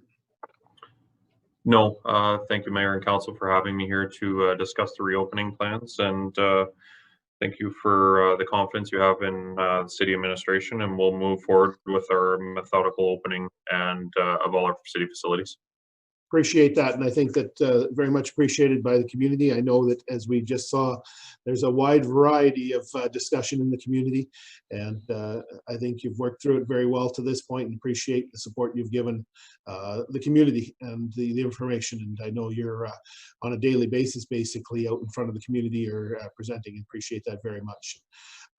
This is where we're in a local state of emergency, and we're still there yet. And until we relieve that, your task will continue to carry on, and we'll look for you for direction. Thank you. Thank you.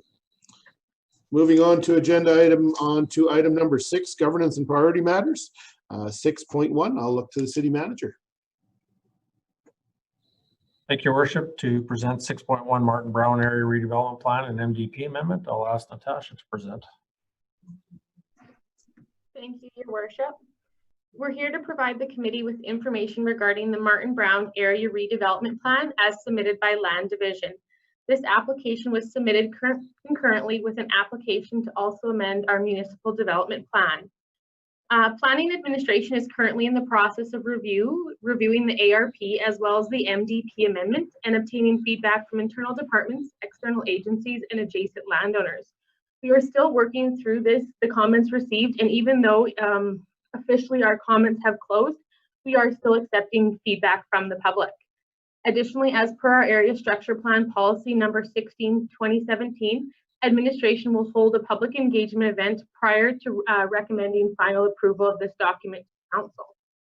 So just to touch base briefly on the area redevelopment plan, this plan was prepared by Associated Engineering to guide the future redevelopment of the former Martin Brown School site, as well as its surrounding public amenity area. The plan area is approximately 4.1 hectares and is located within the established residential neighborhood of West Lloydminster.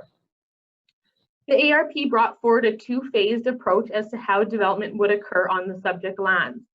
Phase 1 of the redevelopment recommends several upgrades to the existing amenity areas, such as crosswalks and sidewalk upgrades along 57th Ave, as well as an expansion of the Kinnikinnick playground. Many of the existing features will be retained throughout this plan. Phase 2 identifies future park space enhancements, such as a new children's spray park, outdoor rink, basketball court, and as well as the future redevelopment of potentially the Archer Miller Arena site. The redevelopment, or the second phase, also brings in a residential development component of the site, which is where the school site used to be located. At this time, they aren't bringing forward any details as to exactly what the residential development there will look like. However, we are working through policy with them to ensure that whatever the future development looks like there, we are bringing forward development that is compatible with the existing neighborhood. This plan was created with significant public engagement and feedback, which was all facilitated by Associated Engineering. We utilized the city's website and social media pages. The Your Voice event in September 2019, this project was brought to. Media releases in our local newspaper sources, over 3,000 mail-outs, as well as public workshops were held in September in order to garner public input. From there, we also have the MDP amendment. So the MDP amendment is focused along the north half of the site, where the school site used to be located, completely from east to west. Currently within the MDP, this land is designated as institutional, but they did bring forward an amendment to bring it into parks, trails, and open space, as well as residential along the east. We have been very clear to the public that this amendment to residential does not facilitate development at this time. However, when land division is ready, they must bring forward an application to amend the MDP, which also involves a public process. And after an MDP amendment is approved by council, an application for development can be reviewed by administration. Like I said, we did send out letters to the public that closed on June 9th, sorry. Some of the feedback we received internally was very minor stuff, just to streamline and further clarify the future implementation of this document. However, we did receive 7 letters from adjacent landowners within the area. They did bring forward a lot of minor concerns that we were able to work through with them, such as clarity around what amenities are staying, linkages, trees, curb extension, and the future of the toboggan hill. We also had a lot of discussion around residential development, what that would look like. The neighborhood is still relatively split if the residential development component is going to look like. Is it multifamily? Is it single family? What exactly will that be? Like I said, this plan being a long-term visionary plan doesn't necessarily have to get into the details, but we are working with land division and Associated Engineering right now to ensure that there are policies within the plan that will ensure that the future development is compatible with the adjacent land or adjacent development and will not pose any negative impacts. Lastly, we have assured the public that just because the MDP amendment is brought forward at this time, we are not approving any development. Like I said previously, that is all subject to a land use bylaw amendment, which has a very similar public process of letters being sent out to the public, a bylaw being presented to council, and a public hearing prior to council rendering the final decision. So that is where we are sitting with this. We still have a few weeks of working through the public comments, as well as refining the document, what we'd classify as minor tweaks with land division, after which time we will be bringing a bylaw to council for approval. Back to you, Your Worship, for questions. Thank you, Natasha. Any questions or comments? I believe all of council has had a chance to attend some of the public open houses that we had for Martin Brown. And certainly I know there's been a lot of discussion between council and residents, and that's appreciated. I appreciate that your work has allowed some more input again, Natasha, and I think that's important. That's what we heard very clearly, was that people wanted the ability to have input and understand that and have questions answered, and I appreciate that very much. Thank you. Any other comments? So Natasha, this will this be this won't be ready for the next council meeting by the way you spoke? No, we are just working through those comments. We had a few landowners ask for a little bit more time to review the document, which we've granted to them prior to bringing it back, as well as, like I mentioned, our area structure plan policy does indicate that administration will hold a public open house. All the public open houses that have been held to date have been done by Land Division and their consultants. So we're just kind of working through the logistics of what that may look like given our current situation. I appreciate that, and I think that the residents can appreciate that as well, and from that perspective. But I think that it's great that we've got an update and that work is continuing on this project. Perfect. Any other comments from council? That's good. Great. Well, thank you for bringing that forward, Natasha. But I see you, I believe, are up again here on 6.2. So from the city manager to Natasha, we'll move on to 6.2. Thank you, Your Worship. We're here to bring forward an amendment to the Land Use Bylaw 5/2016 pertaining to the roof sign regulations within the City of Lloydminster.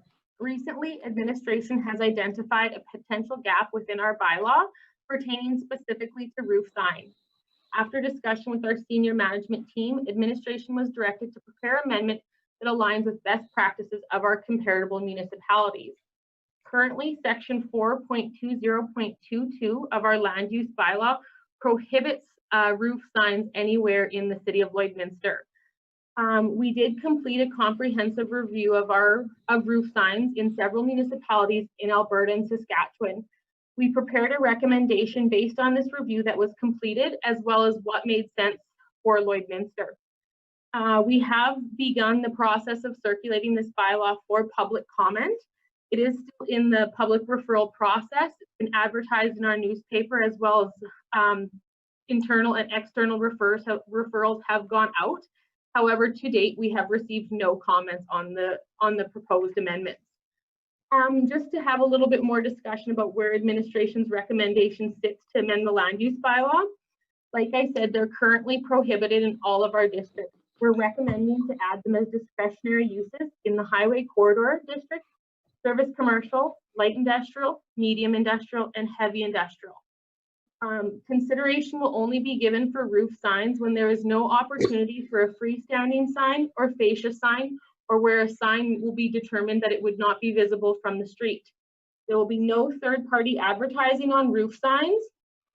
No roof sign should protrude beyond the eaves or parapet of the roof of the building which it was located. Each building will only be allowed one roof sign. Roof signs must be constructed so that they appear as an architectural feature of the building, and no supporting structure should be visible unless deemed acceptable by the development authority. Roof signs should be structurally designed by an engineer and constructed in accordance with that design.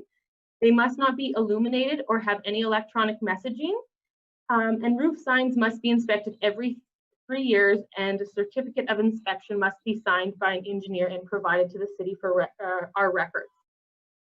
We did as well propose some regulations on the size of these signs. We did break it into the commercial districts as well as the industrial districts, allowing the industrial districts to be slightly larger. Like I said, even though our bylaw has currently prohibited these signs, we have completed a sign inventory where we have approximately 10 to 12 signs right now that we're reviewing in the City of Lloydminster to ensure that they are indeed roof signs.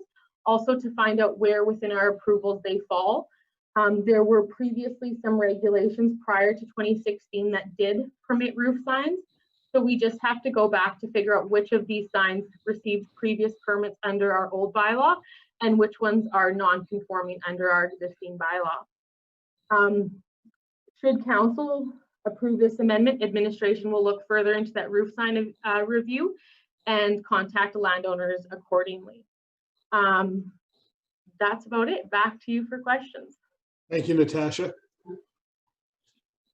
Any questions or comments? Councillor Diachuk.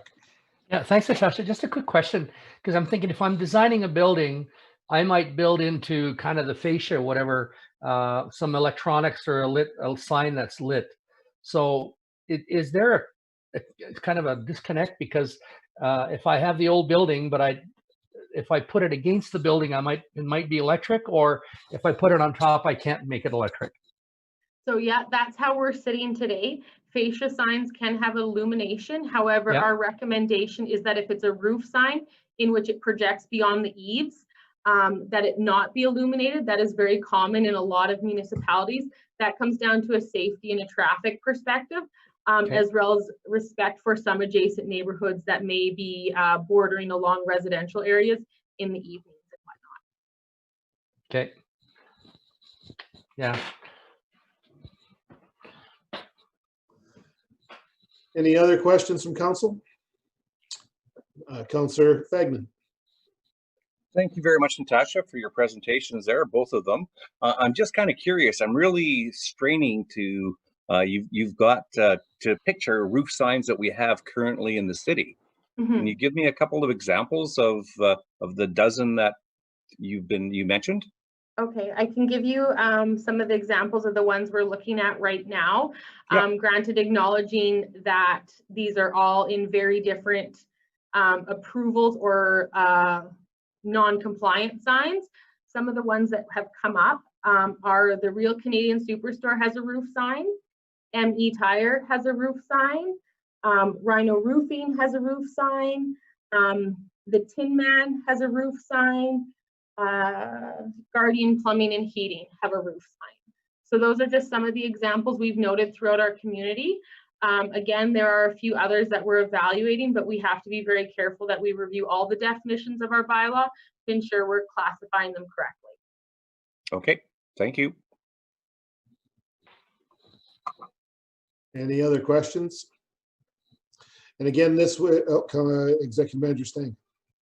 If there's no other questions, I just wanted to thank Natasha for all her hard work as our planning manager over the past few months. And I want to wish her all the best as she goes on maternity leave. So this is the last council meeting. You'll see her for a bit. So thanks, Natasha. Thanks, Don. Congrats, Natasha. Congratulations. You bet.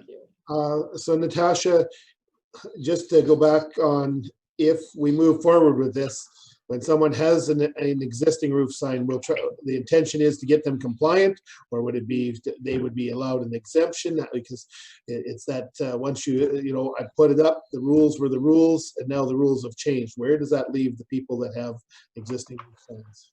Yeah, so that's a very good question, Your Worship. So this is where it gets a little bit complicated, where we have to evaluate where they could have been approved under an old bylaw. However, through business licenses and whatnot, we can determine which ones are the newer ones. At that point in time, we will issue a letter to them saying they are legal non-conforming, and we will ask them to submit a permit to come into conformance. Of course, the sign as constructed today might not meet the size requirements or the height requirements or some of those uniquenesses, but at least at that point in time, after they submit a permit and we refuse it based on it not meeting the size requirements, they will be able to appeal that decision to the SDAB, and the SDAB can make a decision from there. Well, as it sits today, where our bylaw says it's prohibited, it's very clear that if any of these permits were submitted, we would have to refuse them, and then they would have very minimal grounds to appeal that decision to the SDAB. Okay. Any other questions? So is this in the bylaw present, ready to basically come to council in the near future, Natasha? Yes, it'll be coming to council on Monday for first reading. Okay. Thank you. Now, will there be a public hearing with this particular bylaw? Yes, so since we're amending our land use bylaw, we have to amend it in the same form and nature it was approved. So there will be a public hearing scheduled alongside of that. I do believe, I don't have it off the date off my top of my head. I think it's July 22nd is the tentative. Yeah, I think you're right. That would Okay. be the council Yeah. meeting, give or take, right in that range. So, okay. Now, will we notify those businesses that this is changing in particular? Because this is the businesses you just outlined may have some concerns. No, like I said, we haven't reached out to anyone specifically. Of course, every time we amend the bylaw, we try to do it consistently and not change our precedents. Right. The amendments to this bylaw has been advertised for 3 weeks in the newspaper, as well as from here, we will advertise the public hearing again in the newspaper. So we feel like we've given everyone equal opportunity to comment on the changes. Okay, sounds good. Thank you. Any other questions or comments from council? Well, Natasha, we wish you all the best. And, thank you, Your Worship. I look forward to seeing you back when it fits your schedule. And, Sounds good. Thanks so much. Thank you. Moving on to 6.3, I'll look to the city manager.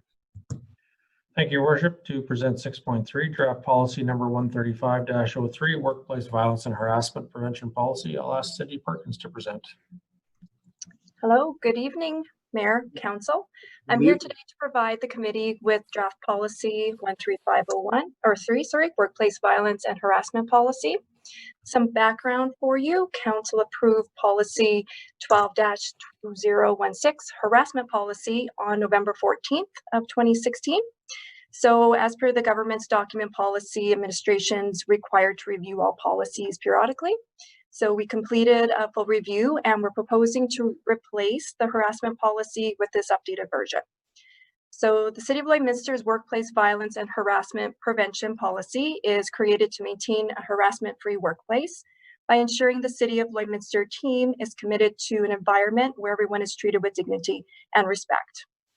The draft policy outlines established practices for the prevention of workplace violence and harassment, the commitment to provide support and maintain confidentiality of employees impacted by workplace violence or harassment, guidelines for proper documentation, investigation and correction of incidents, and of course to maintain legislative compliance.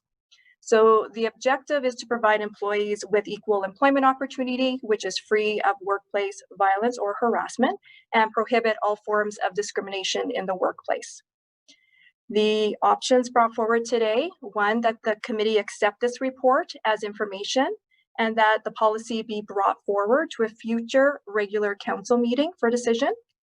Two, that the committee requests more information and that the policy be brought forward to a future regular council meeting for decision. Or three, that the committee requests more information and that the policy be brought forward to a future governments and priorities committee meeting. So alignment with strategic plan. The alignment is with the following strategic area: open and responsive government to provide employees with practice, guidelines, and maintain legislative compliance for the prevention of workplace violence and harassment. And the government's governance implications is that this policy 13503, the workplace violence and harassment prevention policy, will replace policy number 012-2016, which was the harassment policy. On an additional note, we also have 3 internal directives that further support this proposed policy. I pass it back to your worship for any questions. Thank you very much, Cindy. Any questions or comments? I know my first comment is, Cindy, thank you for this update. I think this is in the realism that the city staff are a report to the city manager, but at the end of the day, city council is responsible for a lot of things in the city. It's important that we keep current to items certainly around personnel and things like that, that the city manager directly oversees, but has implications to the city. And I really appreciate that. I think that we know the world is changing, and from that perspective, keeping our policies current and up to date are very important. I appreciate you bringing it forward. Any other comments from council? Councilor Dachek. Well, we'll get you turned on here in a second. There we go. Thanks, Cindy. One of the things I just want to say as well is I think this is a, now that the workplace harassment and this element in particular has moved into the legislation under occupational health and safety, it's really given more teeth or better teeth, if you like, for organizations to respond in a way within the context of the workplace. There are people often stress and often that doesn't show up in ways that you're able to sink your teeth into it. But I think certainly having the policy in place really ensures that we have the tools, if you like, to be able to support the values, belief system, and a workplace where it's safe and it's respectful. We know that many people don't leave their jobs. They leave their bosses, they leave their co-workers, they leave their manager because it's a place where it's not safe to work. We invest a lot of time in terms of hiring people, good people, training them.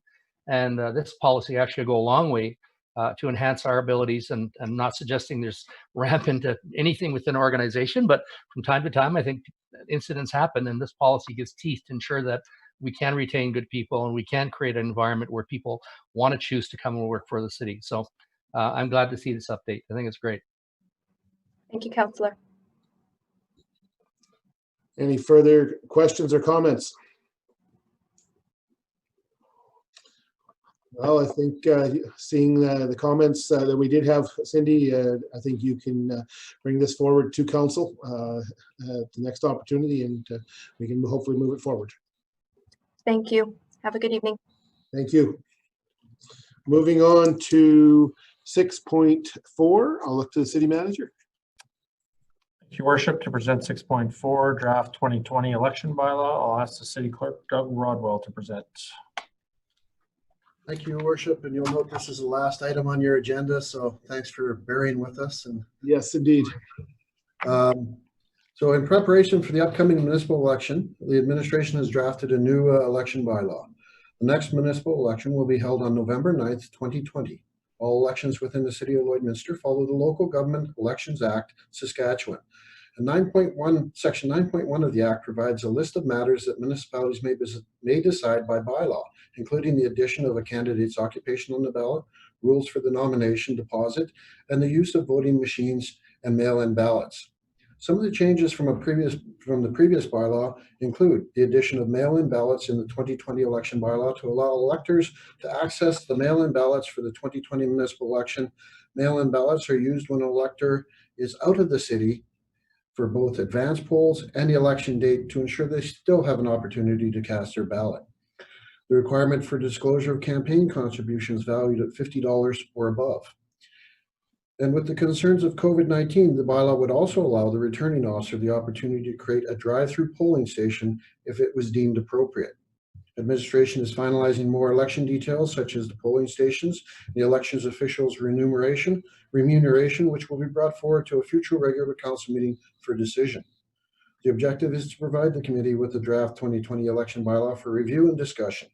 The options are that the committee accept this report as information, and that the bylaw be brought forward to a future regular council meeting, or that the committee requests more information and that the bylaw be brought forward to a future regular council meeting for decision. The alignment with the strategic plan is that this is in alignment with the following strategic areas: legislative compliance. The City of Lloydminster is legislated to hold a municipal election on November 9th, 2020. And also this bylaw, as per Section 47 of the Local Government Election Act, appoints the city clerk as the returning officer and confers such authorities and responsibilities under the act to that individual. The budget in the 2020 budget includes $60,000 to cover the cost of operating the election. Depending upon the impacts of the global pandemic and the requirement to protect election workers and electors, there may be a requirement for additional funding. However, I'd like to point out this budget did include the possibility for a by-election within the year. So I feel that we're probably sufficient to cover the cost of the election at this point. Back to you, Your Worship. Thank you, City Clerk. Questions or comments of the City Clerk on the draft 2020 election bylaw? Councillor Baker, and then I'll get Councillor Thorson. Am I alive there, Your Worship? You are, Councillor Baker. You're looking perfect. Just a question on the section that's dealing with the donations. On the first page, but halfway down, it says requirement of disclosure of campaign contribution valued at $50 or above. Then on further down somewhere in the bylaw, it's yellowed out. So there's no need, if I got it right, they're removing that clause from the bylaw? No, we just highlighted that clause to ensure the council's attention was drawn to it.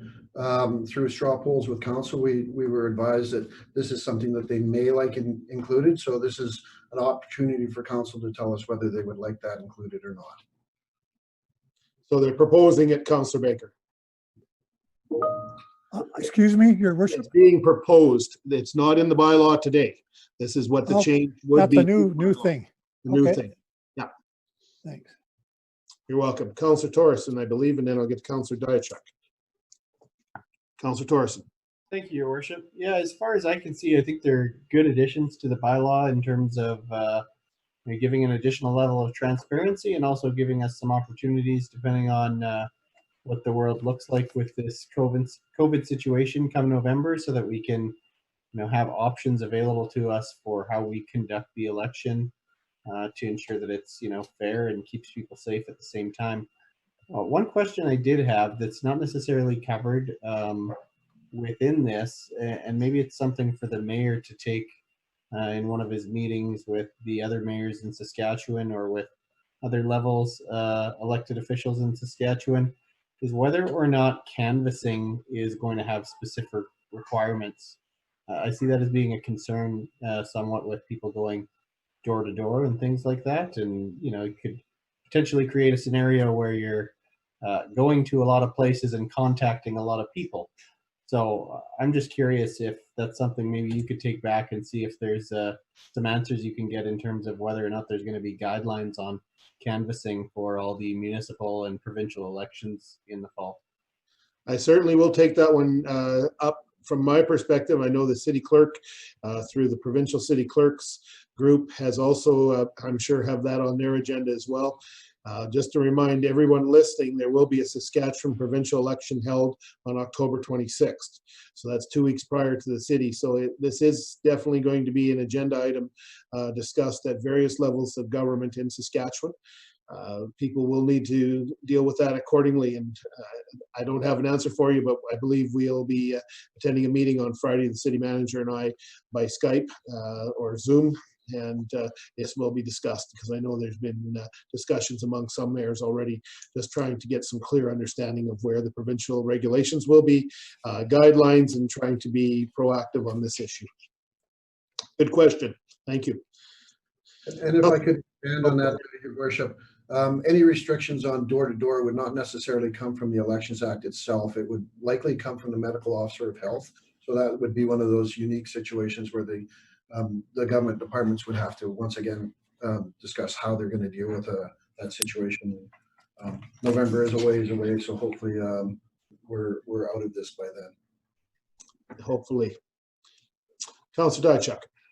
Yeah, thanks, Your Worship. I was just looking at that 5.1.1, and so it says, every candidate shall disclose all campaign contributions received from any person, entity, corporation that totals $50 or more on a form, or in a manner prescribed by the returning officer. So it's a difficult sentence to write, and I get it, because but what's complicating for me is that we define campaign contributions below, and it's more than cash. It can be food, it can be a ride, it can be whatever, but we really, that in the first part on 5.1.1, it really seems to talk more about money, and yet when a definition it says anything of value of $50. So I'm just wondering if there's a way to clarify that or make it clear even in the front, because that totals or equals in value of $50 or more or something like that. I'm not sure, Doug. Yeah. Do you see what I'm saying? I understand what you're saying. It's a difficult item to quantify, and what we wanted to capture is that what we didn't want to see is somebody say, okay, well, I'll print all your signs and there's my donation, and there's no cash value to that. So we wanted to be able to capture sort of those gifts and those type of things in a very broad way. The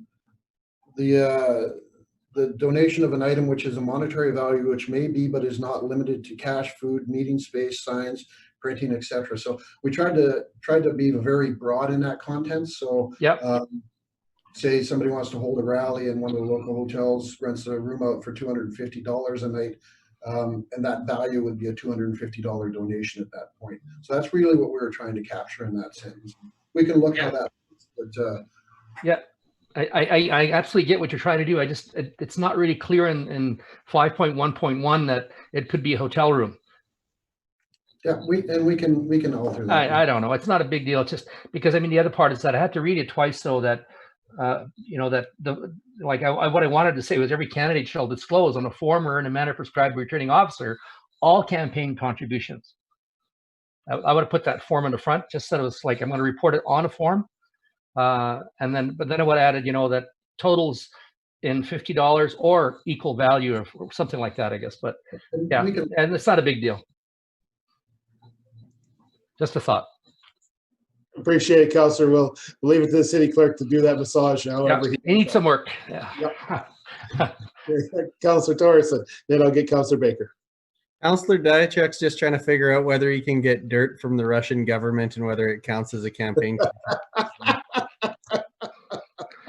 All right, you've been snooped. You've cracked my phone. We're past the 6 o'clock hour. I know we're digressing.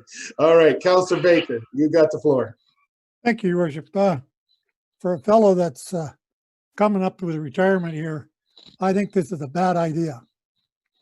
And I'll tell you why. I've sat at tables with other council members within the Alberta and Saskatchewan. They talked about this over the years.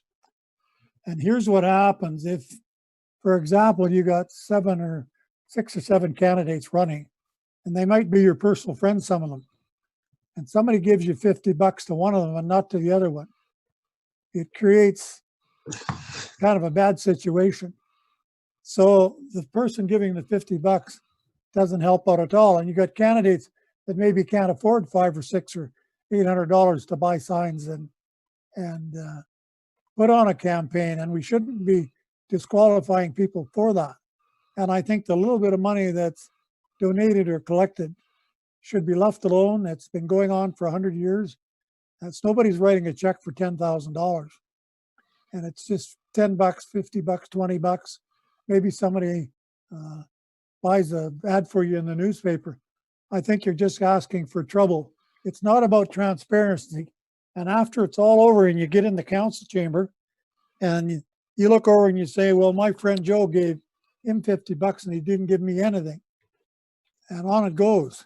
So you think about that one before you create a problem. There are situations where they have elections and they don't appoint a mayor until after the election. Then the council votes for the mayor and the vote is split. Do you think that mayor had a very good time for the next 4 years? Because he's got a split council. So that's why that's a bad idea. So when you have an election where you elect a mayor just like we do today, but there are municipalities that don't do it that way. And it can create problems and divide councils. So be careful what you're doing, Your Worship. I hear you, Councillor Baker.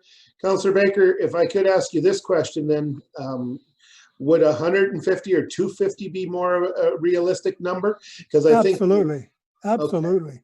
Okay. But, and I hear you because I think that anyone that's followed municipal politics and other things, there's in the cities, it gets very interesting, right? And in our city, I think we're being very fortunate to this point, and I hope we continue to be fortunate that no one feels indebted to someone for the support of one or another, and they've received support, whatever form it may be, including myself in the last election, in that perspective. But what would $250 be more realistic then? I hear. In my mind, it would, because the odds of getting 250 isn't even on the books. Yeah, I can tell you that from many years of experience. But I'm just saying, don't get yourself in a box over a silly thing like this. Okay. We're so damn transparent. We should take our shirts off when we come to council with so many policies. Okay, wait a minute. We'll leave that one alone just after our harassment policy. But yeah. Can I again? What is there any objections to 250? I know this isn't a vote, but what's other councillors think? Because I hear what Councillor Baker says, and $50 is pretty. That buys you doesn't buy you very much in the world of campaigns after buying signs and paying for signs. And I hear that. Councillor Fagnan. Yeah, and I would totally agree with Councillor Baker on that. Yeah, very seldom that you get those size of contributions, and I think it's just petty as far as keeping track of, you know, the smaller, the 25, you know, the $50 plus up to 250. I think that's kind of petty, but I would certainly tend to agree with Mr. Councillor Baker on that point. Anyone else want to speak?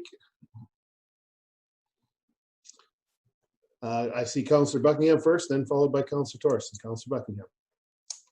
No, I was just agreeing there, Your Worship, just to say the number of 50 is a little low. That I would be comfortable with that 250 mark as well. Okay, thank you. Councillor Thorson. Yeah, I guess what I was just going to say is that, you know, to me, it's not about the dollar value. It's about the activity and ensuring that there's a transparent process of Oh, wait. I think his campaign team just rolled in. There you go. I think it's more about just the activity and ensuring that kind of there's a form of recognizing of the campaign contributions to ensure that no one is buying someone else an election one way or another. And I don't see that being an issue in our community by any means, but I see this as a best practice. So that dollar value could be higher. I'm fine with that. But there's a certain point where it's too high. So how much does your average person even spend on an election? I think in my campaign, I think I spent $400. And I don't know if that's a lot or not, but you know, so $50 to me seems reasonable because I don't think I got any $50 donations. But anyway, end of the day, I think that there's a dollar value, or the dollar value doesn't really matter. It's the activity that counts. Absolutely, agree with you. Any other comments from council? Well, there's some input for the city clerk to take away. Thank you, Your Worship. Thank you. At this time, I will look for inquiries from the media. Thank you, Your Worship. And today we have interview requests for Councillor Buckingham and yourself, excuse me, and yourself, Mayor Albers. Thank you very much. With that, I believe there's no in-camera items from the city manager, so I will look for a motion to adjourn. Councillor Thorson gets the call. Thank you very much. I got you, Councillor Thorson. You're good. Motion to adjourn. Thank you, everybody. It's been a long day, but thanks so much. Great discussion.